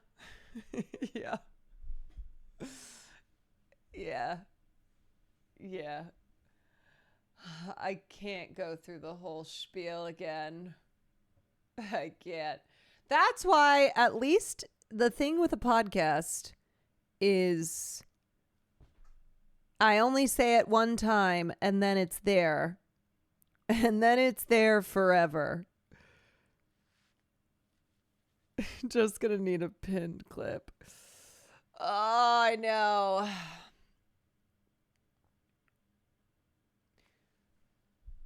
Okay, but low-key, I feel like that is white culture in America. It was a narrative in my home that you got to kiss your mama goodbye because you don't know if she'll come back. Like, mom's going out for cigarettes. And you'll see her in 20 years?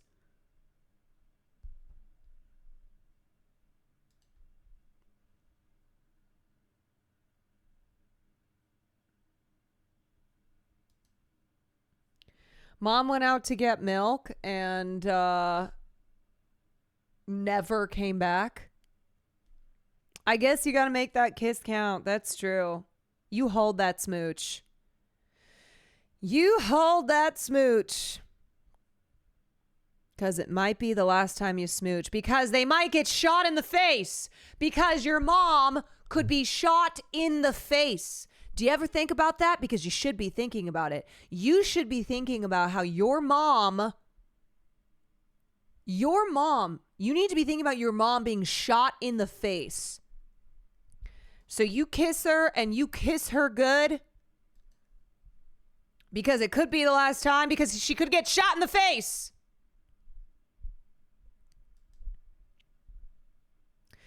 White moms constantly guilt you about their death before it happens. I feel like that's not just a white mom thing. I have a white mom and she does that all the time. She literally asked me to write her obituary so she could give notes. She wanted to see her obituary, like whatever I was going to say about her at her funeral. The eulogy. She wanted to see her eulogy so that she would know what I was going to say about her and that she could give notes while she's still alive. I do think that's an old person thing. Although my mom, it's not even like an old person thing. Like old people do love to do that. They love to be like, when I'm dead. Yeah, true. When I'm dead, when I'm gone, I'll be gone soon. My mom has been doing that for decades. That is not a, like, my mom reached a certain age and then started doing it. Now, I will say it increased. After my mom turned 60, she certainly, the frequency of mentioning how she'll be dead soon. Like, now she'll just casually say stuff like, yeah, I mean, I probably only have 20 years maximum. I'm like, what? She's like, yeah, I don't think that I will probably live longer than 83. So I have 20 years left. Like, she declares her death date as if it's set in stone. Like, she saw, like, she talked to the fates. Like, she knows it as a fact. My mom is a particular diva. That is true. My mom also loves to be like, I could have been on Broadway. I'm like, oh, I didn't know that was something that you wanted to do. She's like, I didn't, but I could have. I'm like, oh, okay. So, you know, I can say that about anything. Anything in the world, I'd be like, oh, I could have been an astronaut, even though it's something that I never desired to be. Like, just, you say that about anything. They're lucky I didn't want to. They're lucky I didn't want to. How's her movie coming along? It's coming along. It is. She last time I talked to her was like, you are not allowed to text in your sister group chat and say anything about mom losing her mind. I am of sound mind and body. I was like, okay, no, we're not doing that. She's like, I know exactly what I'm doing. There is a 98% chance that, yes, this doesn't go anywhere.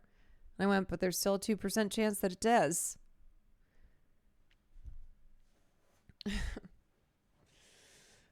If you're old and not talking about your death, you're probably a member of Congress. You know what? That is fucking true. You probably are a person in this country with an obscene amount of power, and you should die.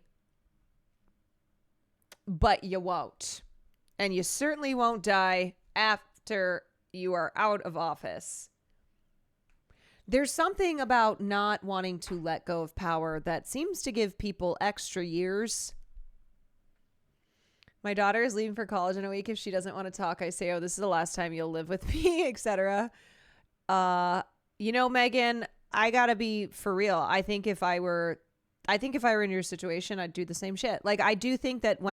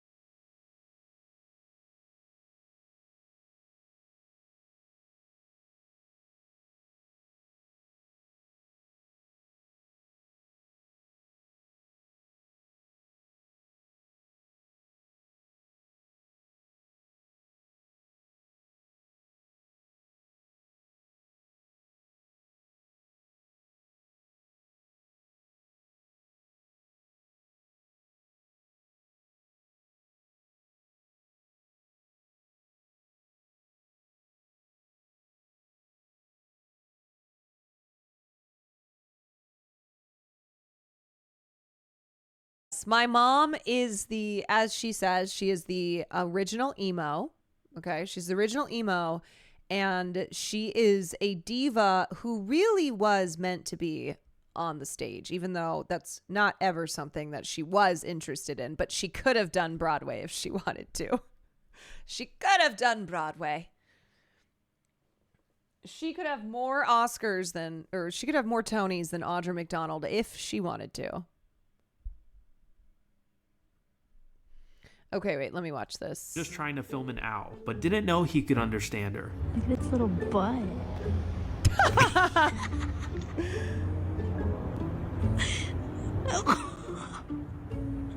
You talking about my ass? You talking about my ass?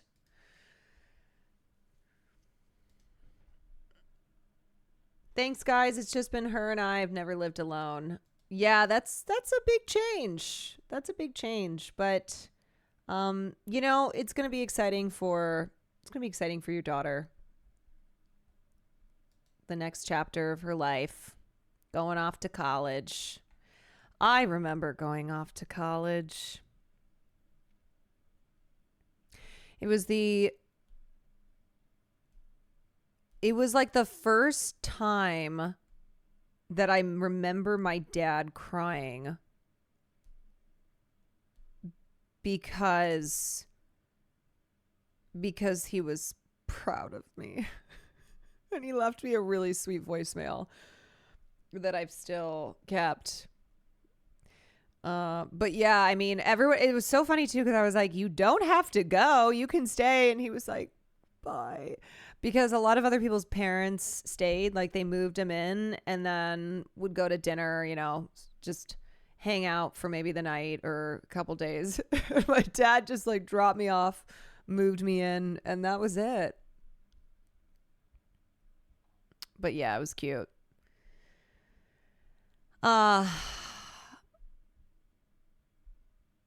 Anyway. As a night shift worker, I'm so glad you stream late. Makes me feel less lonely.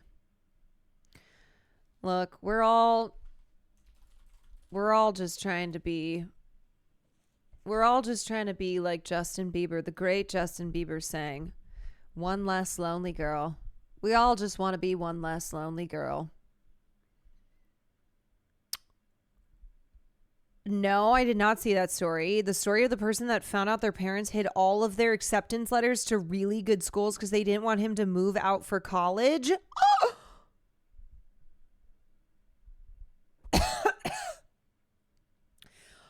OMG. My God. That's crazy.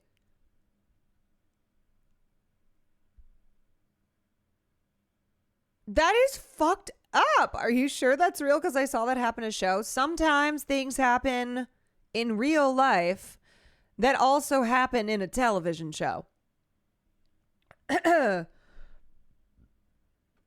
Yeah, kind of seems like the plot of one of the storylines in Beef, if I remember correctly.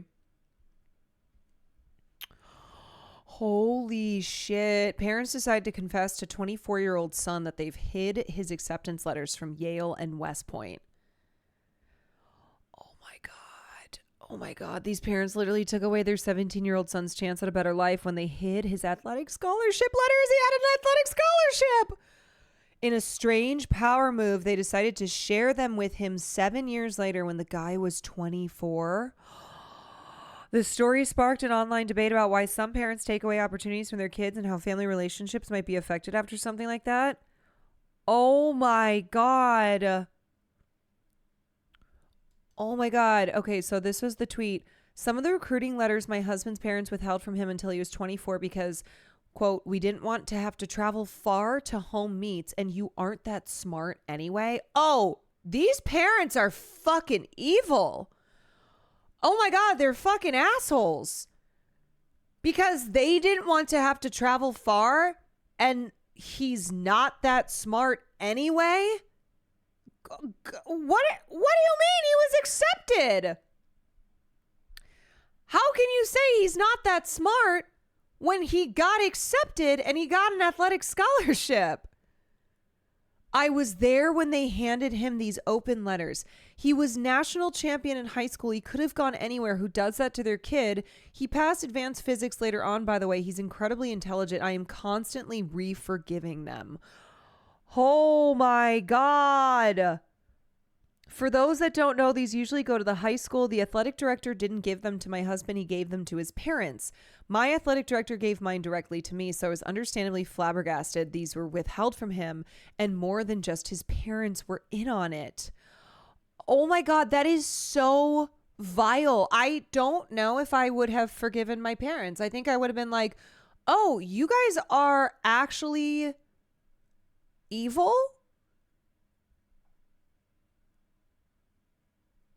You did something so shitty. So shitty. I don't know if I can forgive you for that. Like, you kept me from getting to make a choice about my future. this kid who worked hard in high school, that was his hard work and that was his success.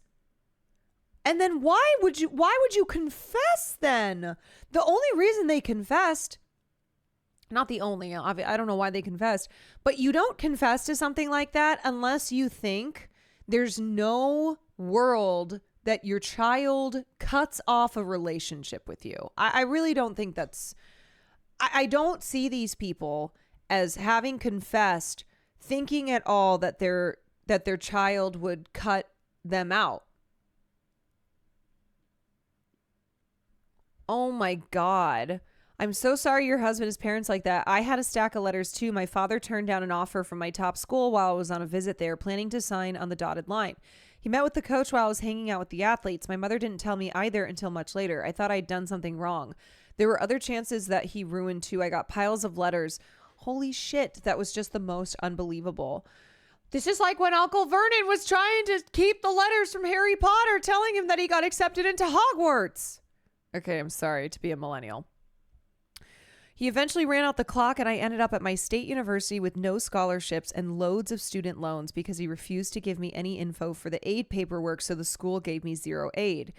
He was a beep in many ways. There are a lot of horrible people in the world, and unfortunately, sometimes they are your parents. I think this story is more common among very talented people than we'd like to admit. The experience pushes you to achieve, to escape it, I think. At least it did for me. Holy shit. And then the OP responded, said that is even more evil, which I didn't know was possible. My husband got a half ride at a state school and they paid for an apartment, probably to seem helpful. Your dad's an even greater asshole. I'm so sorry. Whoa.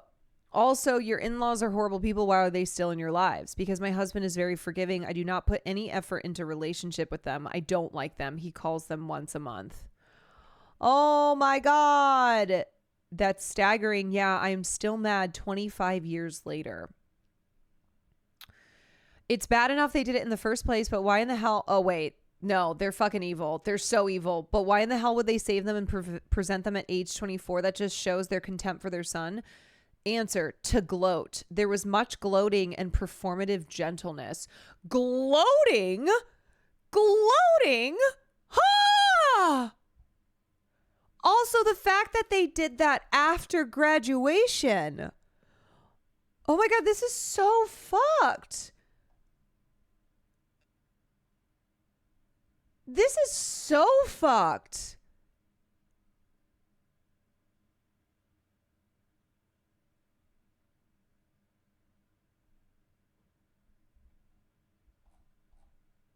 Surprise. We're assholes. Surprise. You actually have no agency. We have denied you that. When I was in elementary school, one of our neighbors down the road had their son graduate high school and was 17. She took him to the recruiter's office and made him sign up and left him there. You know, some people don't deserve to be parents. Yeah, I mean, letters come to your email now. Obviously, this was a long time ago, and this is how it used to go. So for those of you who are like, wait, I don't understand. You get your acceptance letter in, you know, you find out you're accepted through a letter and it goes to not you. I swallowed my pride and my kid applied for every scholarship and got them all. Only reason she's going to college. Hell yeah. Scholarships can really be life-changing, you know? I mean, that's the thing. It's like, even if you are in even if you're in a better financial position, not having student debt or like not having to pay for school rules.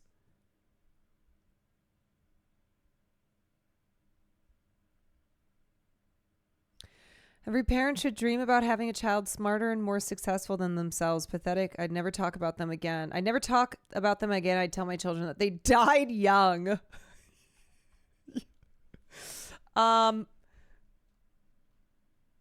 Yeah, I would, You know what I would do? I would be like,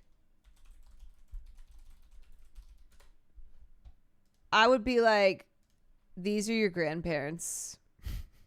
These were your grandparents. Weren't they so beautiful? R.I.P. Holy shit. I cannot believe that. I feel so bad for that person. And also, if I were that guy's wife, I would be the same way. I'd be like, fuck your parents. I want nothing to do with them. Now this conversation made me sad as an uneducated broke boy that can't pay for college and isn't bright enough to get a full ride. I mean, you know, there's merit scholarships, there's need-based scholarships. There's a variety of scholarships, and it's not, you know, always a guarantee, but also like you can look at things, you know, you can do, if you really want to go to college, you can start at community college, you can transfer in somewhere, you know, go to a state school. There are like weird scholarships too. Yeah, I get some random ass scholarships.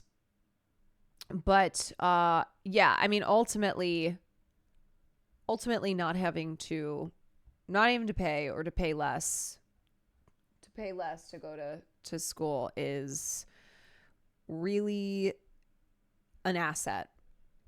Really an asset in especially these days, especially in this economy, especially with how expensive school is.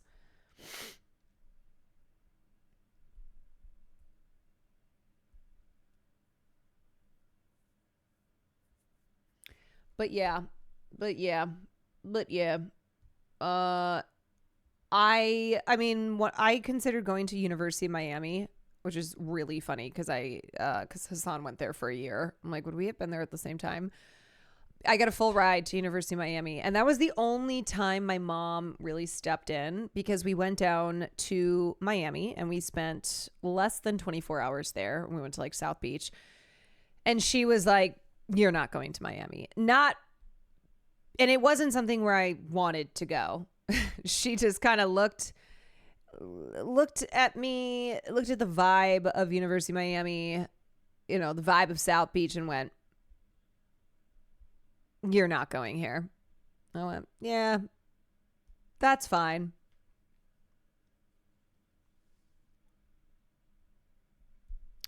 Don't necessarily tell yourself you weren't bright enough either. A lot of people who got rides when I was a teen 17 years ago just had parents willing to bully teachers to relook at grades. Sorry, what were you saying about my child getting a D? Sorry? I think you might want to reconsider. I think you might want to take another look.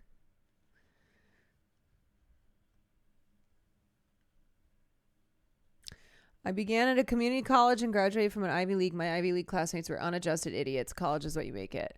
Yeah, it is. It is. There are other ways to get an education that is not going to college. If you can't afford it, if you don't get enough scholarship, if you're scared of taking on a lot of debt, like, there are other ways to get an education.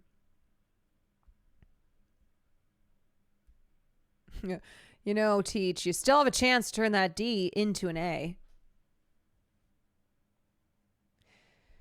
There's still a chance.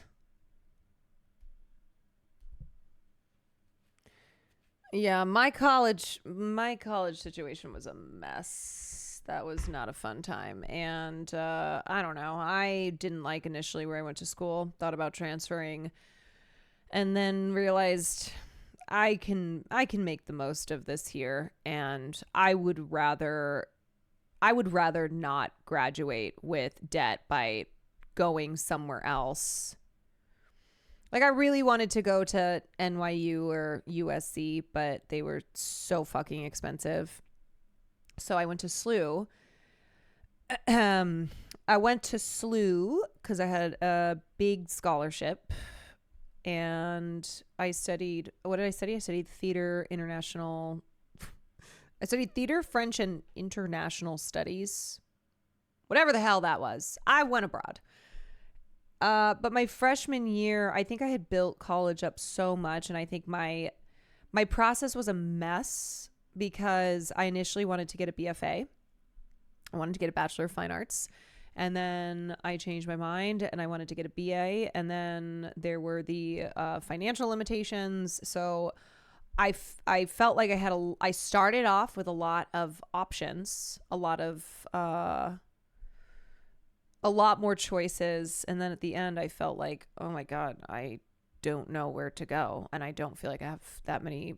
Once I've kind of had to cross things out, I don't feel like I'm left with a lot, but I made it work, and I don't know. It is something that it's not for everyone, and it might also be something that maybe it's not right now in this moment.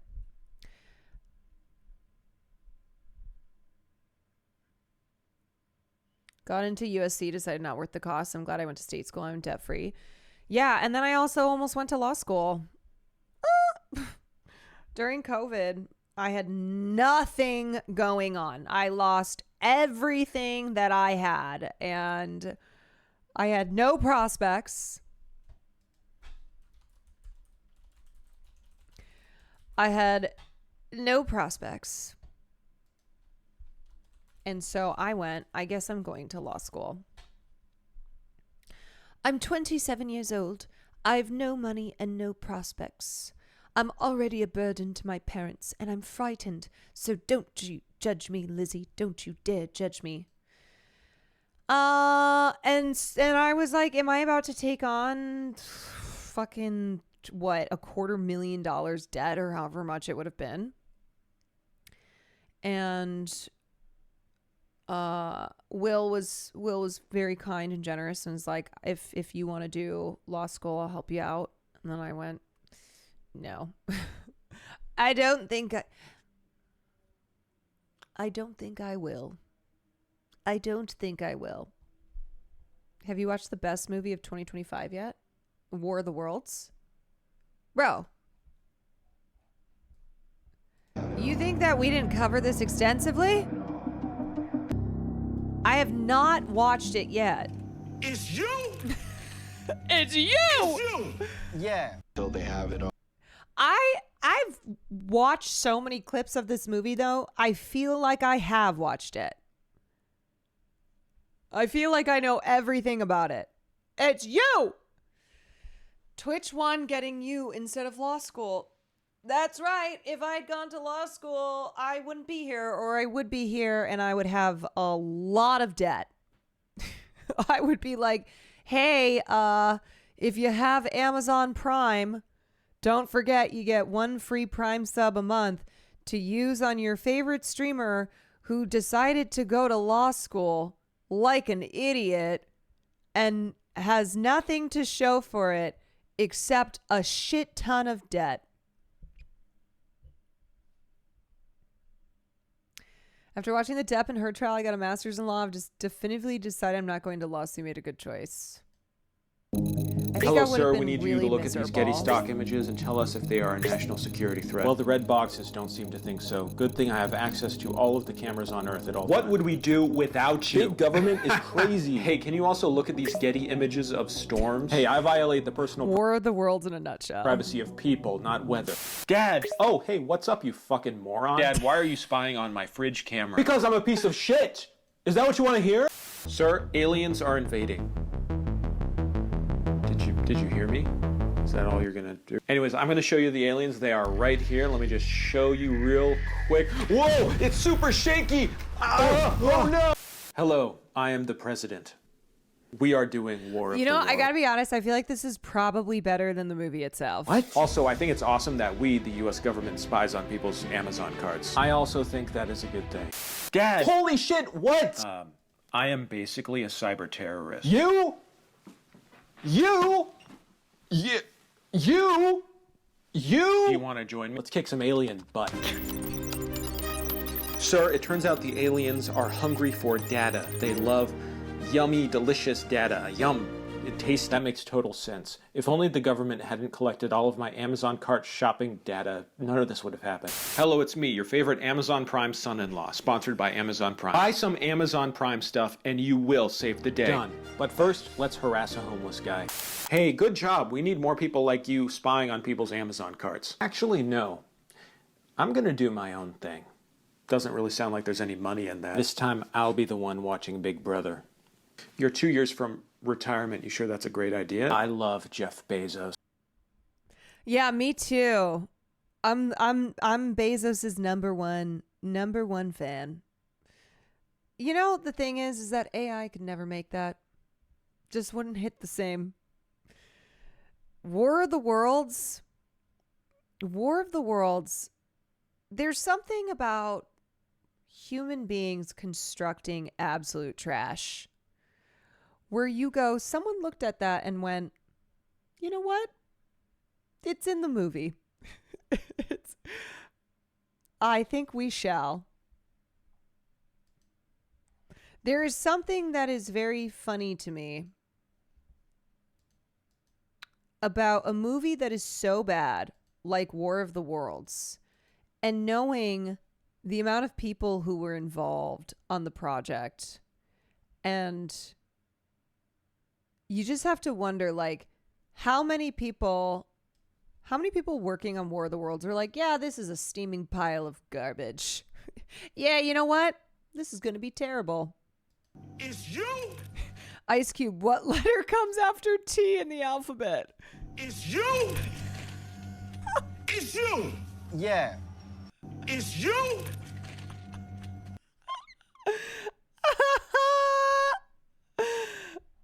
What comes after T in the alphabet? It's you. Why is he why is he always angry? Because he found out his son's the hacker. I kind of want to watch Captain Midnight's. War of the Worlds is embarrassing. Captain Midnight. Most of the notable like adaptations of H.G. Wells' The War of the Worlds Spoilers! attempt to tap into the cultural anxiety. Hey, spoilers. War of the Worlds. It sucks. Of their time. Whether it was Orson Welles harnessing the then fairly new power of radio news to tell the story in a strikingly believable way that people had never experienced before, the 1953 version pushing Cold War and atomic paranoia to the forefront, or Steven Spielberg's version being one of the first 2000s blockbusters to draw direct inspiration from 9/11 imagery, the faceless Martians of the original novel have Tom Cruise's kids in War of the Worlds were so annoying. I was honestly rooting for the aliens to get them. I'm like, these kids are so fucked. They just take them. Very malleable. The core concept of the 1898 novel is so strong that many artists have been able to use it as a jumping off point to dive into whatever people fear in the present moment. Whatever else you can say about the new Amazon version of War of the Worlds, and you can say a lot, it is planted firmly in that tradition. War of the Worlds 2025 is a wonderfully ambitious and brutally limited film, all at once. A movie that seems dead set on jumping headfirst into some of the most hot button and important issues being debated today, and handling all of them with the delicacy and craft of an AI bot that's been exclusively trained on Redbox movie scripts. It's almost something special, just not in the way you want. Lindsay Ellis has a video comparing Independence Day and War of the Worlds, like the similarities between the two, or just which film is better? I want to talk about that. I want to talk about how I am actually kind of fascinated by this Zoom call style of film. See, I love and how chips. Even if this movie made every possible wrong choice, I hope filmmakers can still find ways to tell stories in this genre that actually engage with the digital world. Independence Day is such a banger. I fucking love that movie.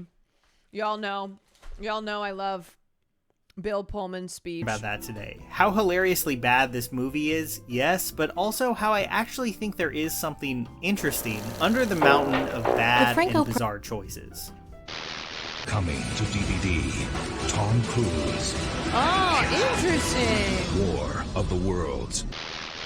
So, alright, I'm gonna say something positive about this movie. Please, everyone, take a deep breath. I am kind of fascinated by the first 30 minutes or so of War of the Worlds. Don't get me wrong, they're not good, but I do think there are some worthwhile ideas here. Ice Cube plays Will Radford, a man working for a very ill-defined Homeland Security surveillance program, and a deeply creepy individual. You know what? Only Ice Cube could do Boys in the Hood, John Singleton's film, Straight Outta Compton, and then War of the fucking Worlds. Only Ice Cube. That's called range, baby. We see him basically spy. Excuse me, are we there yet? Excuse me. It's called having range. Spying indiscriminately on the conversations of the public, but also paying close attention to what his kids are doing, even going so far as to monitor the contents of his pregnant daughter's fridge and scolding her on her food choice. And 20 years of SVU, that's T. You've got the wrong ice. That's T, not cube. Choices. It's easy and honestly very fair to knock Radford's dead wife backstory as very stock and cliche, but I think it at least provided a context for this character that I could see working. This is a guy with the surveillance power of the government at his fingertips who is invading the privacy of his loved ones because he feels the need to keep them safe. Like, that's a pretty dark story, and potentially an interesting one. There are moments where the movie kind of gestures around this. After a scene where Ice Cube saves his daughter by driving a Tesla remotely, which was made very funny by the fact that the traffic we see looks like, I don't know, like a light average afternoon in suburban DC, despite this being right next to a massive alien invasion. Anyway, that aside, there is a moment where his daughter Faith tells him that he's obsessed with control. Control he obviously does not have. Everything about this is executed in a very clunky and obvious manner, but I do think it suggests that there could have been something worthwhile here. If the movie was willing to engage with its lead character, instead of copping out and losing the thread on how messed up this guy is almost immediately. Of course, that just goes for so many aspects of this movie. You mean if the movie was better? If the movie was better, it'd be better. Like I said, I think they have something here with this premise. I really do. Is it a challenge to make a computer screen-based movie like this compelling? Yes, but I do think it's doable. Just look at some... Nandre's viewing of this gave me the chance to create this. Yeah, I forgot Nandre watched War of the Worlds. He did a Discord movie night.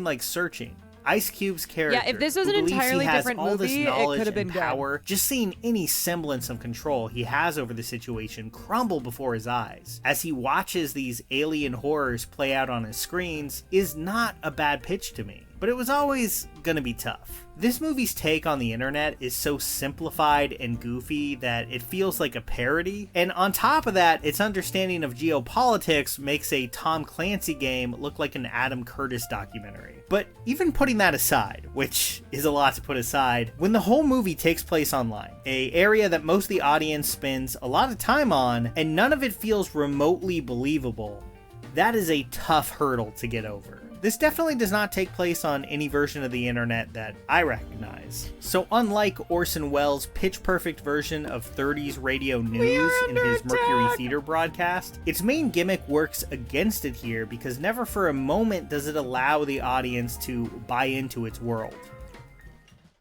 I'm sure for many, though, its lame take on the internet might be pretty far down the list of War of the Worlds. Yeah, if you're gonna do the internet gimmick where, like, you're seeing everything through screens, it has to be good. It has to feel real. And every single moment, every clip I've seen of this movie, it looks and sounds bad. It's not immersive at all. It does not feel It just does not feel authentic whatsoever. Biggest issues? Like, do you remember in 2020 all those cast reunions online, or those things hosted by Josh Gad? Like the cast of 30 Rock reprising their roles, or a bunch of celebs performing The Princess Bride? Yeah, basically all of those featured better Zoom meeting acting than this movie. It's pretty brutal. For this movie to have any semblance of hanging together at all, it really needed a tour de force performance at its center. What, you're telling me that Ice Cube isn't capable? Cube just does not deliver that. He was put in a bad spot. I doubt there's many actors who could have made this really sing or something. But for so much of the film, it feels like he was literally handed the script 10 minutes before filming, which, I don't know, could be the case. Then there's the movie's social commentary, which is so toothless and stupid that it's hard not to read it as pure contempt for the audience. It wants to posture as making some anti-authoritarian argument or some statement about government overreach, but it only gestures at that with like groan-worthy and dated anonymous references and Clark Gregg's really over-the-top villain. And even that, it totally undercuts. You know what I feel like? I feel like this, it's like a look inside the mind of someone who is, someone who's like QAnon, someone who's one of those conspiracy theorists who's always talking about like the deep state. It's all connected. Like, to me, the way that this film presents their depiction of the government and, you know, any social commentary they're trying to make is like it's so stupid. And I feel like it's a glance inside the average mind of like a QAnon theorist. That's with Amazon product placement. I just stopped for a second there because I got a notification that I got an Amazon package. So there you go. Like, I know this has been noted by a lot of people already, but nothing could prepare me for how hard it leans into that. The Amazon driver character, the constant notifications, the mentions in dialogue, and finally, the climax of the movie revolving around an Amazon purchase and its delivery only on a drone. $19.99. I mean, I was speechless. That was just incredible. I just cannot figure out how they didn't know how tone deaf this would come off, and how it would undercut any semblance of social commentary it's attempting. It was baffling. It is funny that this came out roughly the same time as Eddington, because whatever else you can say about that movie, it is an earnest attempt to reckon with the online world on screen, in a way that filmmakers have sometimes struggled with. War of the Worlds, in its own bizarre way, is trying to dip its toes into that water too, but it has zero perspective or insight on its subject. It feels like it doesn't want to engage with the topics it brings up. It wants to be a straight-to-DVD action movie from 2010, but it can't afford to be that either. It'd be easy to sit here and talk about like plot holes or strange editing choices or whatever. I think beyond that, though, the biggest issue is that none of these conversations feel believable. That matters in any movie, but it's especially important when it comes to like a Zoom meeting movie like this, where so much of the film remaining engaging is just completely dependent on those conversations holding your attention. If you can't do that, almost nothing else matters. And they definitely can't. I don't know if it's the actors. I kind of doubt it. Like, I've seen many of them be good in other things. The director, or just the nature of how this thing was shot. Not a second of it feels like a real conversation between two human beings. And that's more damning than anything you could say about the cheap alien effects. You know, I kind of set out... Yep, here's the thing, okay? If your characters are bad, if the dialogue just feels so phony, nothing else really matters. We're never getting a movie this bad again. Oh, yes, we will. To talk about how this movie attempts to use the internet to interesting ends and fails, but the more I thought about the movie itself, the more it just annoys me. Hey, Caroline, big fan of you and Will. Since the G4 days, I produced a film that's currently in theaters and getting a wide release, at least for the next few days. It's a fake true crime doc. Is it War of the Worlds? Is it War of the Worlds? Called Strange Harvest, that we made with about 8 friends. We had the same release date as Weapons. Oh gosh, be warned, it's very gory, but if anyone's interested, please go see it and support indie filmmaking. Hell yeah, congratulations. We love War of the Worlds, to be clear, in this chat. Okay? Big fans. This was the worst thing ICE has done all year. I see what you did there. Bryn Shadewater, congratulations. That is super cool, and I hope it does well.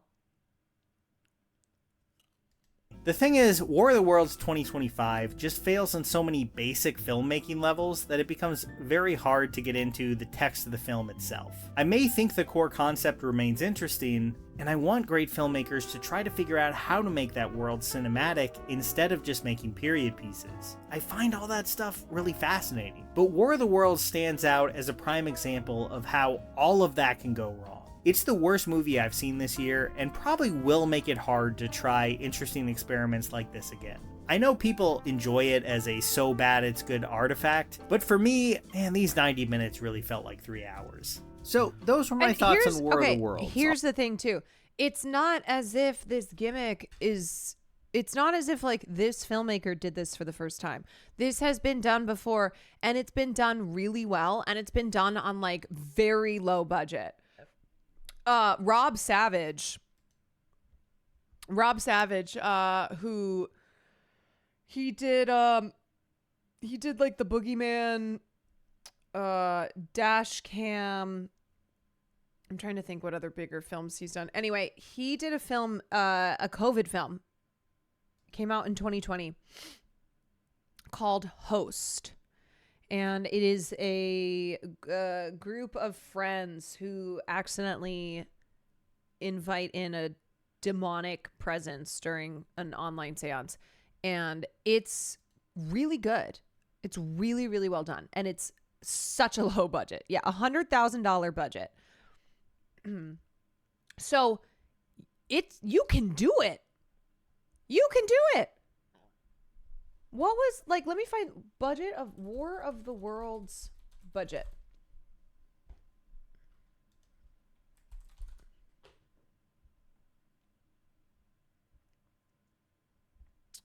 Trying to see what the budget was on this War of the Worlds. If anybody can find it. If anyone can find it. No way. Okay, I can't find the budget.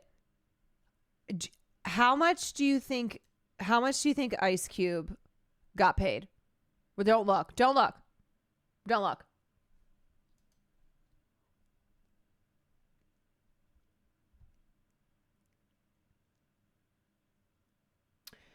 Ice Cube reportedly was paid between $3 to $5 million. $3 to $5 million for this fucking movie. That is crazy. That is crazy. Apparently, Eva Longoria allegedly got paid $1 to $3 million. So for anyone who's like, why would these people do this movie? Money. $3 to $5 million. So that should just give you an idea of like, this was not a small, this was not like a minuscule budget, even though it looks like shit. It looks like shit, and it is shit.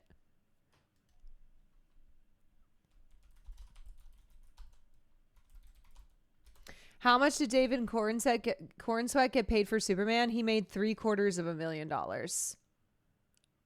Nicholas Hoult was the highest paid cast member, and he made $2 million. I mean, that is just upfront salary, of course.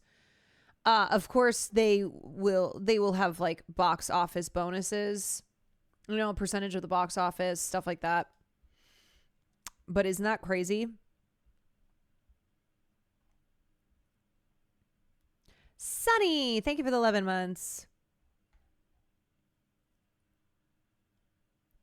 Wild. I'll be back soon for some stuff that I'm really excited to share. If you haven't subscribed yet, I'd really appreciate it. Oh, and for those of you who might be new to the channel, you might not know that I actually have a comic book that I wrote called Binary Sea. If you like pirates, sci-fi, 1800 sea tales, Please check it out in the link below. I'm really proud of it, and I will see you next week. Also, don't have to pay bills for however long the shoot is. Wait, do you mean Ice Cube? Here's this video if you want it. Was this all done by AI? I mean, this was from COVID. Okay, that's the wild thing. So bear in mind that this film has sat on a shelf for 5 years. 5 years. This film was shelved, and they finally released it. I don't know why. I don't know what it was that made them finally release it. Remember, y'all, not everything bad is AI. Sometimes humans produce human slop.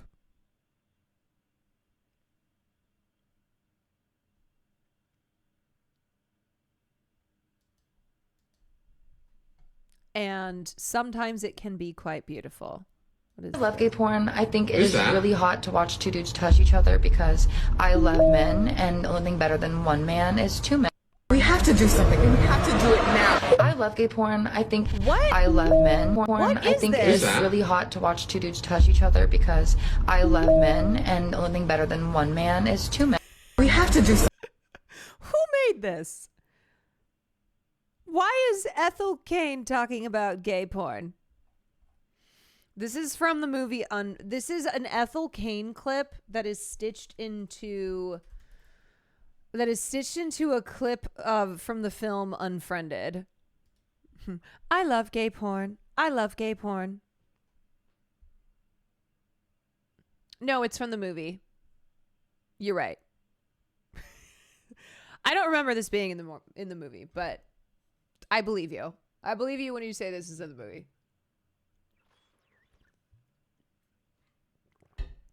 Is Unfriended worth watching? Yeah, I thought it was pretty good. Maybe? I don't well, or am I confusing this with something else?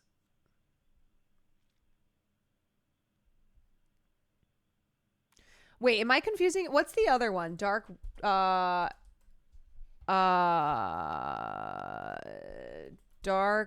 Web. Wait, no, it's called... Wait, I'm confused. It's okay, so there's Unfriended Dark Web. And that's the sequel. Wait, have I seen both of these? Is there another one I'm thinking of?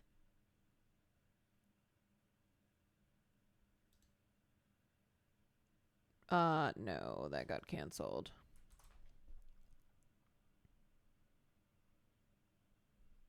Wait, I think I watched both of these. And then I actually really liked Searching. This was a film starring John Cho from 2018. And then the sequel was Missing, which was a fun watch. I don't think it was as good as Searching. We're all going to the World's Fair. No, I saw that too. I liked that one. No, I'm trying to think. I thought there was... It's not... Okay, so Host is the movie I was talking about that was directed by Rob Savage. This one's really good. There's another movie called Megan is Missing. No, I saw that too. What is another one that I'm... Maybe I'm not thinking of. I thought there was like one more of these types of films. Movies like Unfriended. Okay.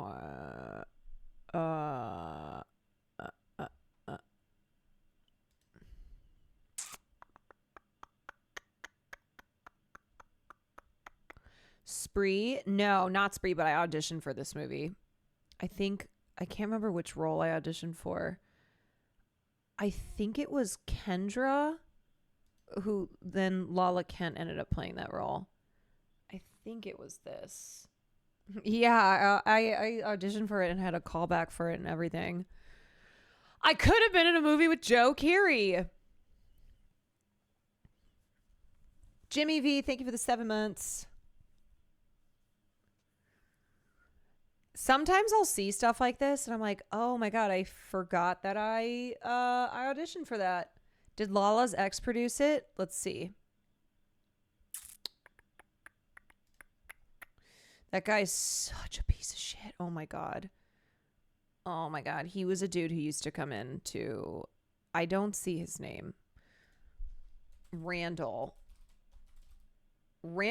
Emmett. Oh my God. This guy is the fucking worst. He sucks so bad.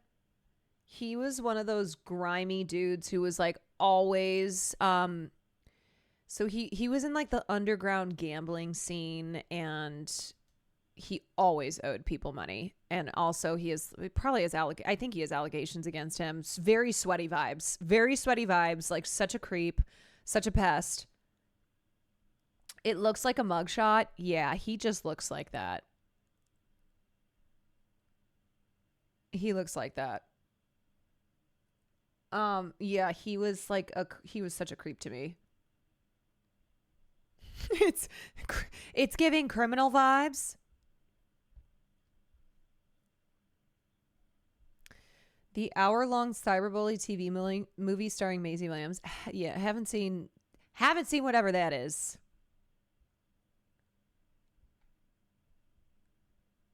So this is suddenly I want to cover my drink. Yeah, this is a guy that you just look at him and he can't not be a douche.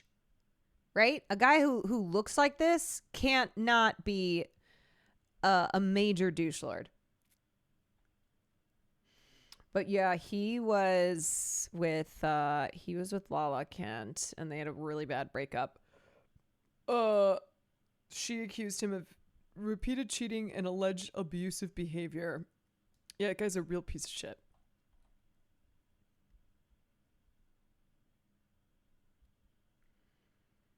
He looks like 90 Day Ed. 90 Day Ed Brown. Oh my God, he does. Oh, this guy. Wait. That's the same guy. Big Ed and Randall Emmett are the same guy. Also, you know who I used to see all the time too is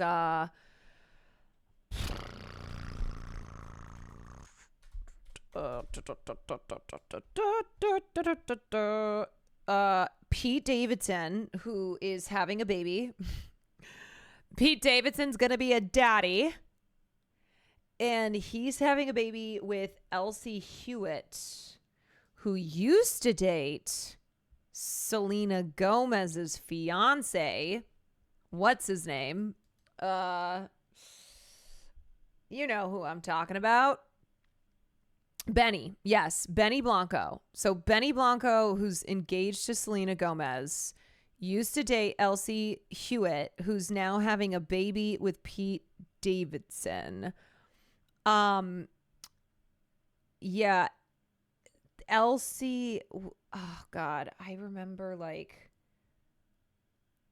hearing some crazy stories about Elsie and Reese Witherspoon's ex-husband, Ryan Phillippe, this guy. I swear Pete is always at the scene of the crime. If there's a crime, Pete's at the scene of it.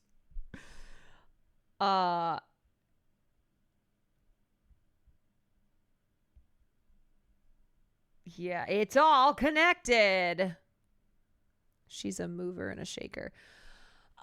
It's just like very funny to see people who I would see all the time and who were like kind of crazy, like really crazy, will just pop up. Like I'll be reading, my pop culture news. I'll be like, I'm sorry, what? Elsie Hewitt and Pete Davidson are having a baby?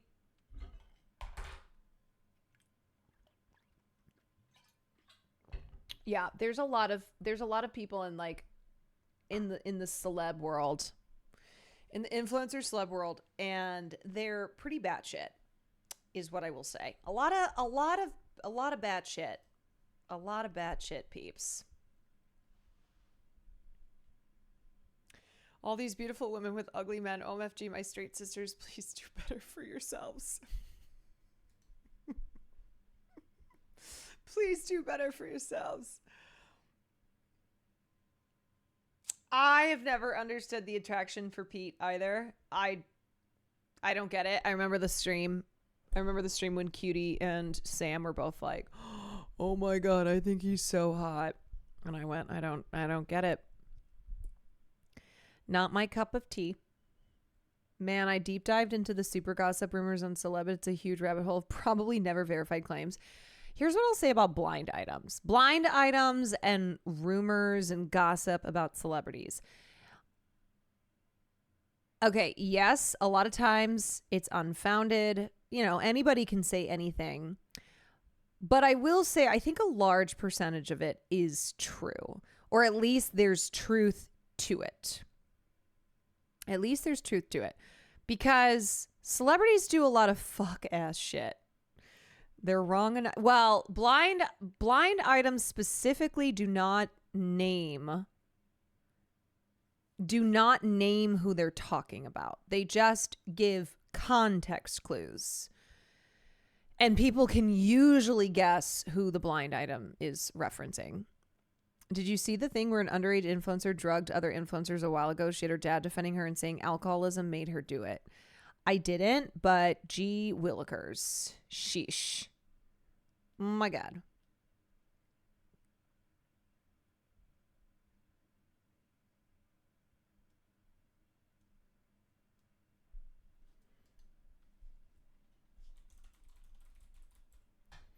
I still wonder who Toothy Tile is. Wasn't the thinking that it was Jake Gyllenhaal? Toothy Tile. Jake Gyllenhaal, I think he's a great actor, but I also think he's a weirdo. What was the story that I covered one time? He was doing a film. Jake Gyllenhaal. Oh, he was so weird. Had something to do with water. Water interview movie. What the hell was that? It was like the weirdest. It was the weirdest interview. The Swifties are with you on that. No, I know the Swifties are with me on that. No, it was something about him jumping into the sea. Yes. It was not about him. It was not about him not bathing. It was something about him jumping into the sea, and it was really weird. Okay, but anyway, this is Toothy Tile. This is a pretty famous blind item. Toothy Tile was my first. One summer, I found myself a 16-year-old intern at a post-production house during a massive SAG-AFTRA strike. No actors meant nothing to assist in post-producing, and so I spent 3 months arranging bagels for board staff, alphabetizing the lunch menu folder, and falling headfirst into the kind of internet binge that only a teen with no responsibilities and unlimited access to Diet Coke can pull off. Within weeks, I discovered Ted Casablanca's column, The Awful Truth, and the endless seductive black hole of blind gossip items. That's how I met Toothy. Ted liked to litter his weekly gossip column with occasional blind vice items featuring damning secrets of the Hollywood elite. In order to protect himself and E! Online from litigation, Ted gave each character he featured a whimsical pseudonym. Emma dabbled in meth. Cruella St. Shackles was faking her pregnancy. Morgan Mayhem traded sex for synthetic heroin in rehab. A few of the stories caught my eye, and I kept up with the commenters trying to untangle Ted's Byzantine maze of clues. For all his splashy secret tales, he was achingly cryptic when it came to pointing the reader in the right or very wrong direction. In May 2005, a new character emerged. At the time, he was one of the biggest movie stars in the world. His girlfriend was equally famous and adored, and it was all a sham. The internet was rife with blurbs on homosexual stars who took opportunistic partners in order to maintain an on- and off-screen hetero heartthrob persona. Yes, there are a lot more gay male celebrities than we publicly know of.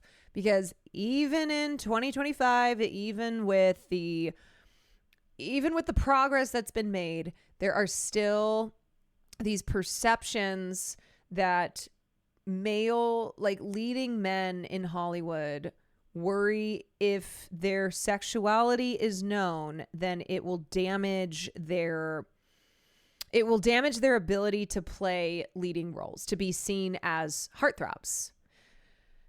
And male athletes. Oh, yes. Just a lot of men in general. Just more gay men out there than are known to the public. A miserable outgrowth of a stagnant prejudice, it's what kept roofs over the heads of gossip columnists for decades. But Toothy was different. He wasn't sneaking off for casual flings and coming home to his clueless girlfriend.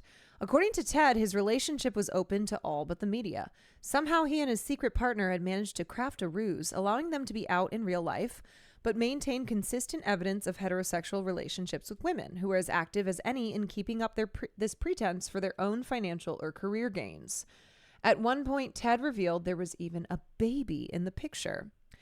Ted's own interest was so clear in his writing that readers instantly latched on, no one more than I, and Toothy became the topic of chatter on blogs and columns all over the internet. Gawker, rest in peace, tracked the evolution of Toothy. Rival columnists called Ted to the mat. A whole new blog called Waiting for Toothy became the home base for devotees to gather and pick through Ted's clues. Toothy was all but revealed in less than a year. According to the blogs, the gossips, and everyone with a commenter handle, Toothy Tile was Jake Gyllenhaal. The tide turned a further public outing of Toothy/Jake, and a worldwide virtual game of Connect the Dots began. As the blogosphere grew, so too did the world of blind items, and I began to expand my research. There was Lainey, blind gossip, and the ever-seductive Crazy Days and Nights, all of which generated tantalizing blinds at an exponentially growing rate. Crazy Days even offered a batch of revealed items twice a year on 4th of July and New Year's Day. It is a fact that I once spent an entire day of a summer vacation in the French countryside inside in the dark on my laptop, devouring a batch of these revealed items. That was the first time I really began to feel the hate side of this love-hate habit. By my mid-20s, I'd begun to suspect that perhaps, and it was a big perhaps, blind items weren't the best use of my time. Even more worrisome, what if they weren't all true? The implication had always been that because they were anonymous, all the facts must be facts. But when you're reporting incriminating gossip, protected from all repercussions, wouldn't it be easy enough to exaggerate or even just lie? You know, something I've noticed, I feel like I don't know if there's a thread here. If I'm picking out a thread that doesn't exist. But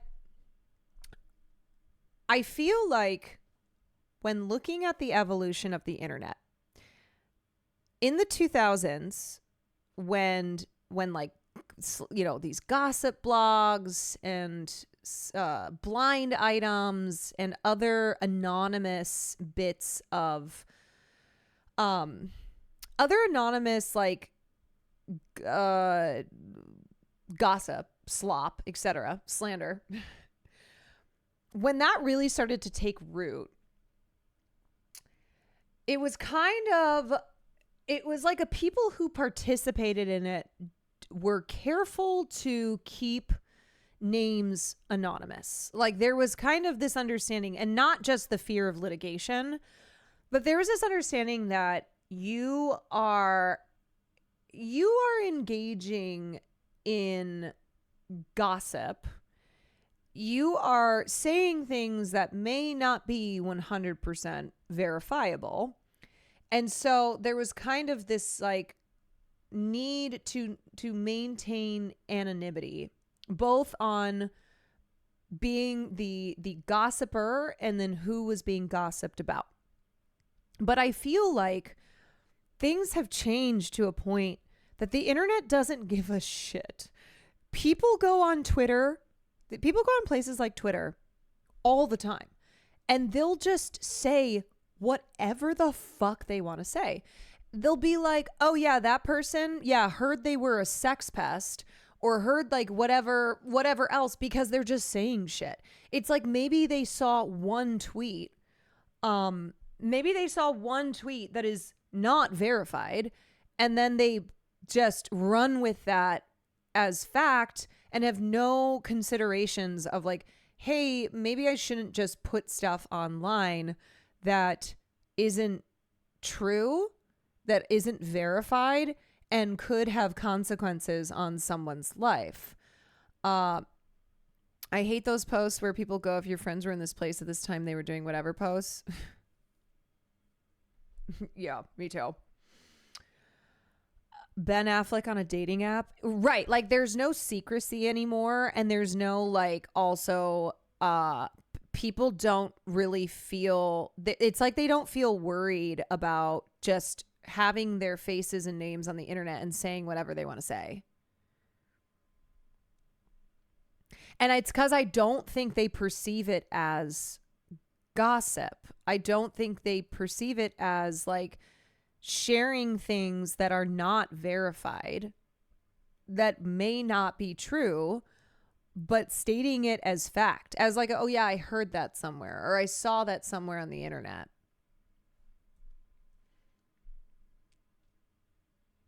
And obviously, yeah, there's a lot of like, there's a lot of bot accounts and shit like that. But, you know what I'm talking about? Where we're like, I don't know. You almost, as an internet user back in the day, it was almost like you knew the places you would go to consume gossip. And there was kind of this unspoken agreement, understanding of not getting specific with people's names. And also, if you were posting something, that you were doing so anonymously and not talking about it outside of those spaces. And I think there's just this like, yeah, I don't know. We've reached this level of just being way too comfortable saying whatever we want about whoever we want online. Similar to my aunt quoting some batshit article that she saw on Facebook that trans people eat babies to keep youth or some shit like that. Oh my God.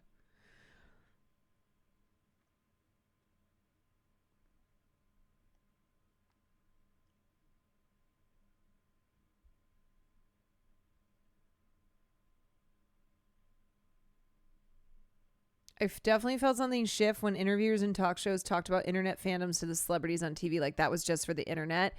Yeah, there's certainly been this change in the way that celebrities are now a part of the internet world, you know, are made aware, are publicly asked about things that once upon a time belonged to just normies online.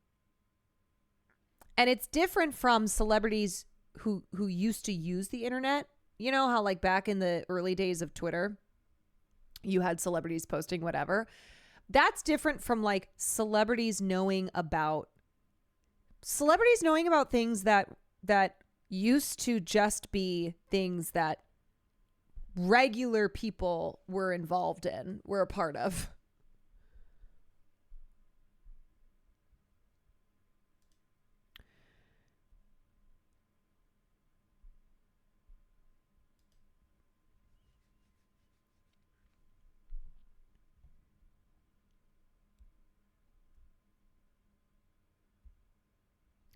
With blind items, the fun and the evil are one and the same. They're seductive and juicy and often wildly cruel. The percentage of made-up blinds is impossible to calculate, but beyond that lies a much more insidious problem. These items allow a culture of ignorance and prejudice to continue. Right now, a gay actor playing a leading man is still an anomaly and even alarming to many audiences. That's as much our fault as the industry's. Does Jake Gyllenhaal have a long-term partner with whom he shares a home and a child? I don't know, but if he does, so what? Then again, if the headline was Jake Gyllenhaal buys groceries with husband, drives home, would as many readers click on it? Yeah, and I going back to the point of like there used to be the spaces online that this kind of stuff resided. And now it feels like people just go on TikTok, you know, they'll make a TikTok, they'll make a tweet, they'll just post anything anywhere. They'll post anything anywhere.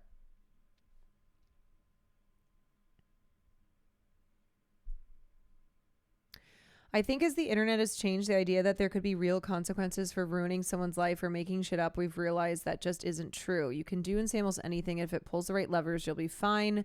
If not more financially well off than before. There are no consequences. If there are no consequences, real or imagined, then naming celebrities is an enticing option in a world where survival becomes harder and harder. But what I'm also trying to explain is like it moved from just beyond celebrities. It's not just celebrities now that people will say things about online. It's regular people. It's like, oh, you want to go trash somebody? You want to just say whatever the fuck about someone that you personally don't like? Well, people do it all the time. Do you want some food? Hey, yeah, I do. What do you want? What time is it? Oh, it's 11. Are there whatever's open, I guess. Oh, you want me to get you some food? Oh. I'll get you some food. Oh. Are you still streaming? No, you're cooked. Well, maybe we can finish the second episode of Alien.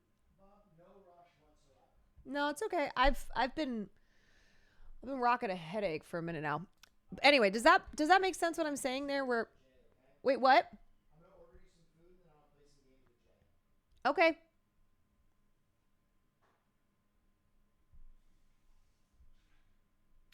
I thought I saw a tweet about this exact thing, which I'm trying to find.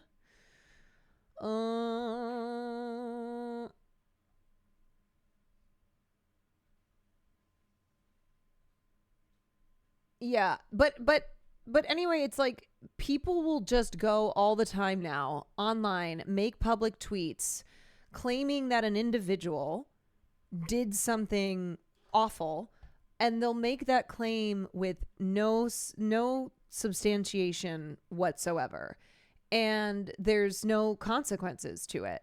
So it's like we've moved away from once upon a time, you know, the gossip would be about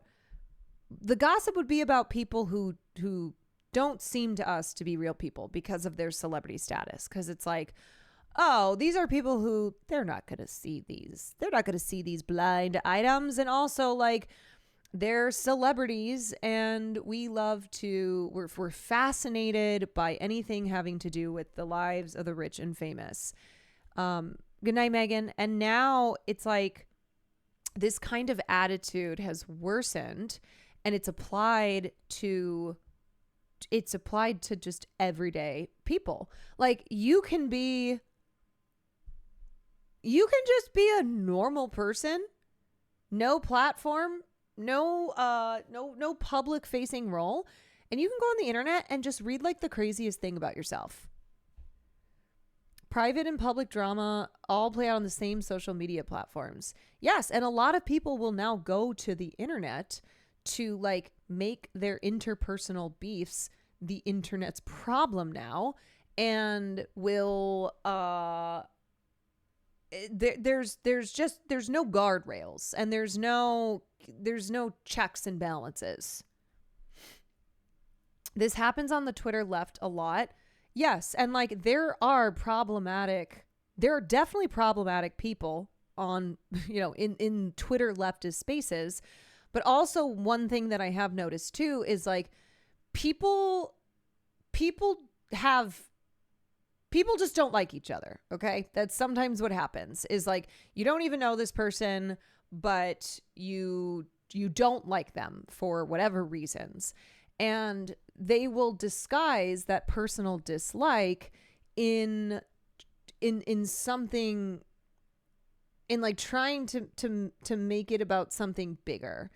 And they'll also just go online and say whatever, and then that will get picked up. And like once something is said online, it's really hard to to like erase that. You can try, and you can, try and defend yourself and be like, that's not true. But if there's people who already don't like you or who simply don't give a shit about the truth, then they'll just believe whatever they see.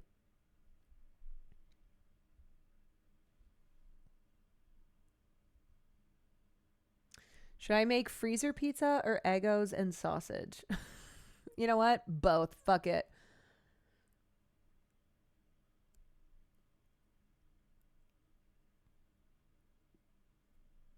Wasn't there a whole podcast about this where a guy in a small town repeated a half-correct rumor and ended up being followed by an NPR reporter for a while? I actually don't know.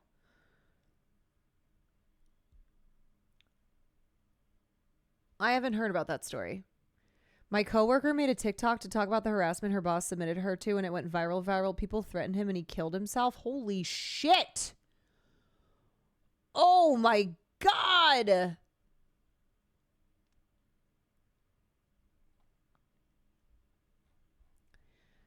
That's fucking intense. That's wild. Yeah, I mean, I think this feeds into the conversation that I had the other day around how comfortable people are with doxing, and how a lot of times narratives and truths will get twisted because anyone can say anything that they want to, and a lot of people will willingly believe it and will pass it along. It's like a game of telephone sometimes. And there's nothing you can do about it. Right? Like the fact doxing has become normal for younger people. I know there's a lot of things that feel so normal now in the way we use the internet that like were not normal once upon a time. Things that have become normalized that should not be normalized. After months, oh my God. After months, she said it was all fake. She just had a grudge on him and wanted some support on TikTok. Holy shit.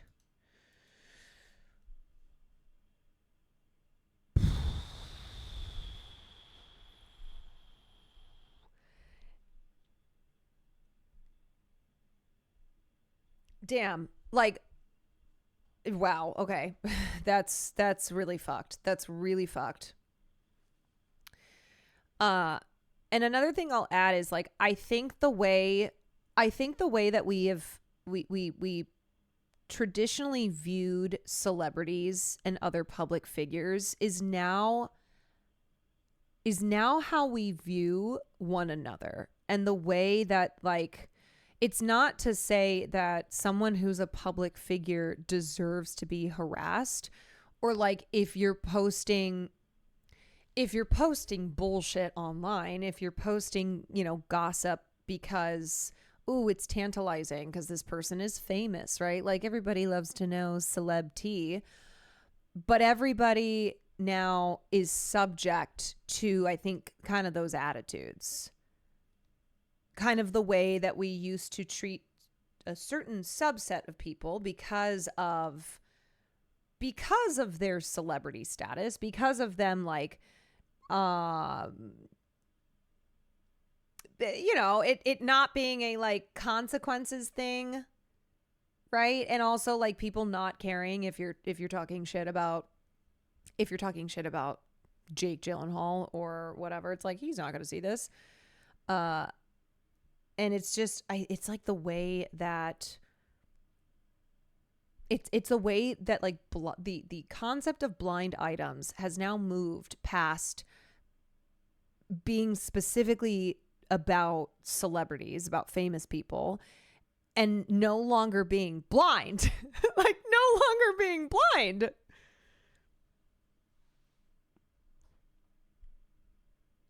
Yeah, I mean, I say this all the time, but we really have to we need like a deep reset. We need a we just have to like really reapproach the way that we use the internet. The way that we understand the internet.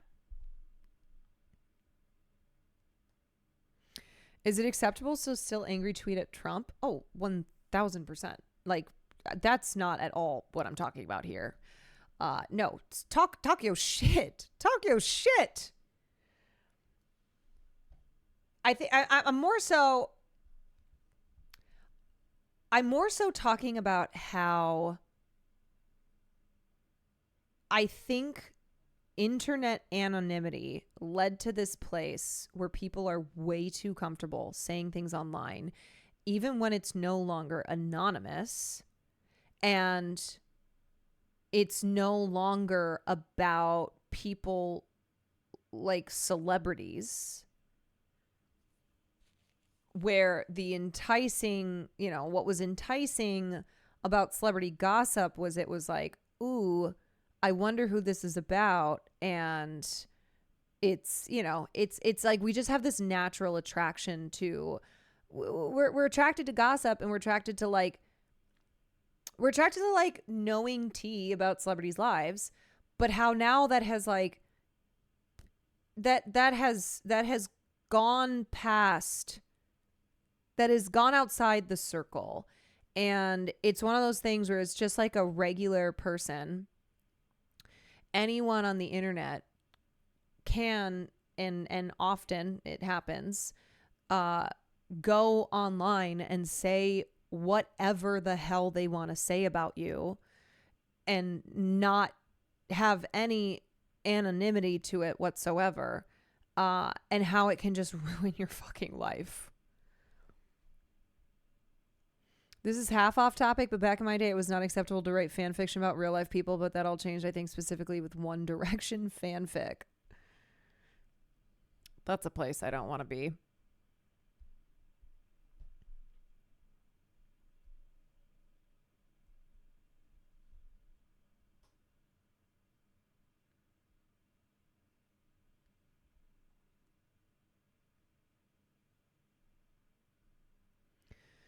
It's scary how often people will bring up a blind item against a celeb and treat it as absolute fact. And I think, though, that speaks to our current...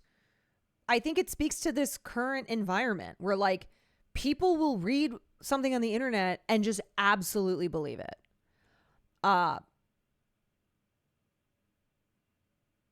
It was way before that, so I wouldn't say you're an authority on...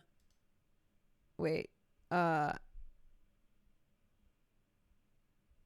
It was way before that, so I wouldn't say you're an authority on fanfic. Oh. I thought you were talking to me. I was like, oh no. I certainly would not say I'm an authority on that. But, okay, wait. Oh, wait, I was saying, blah, blah, blah. What was I saying? Yada, yada, yada. You're talking about blind items, treating it as fact. Yes, and I'm not saying that like blind items necessarily were what set us on this path of just believing everything that we read, because it's gossipy, because it's fun, because it's like, ooh yeah, I don't like this, I didn't like this celebrity, or like whatever reasons, and how that seems to just be commonplace now.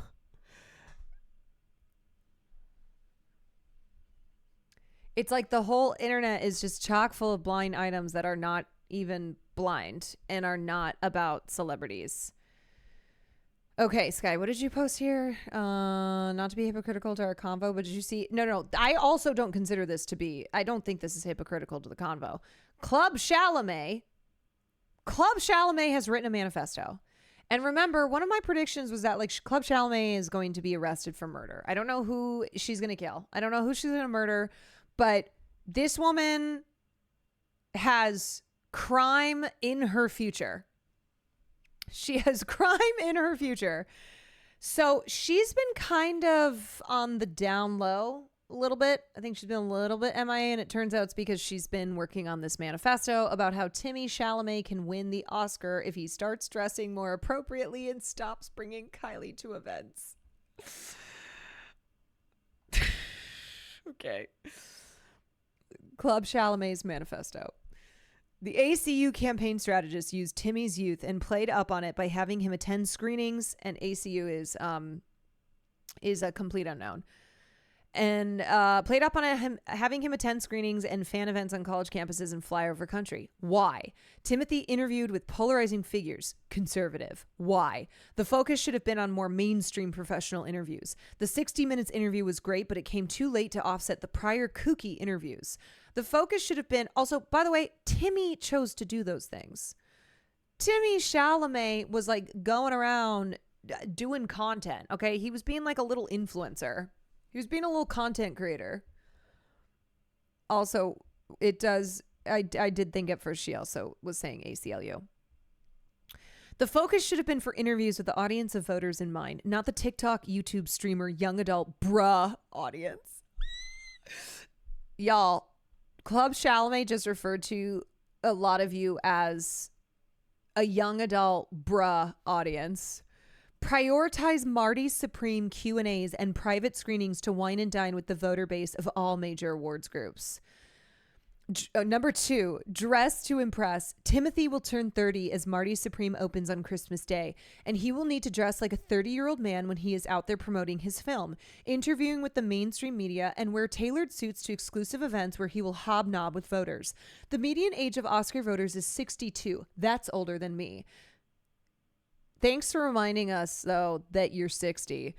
And 32 years older than Timothy. He must avoid dressing up in colorful college-age guy hip-hop outfits, as it will turn off these old folk voters and they will not take him seriously.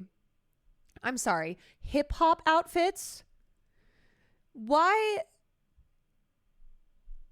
is she like this? Why is this woman who has nothing to do with Timothy Chalamet, aside from the fact that she is a psychotic 60-year-old stan? It seems racist, but it's a white man. I know, somehow this is like tinged with racism, even though Timothy Chalamet is a white guy. Number 3, Timothy has had a guest with him, that's Kylie, by the way, for the past award seasons who did not compliment his attendance at these high-profile events. You are judged by the company you keep. Timothy should attend events with a friend and business associates or his family so that they are not only there for moral support, but they are not a gossip distraction where, frankly, immature displays of affection don't take away from the legitimate reasons why Timothy is at these awards events. He needs a professional team of respectable people who will make him look savvy at these events and not the subject of savory, unflattering gossip headlines the following morning. Just to remind you, Timothy skipped the Met Gala because he was watching basketball. Timothy is very much a zillennial. This is a guy who had a YouTube channel where he reviewed Xbox controllers. If you think that Timothy was not making decisions during last year's award season when he was promoting a complete unknown, if you think that that was Timmy just being directed around, you're wrong. You know nothing. You know nothing, Club Chalamet. This is such a boomer ass take. And also, I can't get over that she put affection in quotes. She's such a hater. She's such a hater. If hating paid, Club Chalamet would be a billionaire. Yeah, he's a bro. Timothy is a bro. He tried to be he's a white guy who tried to be a rapper. Hello? I'm serious. If Timothy Chalamet were not a successful actor, I genuinely think he would be a content creator. Like, I think he would be an influencer. I think he would be on YouTube. He'd be on TikTok. Something in that regard. It's just that he's also, he's an incredibly talented actor and he's had an amazing career.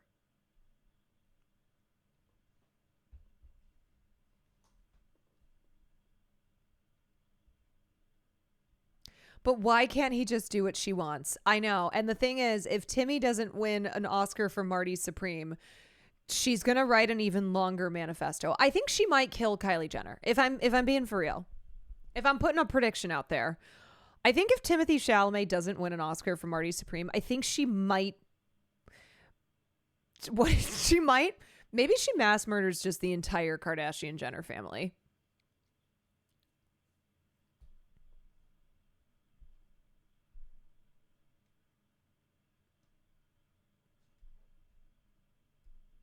I wonder if she watched him when he was on Theo Von. I think that's what she's referring to. Timothy interviewed with polarizing figures. Conservative. Conservative. Oh, man. If there's one person with good enough security to deal with Club C, it's Kylie. That's true. He's always dressed like hip-hop outfits.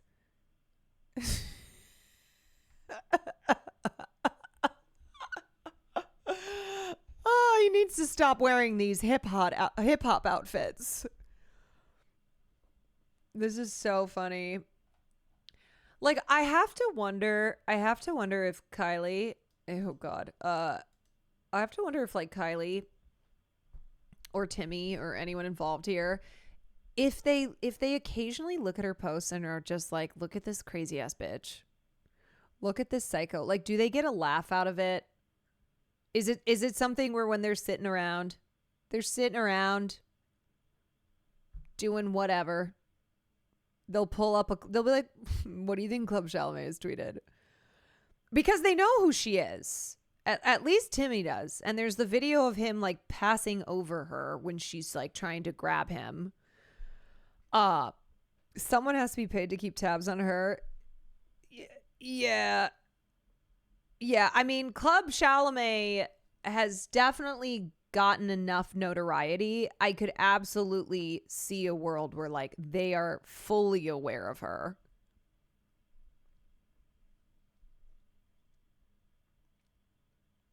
Jodie Foster's existence almost got rid of Reagan. Timothée Chalamet's is a threat to the Kardashians. Yeah, Club Chalamet takes out the Kardashian Jenner empire.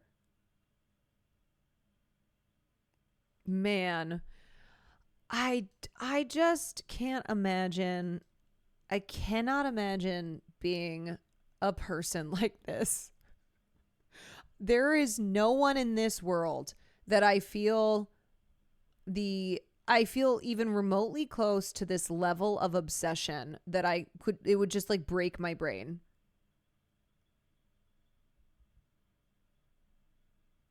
And the other thing too is actually Timmy, it was advantageous for him. I mean, I don't even know why I have to say this because Club Chalamet knows nothing and she's just being a fucking boomer. But Timothy doing an unconventional press tour for a complete unknown, no one else was doing it like him. And his shit was going viral. Like, people loved that Timothy was doing things differently, that he was kind of bucking the traditional way of doing press during award season. And that movie was boring. Yeah, that movie was boring. And he won an award. He won the Screen Actors Guild Award.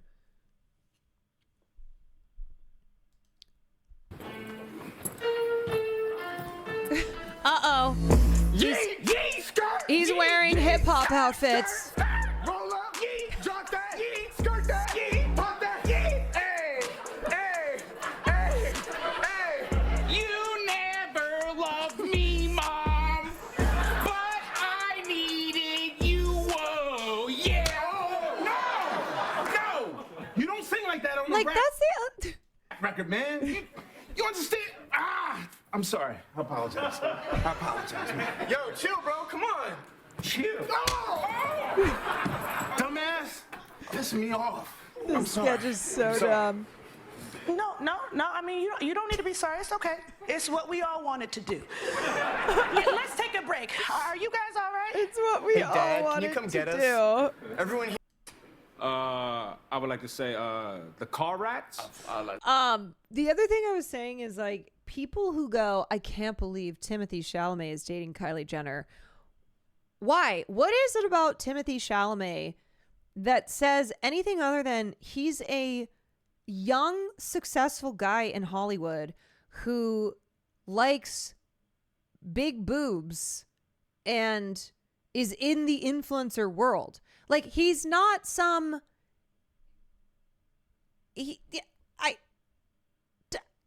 I think because his name is French and it has the accent aigu, the Timothée, I think they kind of think that he is above this kind of stuff, right? Like, I think literally because his name is spelled that way. This is the same guy who's responsible for chlamydia outbreak in NYU. Yes, never forget, Timothée Chalamet was responsible for a chlamydia outbreak in NYU.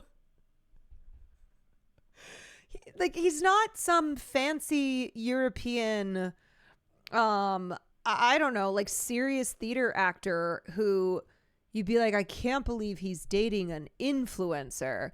His first girlfriend was Madonna's daughter. Like, he's very much in this world. He's very much in this world. People have romance views of him like he's some enlightened philosophical guy. He's just a white guy. Yeah, he's a white guy that likes to act and likes to like go out and have fun. He's just a white guy. He's just a guy. He's just a young white dude who's a very successful actor. This was him in 2012. Yeah, like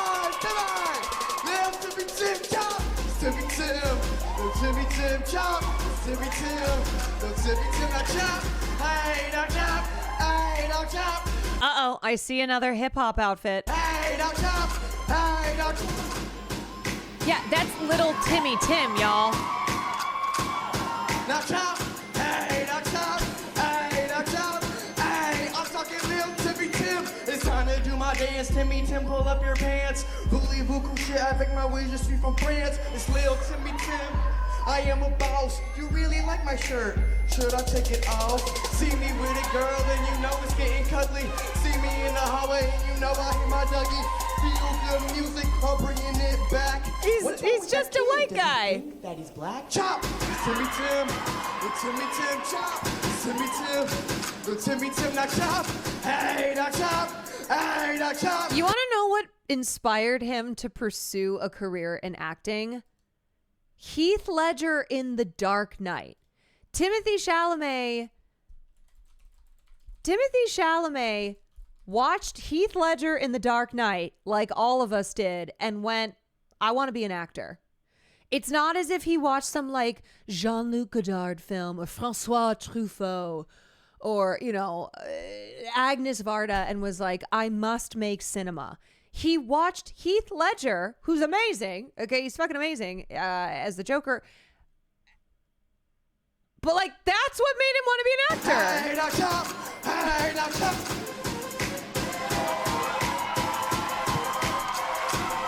Now chop. Hey, now chop. Hey, now chop. Hey, now chop. Hey guys, I see y'all on the dance floor, don't know how to act. Trying to steal my swag, but your swag don't match. Since day zero, Lil Timmy Timo win. Hit my Tim Tebow, hit my Jeremy Lin, get ripped. Here's a tip, you kiss me on the cheek. And listen to the girls screaming. Keeks, thank you for the 11 months. Swag man, what's wrong with my stammer?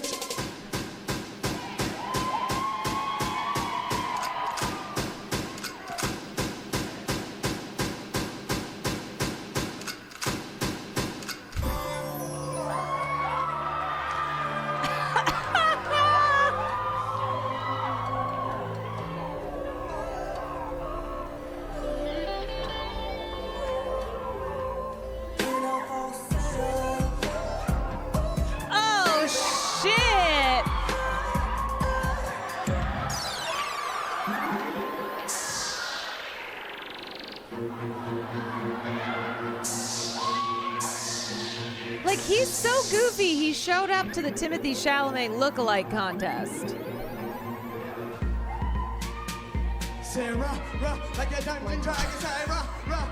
This may be his greatest performance yet.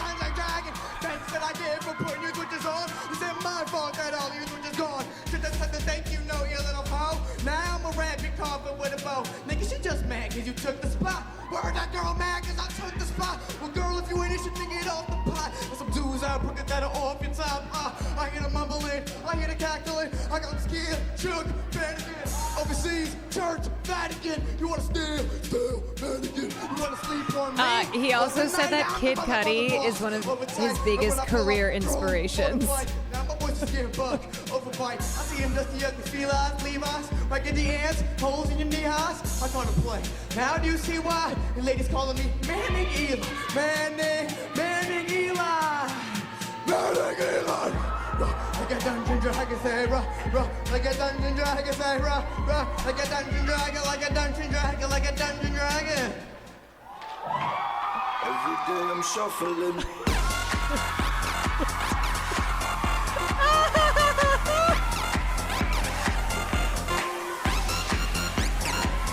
This shit's so funny.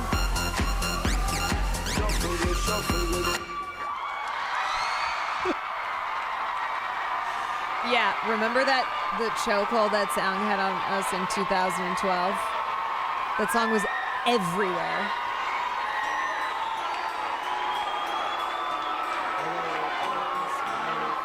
I'm sorry, I'm fucking dead that the next performance after that is Sound of Silence. Is two dudes doing Sound of Silence, Simon and Garfunkel. Also, this is called Rising Stars. Timothy Chalamet did that performance for Rising Stars. It's not a joke when we say he wanted to be a rapper.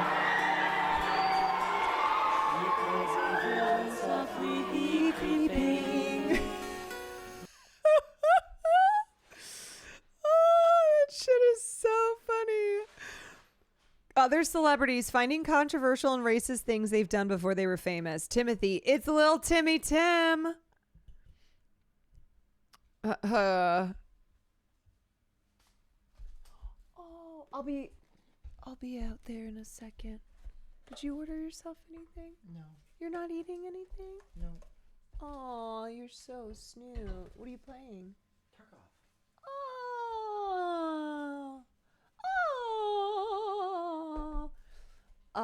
Billy Ichiban, world's best roommate. World's best roommate. I bet they're pissed to this day they got put after Timmy Tim. Oh, I'm sure. How do you even follow up that performance? Anyway, I think that is a great example. That is a great example to show that, yeah, I know we all know Club Chalamet is fucking insane.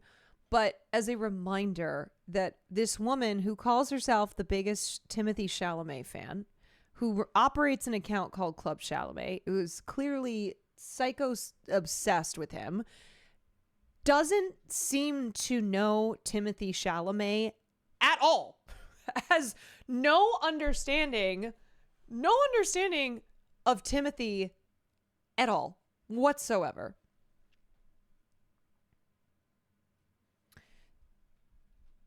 Here I thought he only modded controllers on YouTube. That's why I'm saying if he did not become a successful actor, I think he would have had a career as a content creator. I think he would have rapped.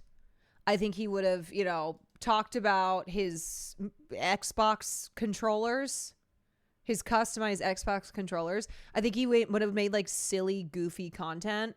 He would have been on YouTube.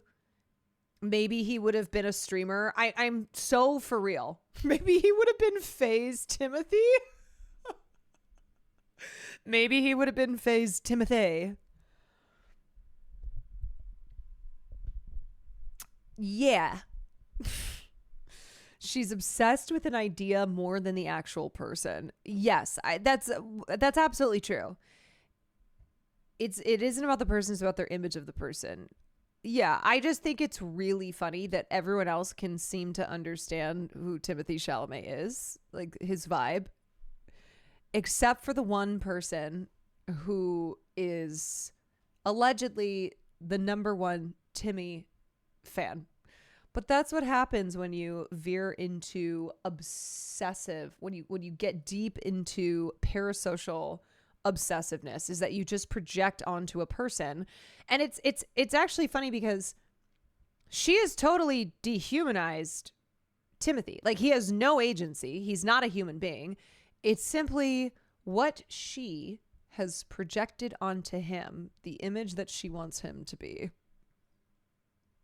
He's just a doll to her. Indeed. Indeed. And I think that happens. I think that happens all the time. Like, the deeper you go parasocially, the more you project, the more you try, and like, you no longer see a person as a person. It's just who you want them to be, or like whatever you want them to be. Like, it's very classic parasocial behavior. She doesn't even really understand the Oscars. No, she doesn't understand anything about it. She doesn't understand. I don't understand how this woman, I mean, I think her career is kind of bullshit, but I don't get how she even has a career in this industry that she knows nothing about. It's made even more terrifying by the fact that she's stalked and met him several times. Yeah, it is concerning that she's also, it's not just like she's parasocial online. She's a straight up stalker. Like, she stalks this man. She has met him. He knows who she is. Gonna make a long manifesto post like that about Peter Griffin. Have you ever watched Misery on a movie night? It's funny that you asked that because the answer is yes. Kathy Bates, one of the OG parasocial stans. Such a great film. You just don't get it. He needs to stop wearing his hip-hop clothes to get the Oscar. He can't wear his hip-hop clothes or else he won't get the Oscar.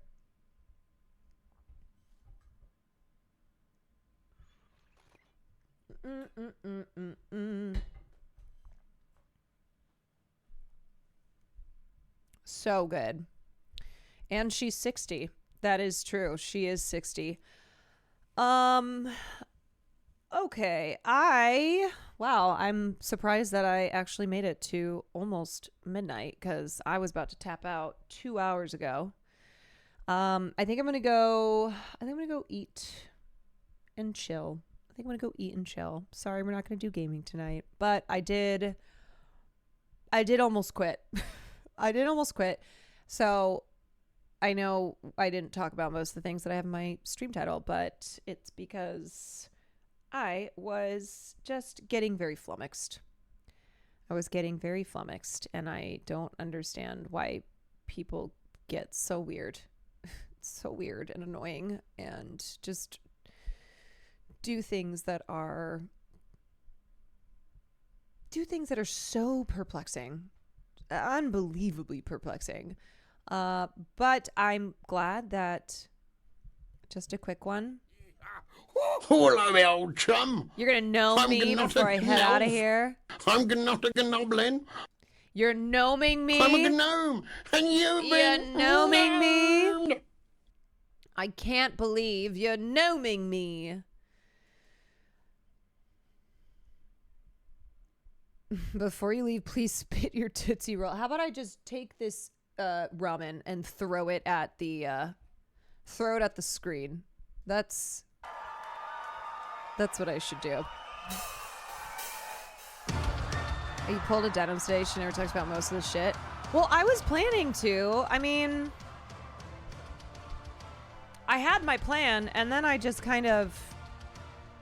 Sometimes this happens where I'll reach a point of just being... I'll reach a point of just becoming exhausted, and I'm like, I don't even want to keep streaming. I don't even want to keep streaming. But I also am not a quitter. I'm not a rage quitter. So we kept going. So thanks for sending fun stuff. Thanks for sending things that were good distractions. And I'm sorry to everyone who's sad who's disappointed, who's bummed out about let me know.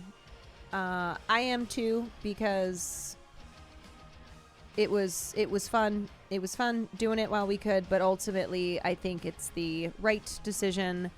And I told Sam, I was like, well, this is the last time that I will be seeing you, so it was good while it lasted. I'm just kidding. But yeah, I want to thank you all for supporting it and for supporting all the things that we do. And thank you for understanding why sometimes projects just don't keep going, you know? Sometimes you realize, like, this is come to an end, and that is okay. But stick around for future stuff. And I gotta go hit up Bill Burr and be like, hey buddy, you want to do a podcast together? Hey bruh. As long as you and Sam still play games together. Well, we realize, like, we will probably play even more games together. We'll probably do even more streams together because we're not doing our weekly podcast anymore. So that's good. That's a positive. Everyone got a plan until they get punched in the face by the idiocy of chatters. That is true. Oops. I didn't mean to click out of that song. All right. Let me find... Oh, I'm gonna raid drag Trashly. My mentee on the fabulous show Next by Progressive. I'm gonna send you over to drag Trashly. Bada bing, bada boom. Don't forget to switch the plugs on your monitor. Yeah. Yes. Yes. Indeed. Okay. So reminders, I'll be live tomorrow night. Tomorrow's Thursday. I'll be live Thursday. I think probably Friday night. And then we have streamer games this weekend. So I took off 4 days when I went to... I took off 4 days when I went to Joshua Tree. So I've been, like, hitting it hard these last 2 days. I gotta get ready. I was hoping to have time to, like, go practice, go to an archery range. I don't know if it's gonna happen. So we might be just raw dogging it. But hopefully I'll be coming in with some bigger muscles.